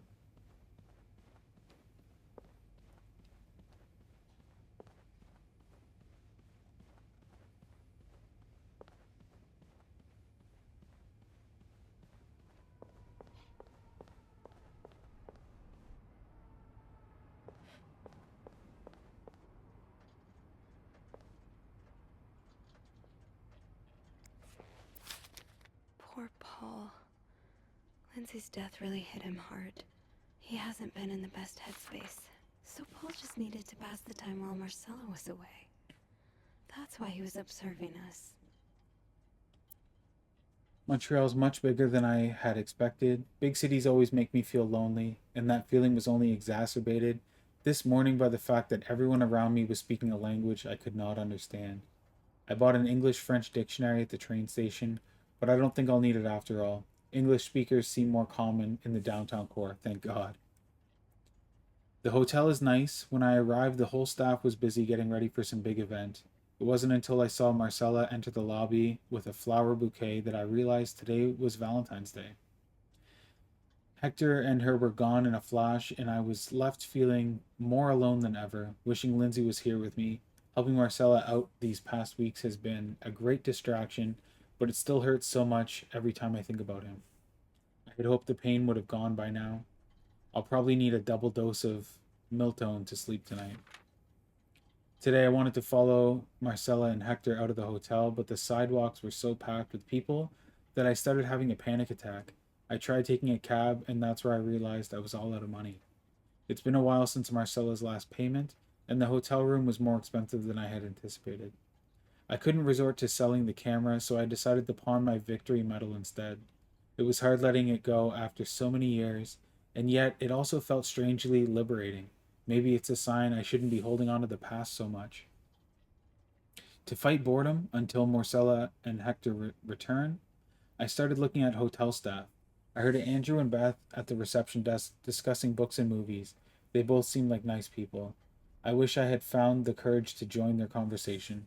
When you look at people all day and they never look back, you start feeling invisible. I noticed that Sophie, the maid in charge of cleaning the 5th floor, seems to share my interest for other people's lives. Maybe I should try talking to her. Paul was hiding out, right here. Did he ever find the person who was sneaking out at night? The question has been driving me crazy since my first night at the hotel, so tonight I decided to investigate. I found a hiding spot near the ice machine and a nice view of the whole corridor. My camera is at the ready, but there's been no movement for at least 3 hours and I'm fighting not to fall asleep. No need for Miltone tonight. I thought being a detective would be more exciting. Maybe Marcella's right. Maybe it's time to let go of Mr. Spade. 9:45? So, Anne and Marcella met here this morning while I was busy cleaning room 504. I awoke around 9:30 and realized I had fallen asleep sometime in the early morning. I was able to go back to my room when the guest from room 507 came to sit on one of the chairs close by. She's been there ever since, and I don't dare leave my hiding spot in front of her. Marcella joined the guest from 507 at 9:45. Apparently she told Hector she didn't love him anymore, and he's now convinced she's been cheating on him. That explains why he assaulted me out of the blue yesterday evening and accused me of having an affair with his wife. The guest from 507, I've learned her name is Anne, has just said she might have an idea of how to solve their problem. I'm thinking of revealing myself, but I don't want to anger Marcella. The longer I wait, the more awkward it will be when I do come out. Maybe I should.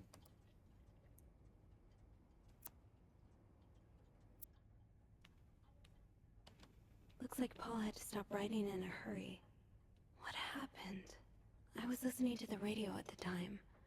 Did the music drown out the noise?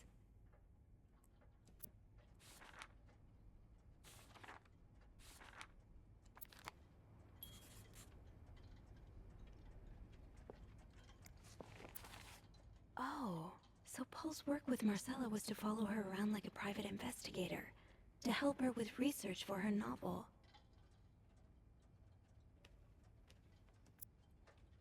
I'm so sorry to hear you're in such a dire situation. You seem to possess a lot of useful skills, and it's a shame employers cannot see past your medical history. But don't despair. I've been writing novels for almost 8 years now. My publisher takes most of the sale revenue, but I was still able to collect a substantial sum of money over the years. Now I would like to use that money to hire you. I'm getting tired of romance novels, and I'm thinking of branching out into crime fiction. As a sort of research, I would like you to follow me around town and take notes of my comings and goings. I'm aware this is a very unusual job, but considering you were able to track me down, I believe you would make a great private detective. In addition to your salary, I would cover all work-related expenses, and you would of course be the first to read the manuscript once it's finished. Paul really got into his role. I hope spying on me isn't proving too exhausting. You've really inspired me so far, and I already have tons of ideas. The trench coats you bought were a nice touch. You look straight out of a film noir. I also noticed you started smoking. It's probably another way for you to get into character, but maybe that's pushing it a little too far. You know best, of course, but don't pick up drinking next. At this rate, I should be able to start writing in 2 to 3 weeks. Thanks again for your help, Em. He followed Marcella to Montreal even though she was done with her research. Paul, why did you follow me to Montreal? As I already told you, I do not require your services anymore. I'm starting to worry you're taking your role a bit too seriously. You're not a real detective. You have to let go.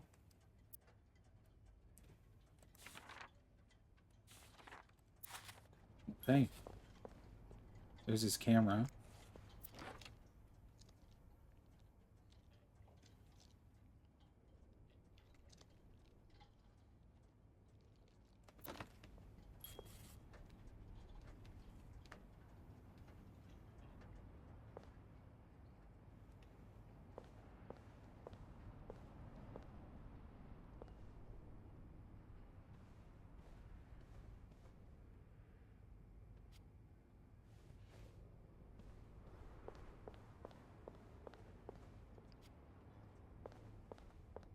Power's back. Now I should go down to the lobby. Call the police.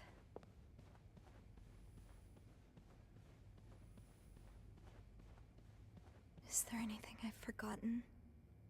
Once I leave this floor, I probably won't be able to come back. I have to contact the police. I should be able to call from the front desk.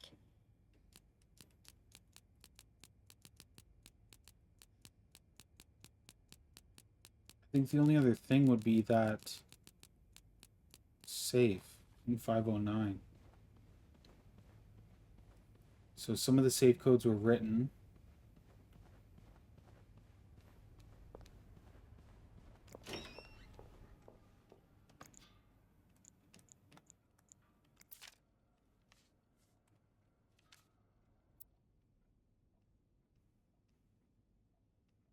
The 2340 something.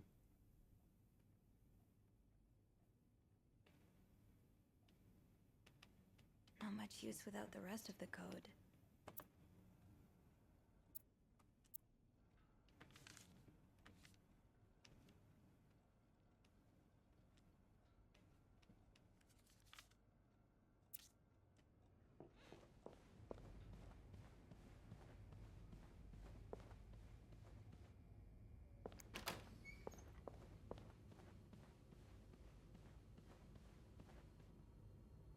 Wasn't there something... Oh, it was on the card.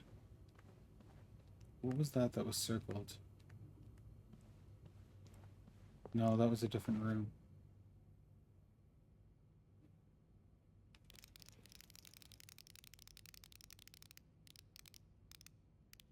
Damn it.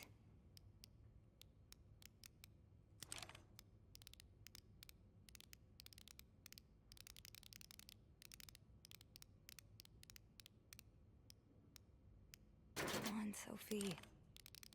Damn it. Come on, Sophie. Damn it.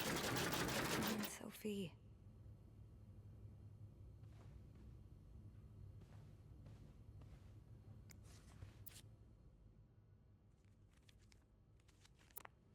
where would that code be? The rest of that code.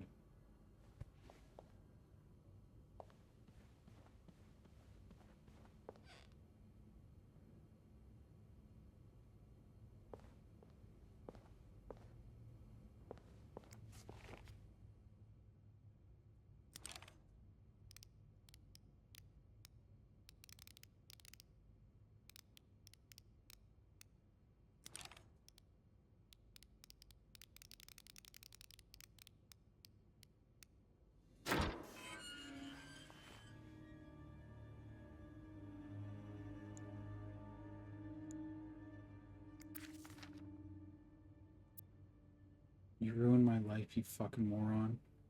I lost my house, my family, everything, and now you refuse to pay the money you owe me. For years I gave you my hard-earned money. It was all for nothing. I hope you and the All-American burn in hell. SW. Woman and 3 children killed in house fire. The Williams house, located on 32nd Street, is a total loss. 4 members of a family died in a residential fire last night. According to police and firefighters, flames were seen coming from the 2-story house by a neighbor at around 3 a.m. It took firefighters about 1 hour to extinguish the blaze. The bodies of a woman and 3 children were found in the house. Police identified the victim as Meredith Williams, 32, and her children Thomas, David, and Sarah. Samuel Williams, the husband, managed to escape the house unharmed. The bodies of a woman and 3 children. 3 children. Huh.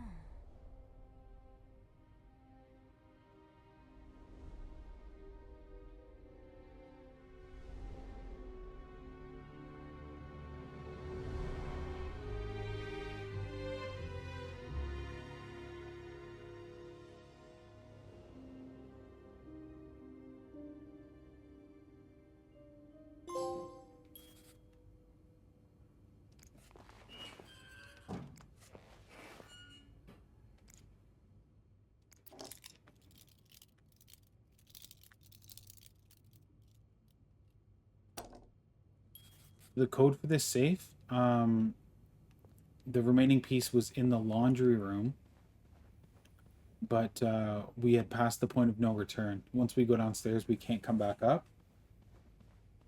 So I missed that in my initial playthrough.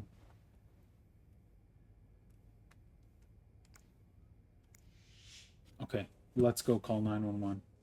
I'm sorry.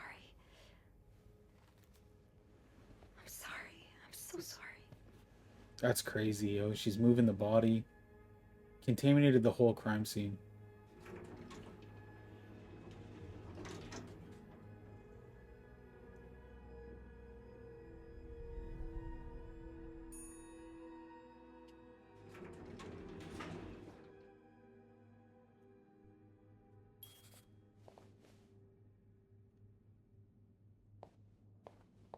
Oh my gosh. The door's glitched out. Oh, the power's still off down here.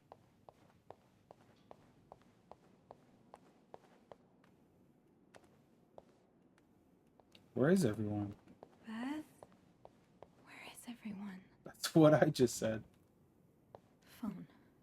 I need a phone. I should have just used the phone upstairs.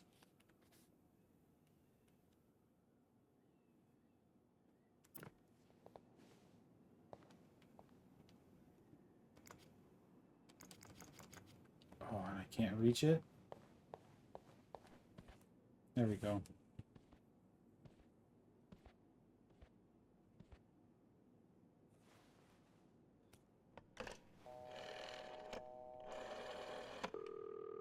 Montreal Police Service, Station 22.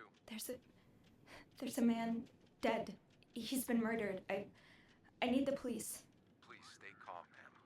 Where are you right now? The lobby, but the body, it's upstairs. Can you give me the address, please? Oh, 1178 Drummond Street. All right, ma'am. Officers are on their way. Thank you.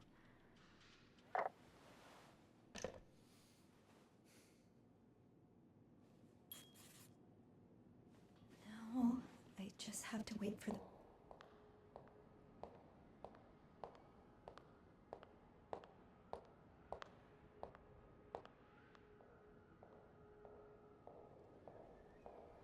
Somebody's coming.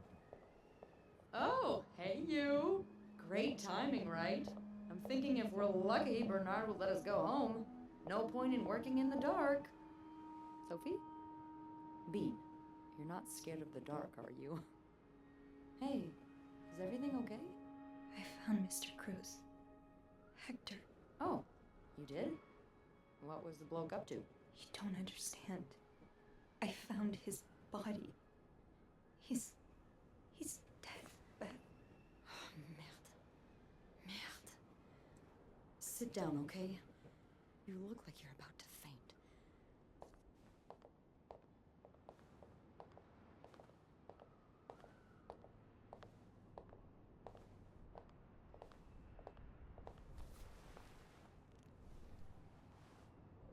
Have you called the police? Yeah, they're on their way. What happened? Was there an accident? No, I don't think so. Someone did this to him. You mean... Merde. Do you think it could have been Anne and Marcella? Anne or Marcella.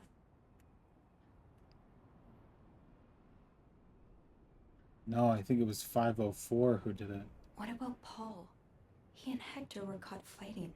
I also found a letter from one of Hector's customers. He seemed really angry. I guess it could be him as well. The cops will want to talk to you. Know what you've seen. You need to be careful about what you tell them. If word of Anne and Marcella's affair gets out, they may put a label on them that will really hurt them. It might not even matter in the end if they did it or not. What are you saying? It's just...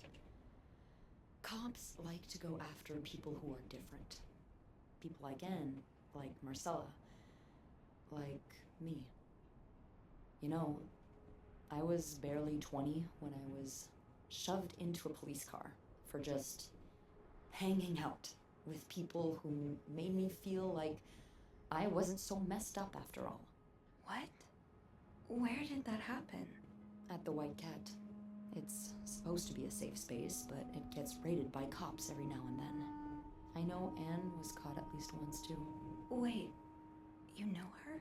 Yeah, that's how I knew the answer to the riddle. I've never talked to her, but I've seen her a few times. Marcella and her, they're just like me. Thank you. Thank you for trusting me with this. Maybe now you can understand why I care so much about you. I don't know if I'm feeling inspired by Anne and Marcella, or if it's the shock of being so close to an actual murder, but, I'd really like for us to be more than just friends, Sophie.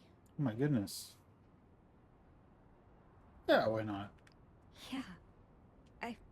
I'd like that too. You seem like we're hitting it off. That's great. The police is here. Just be mindful of what you tell them, okay? Yeah, of course. She wants me to lie to the cops, though. That's not good.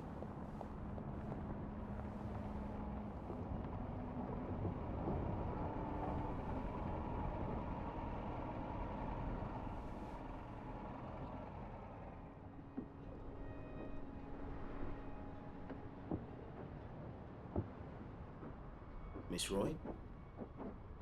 Miss Roy? Miss Roy! Oh, sorry. I was distracted. I really need you to focus right now. I don't want to be here all night, and I'm sure you don't either. No, I don't. So, as I was saying, we're trying to ascertain the circumstances of Mr. Cruz's death. Can you tell me how you came to find the body? I was cleaning room 509 when I heard the elevator bell ring. Again and again and again. I thought maybe a child was playing with the doors, So I went out in the corridor, and that's when I saw him. All the blood and... Why was the elevator bell ringing? I'm sorry? You said you heard the elevator bell ring. Why was it ringing? I assume it wasn't a child after all.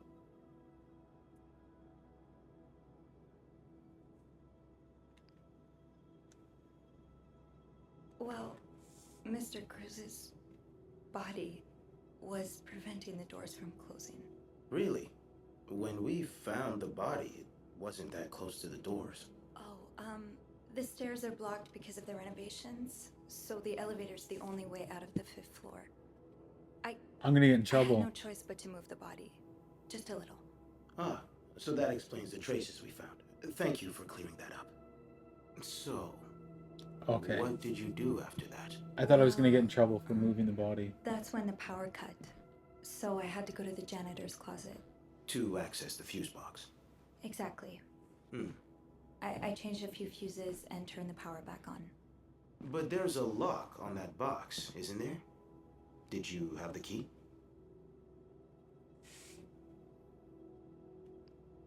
I'm gonna tell the truth and I'm gonna get in trouble. No, I didn't. Only Eugene does. But I thought an ice pick might do the trick, so I went to the ice machine to get one. You're a size 7, I suppose. Yes, I am. Why? What did you see when you went to the ice machine? There was blood. A lot of it. Did you touch anything? I might have touched a few things. Just to figure out what had happened to Mr. Cruz. Of course you did.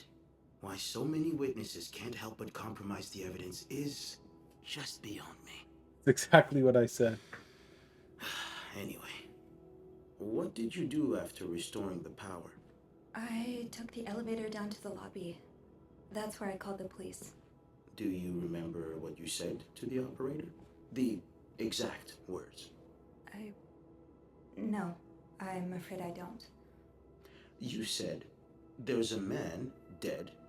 He's been murdered. That's possible. What makes you so sure it was murder?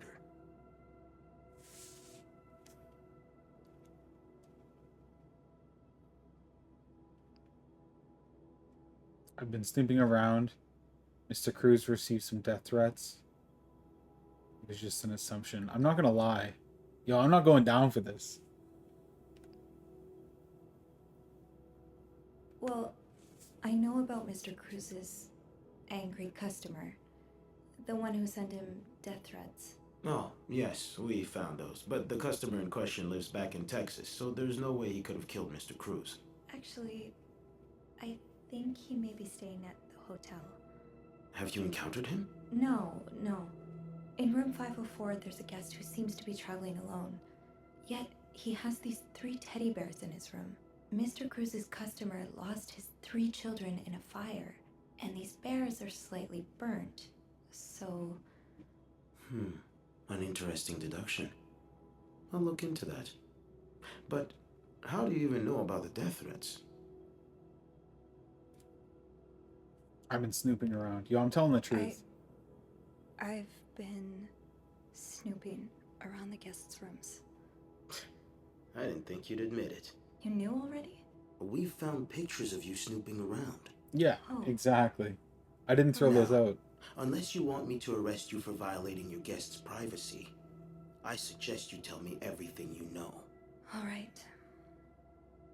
Let's start with the victim's wife, Marcela Cruz. Apparently, she left in quite a hurry this morning. What can you tell me about her?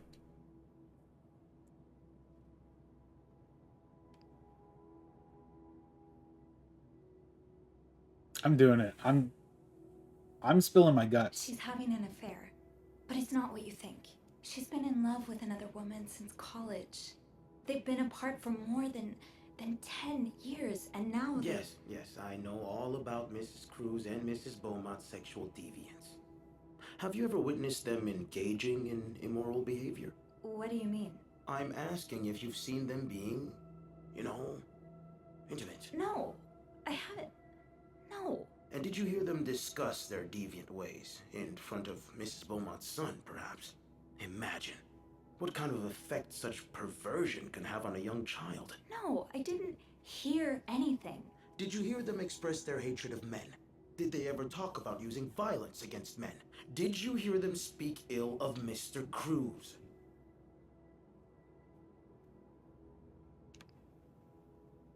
I'm gonna take a stand. What are you trying to imply? That Mrs. Cruz killed her husband because she hates men? I've seen it before from lesbians. Oh, this has nothing to do with hate. It's about love. Not that you'd understand. Oh, and you think you do? Then please, enlighten me. She's brave enough to be with the one she loves.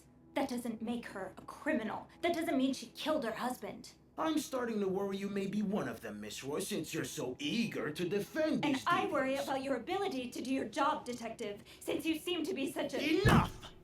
One more word, just one more word, and you'll be spending the rest of your night in a cell. Now get the hell out of here. I've had enough of you. I told the truth, but I made a stand. I think that's the right thing to do.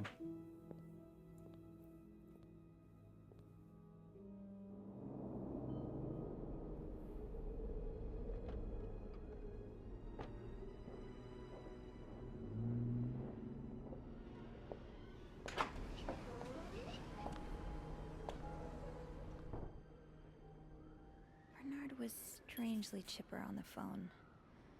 That can't be a good sign. Like, the atmosphere is so different in here. Will it ever feel like it used to?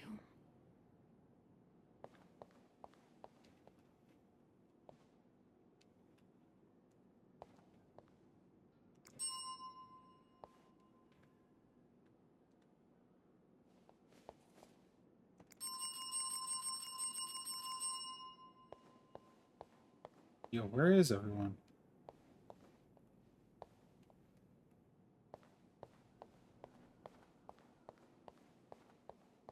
Empty. I guess all bookings are canceled until further notice. It'll probably be a while before the hotel reopens. Without Eugene, the lobby will be a swimming pool by the end of the month. Will the rest of the building even be standing?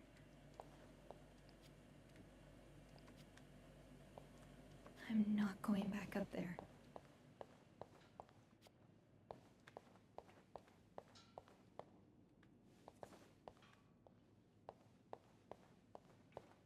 A lot of my paths are blocked off here.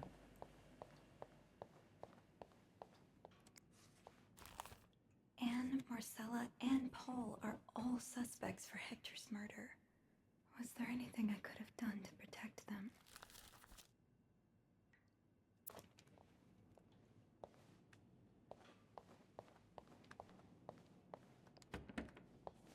What the heck?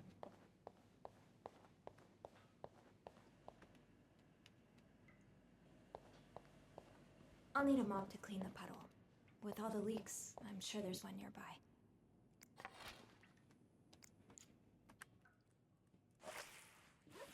One last little bit of cleaning here.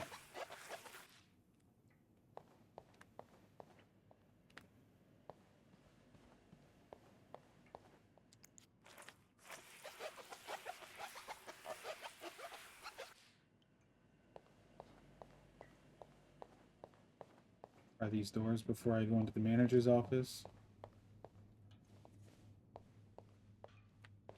Nada. Okay, let's go.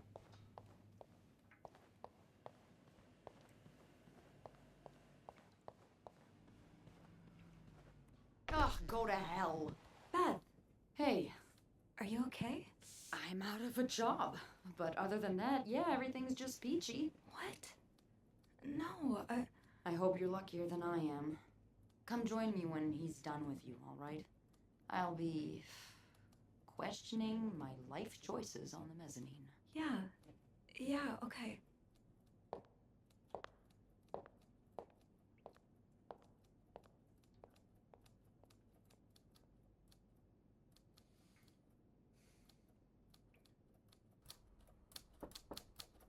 Ah, Miss Roy. Come in.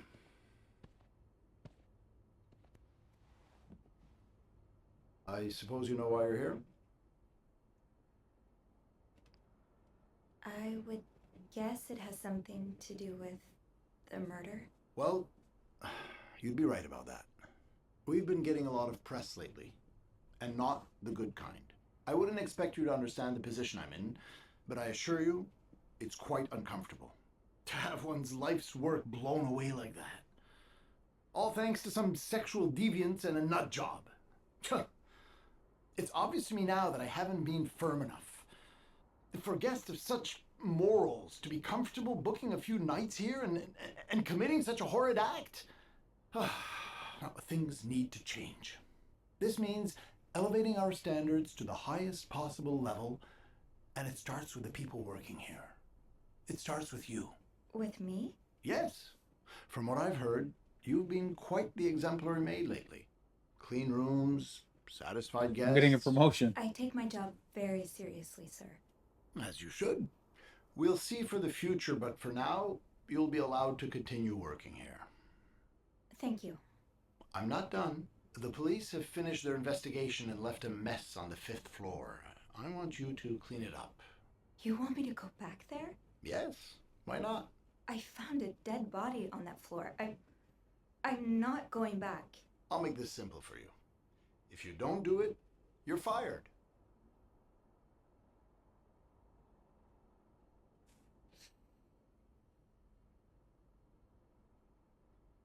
Do we go and clean the blood?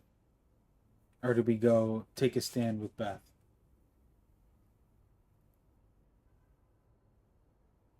Yeah, I quit. You can't fire me. Because I quit. Sure. I fire you, you quit. It's all the same to me. Just make sure to empty your locker before the end of the month. That'll be all. Before the end of the month.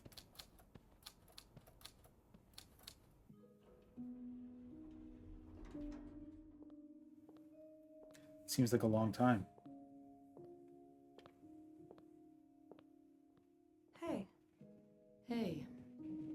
What a week. Yeah. So, what did Bernard want with you? Well, he was being kind of a jerk, so I quit. You what? I quit. I figured there was no point in staying if you were leaving. I appreciate the solidarity, but you really didn't have to do that. I think it's for the best. Did Bernard say why he was firing you? Ugh. He was going on and on about keeping deviants out of the hotel, so I may have lost my cool a little. A little? I told him I was one of those deviants he was so afraid of. He froze for a moment, then showed me the door.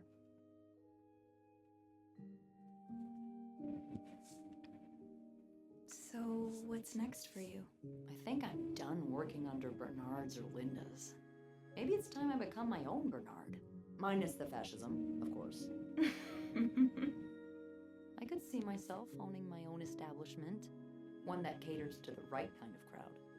Believe it or not, I do enjoy the company of people, just not, the stuck-up, entitled clientele of this prestigious hotel. But maybe if I were behind the counter of, say, a bar, instead of a reception desk. I don't know. Is that silly? No, it's not. In fact, you'd be perfect for it. You're the most charming person I know. Thank you. I'm really glad you're in my life. Me too.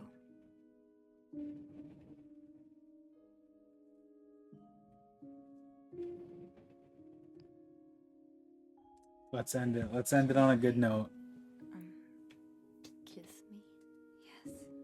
I thought you'd never ask. Murder and love. That was... I know. What a touching way to end the story.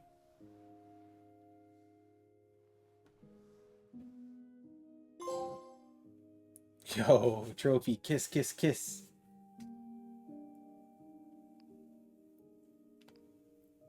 I've been thinking about Anne and Marcella a lot. Should I be jealous? No, not in that way. I've been thinking about what they went through. How they had to lie and pretend, day after day. How they had to live someone else's life for 10 years before they could finally be with each other. I don't think I could do that.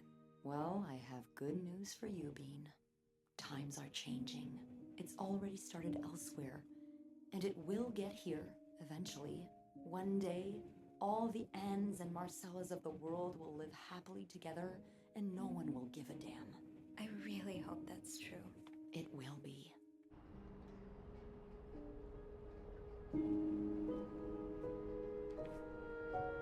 That's it.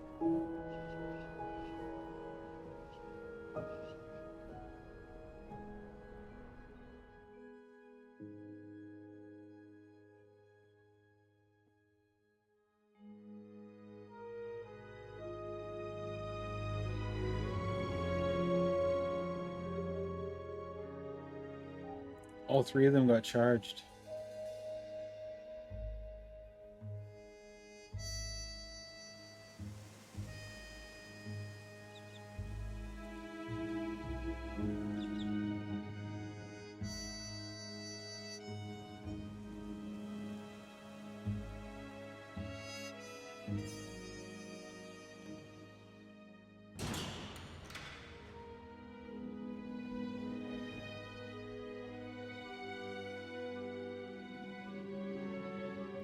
Man, all three of them in prison. That's wild.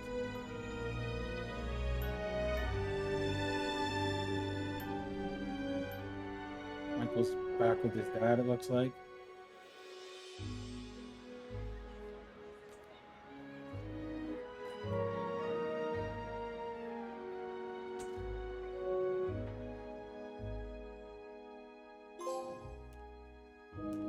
A Sophie's Choice. Oh no.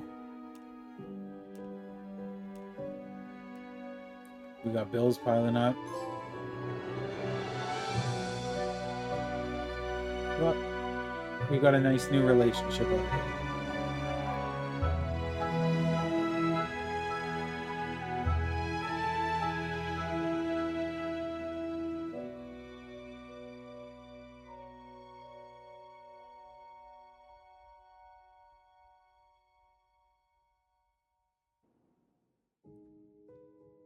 Amazing.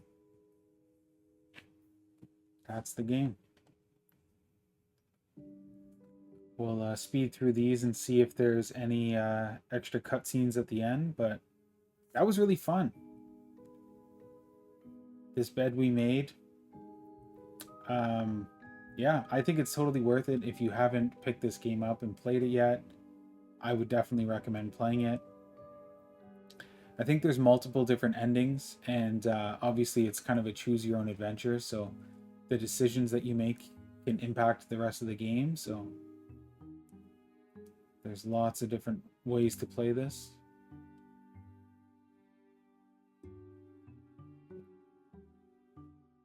All in all, it was fun though.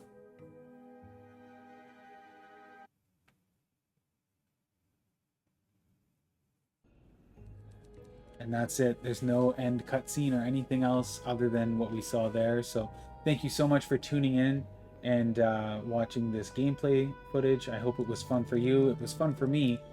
And yeah, don't forget to hit that subscribe bell because we're playing all sorts of games like this right here on the channel. All right, guys. We'll see you next time. Peace.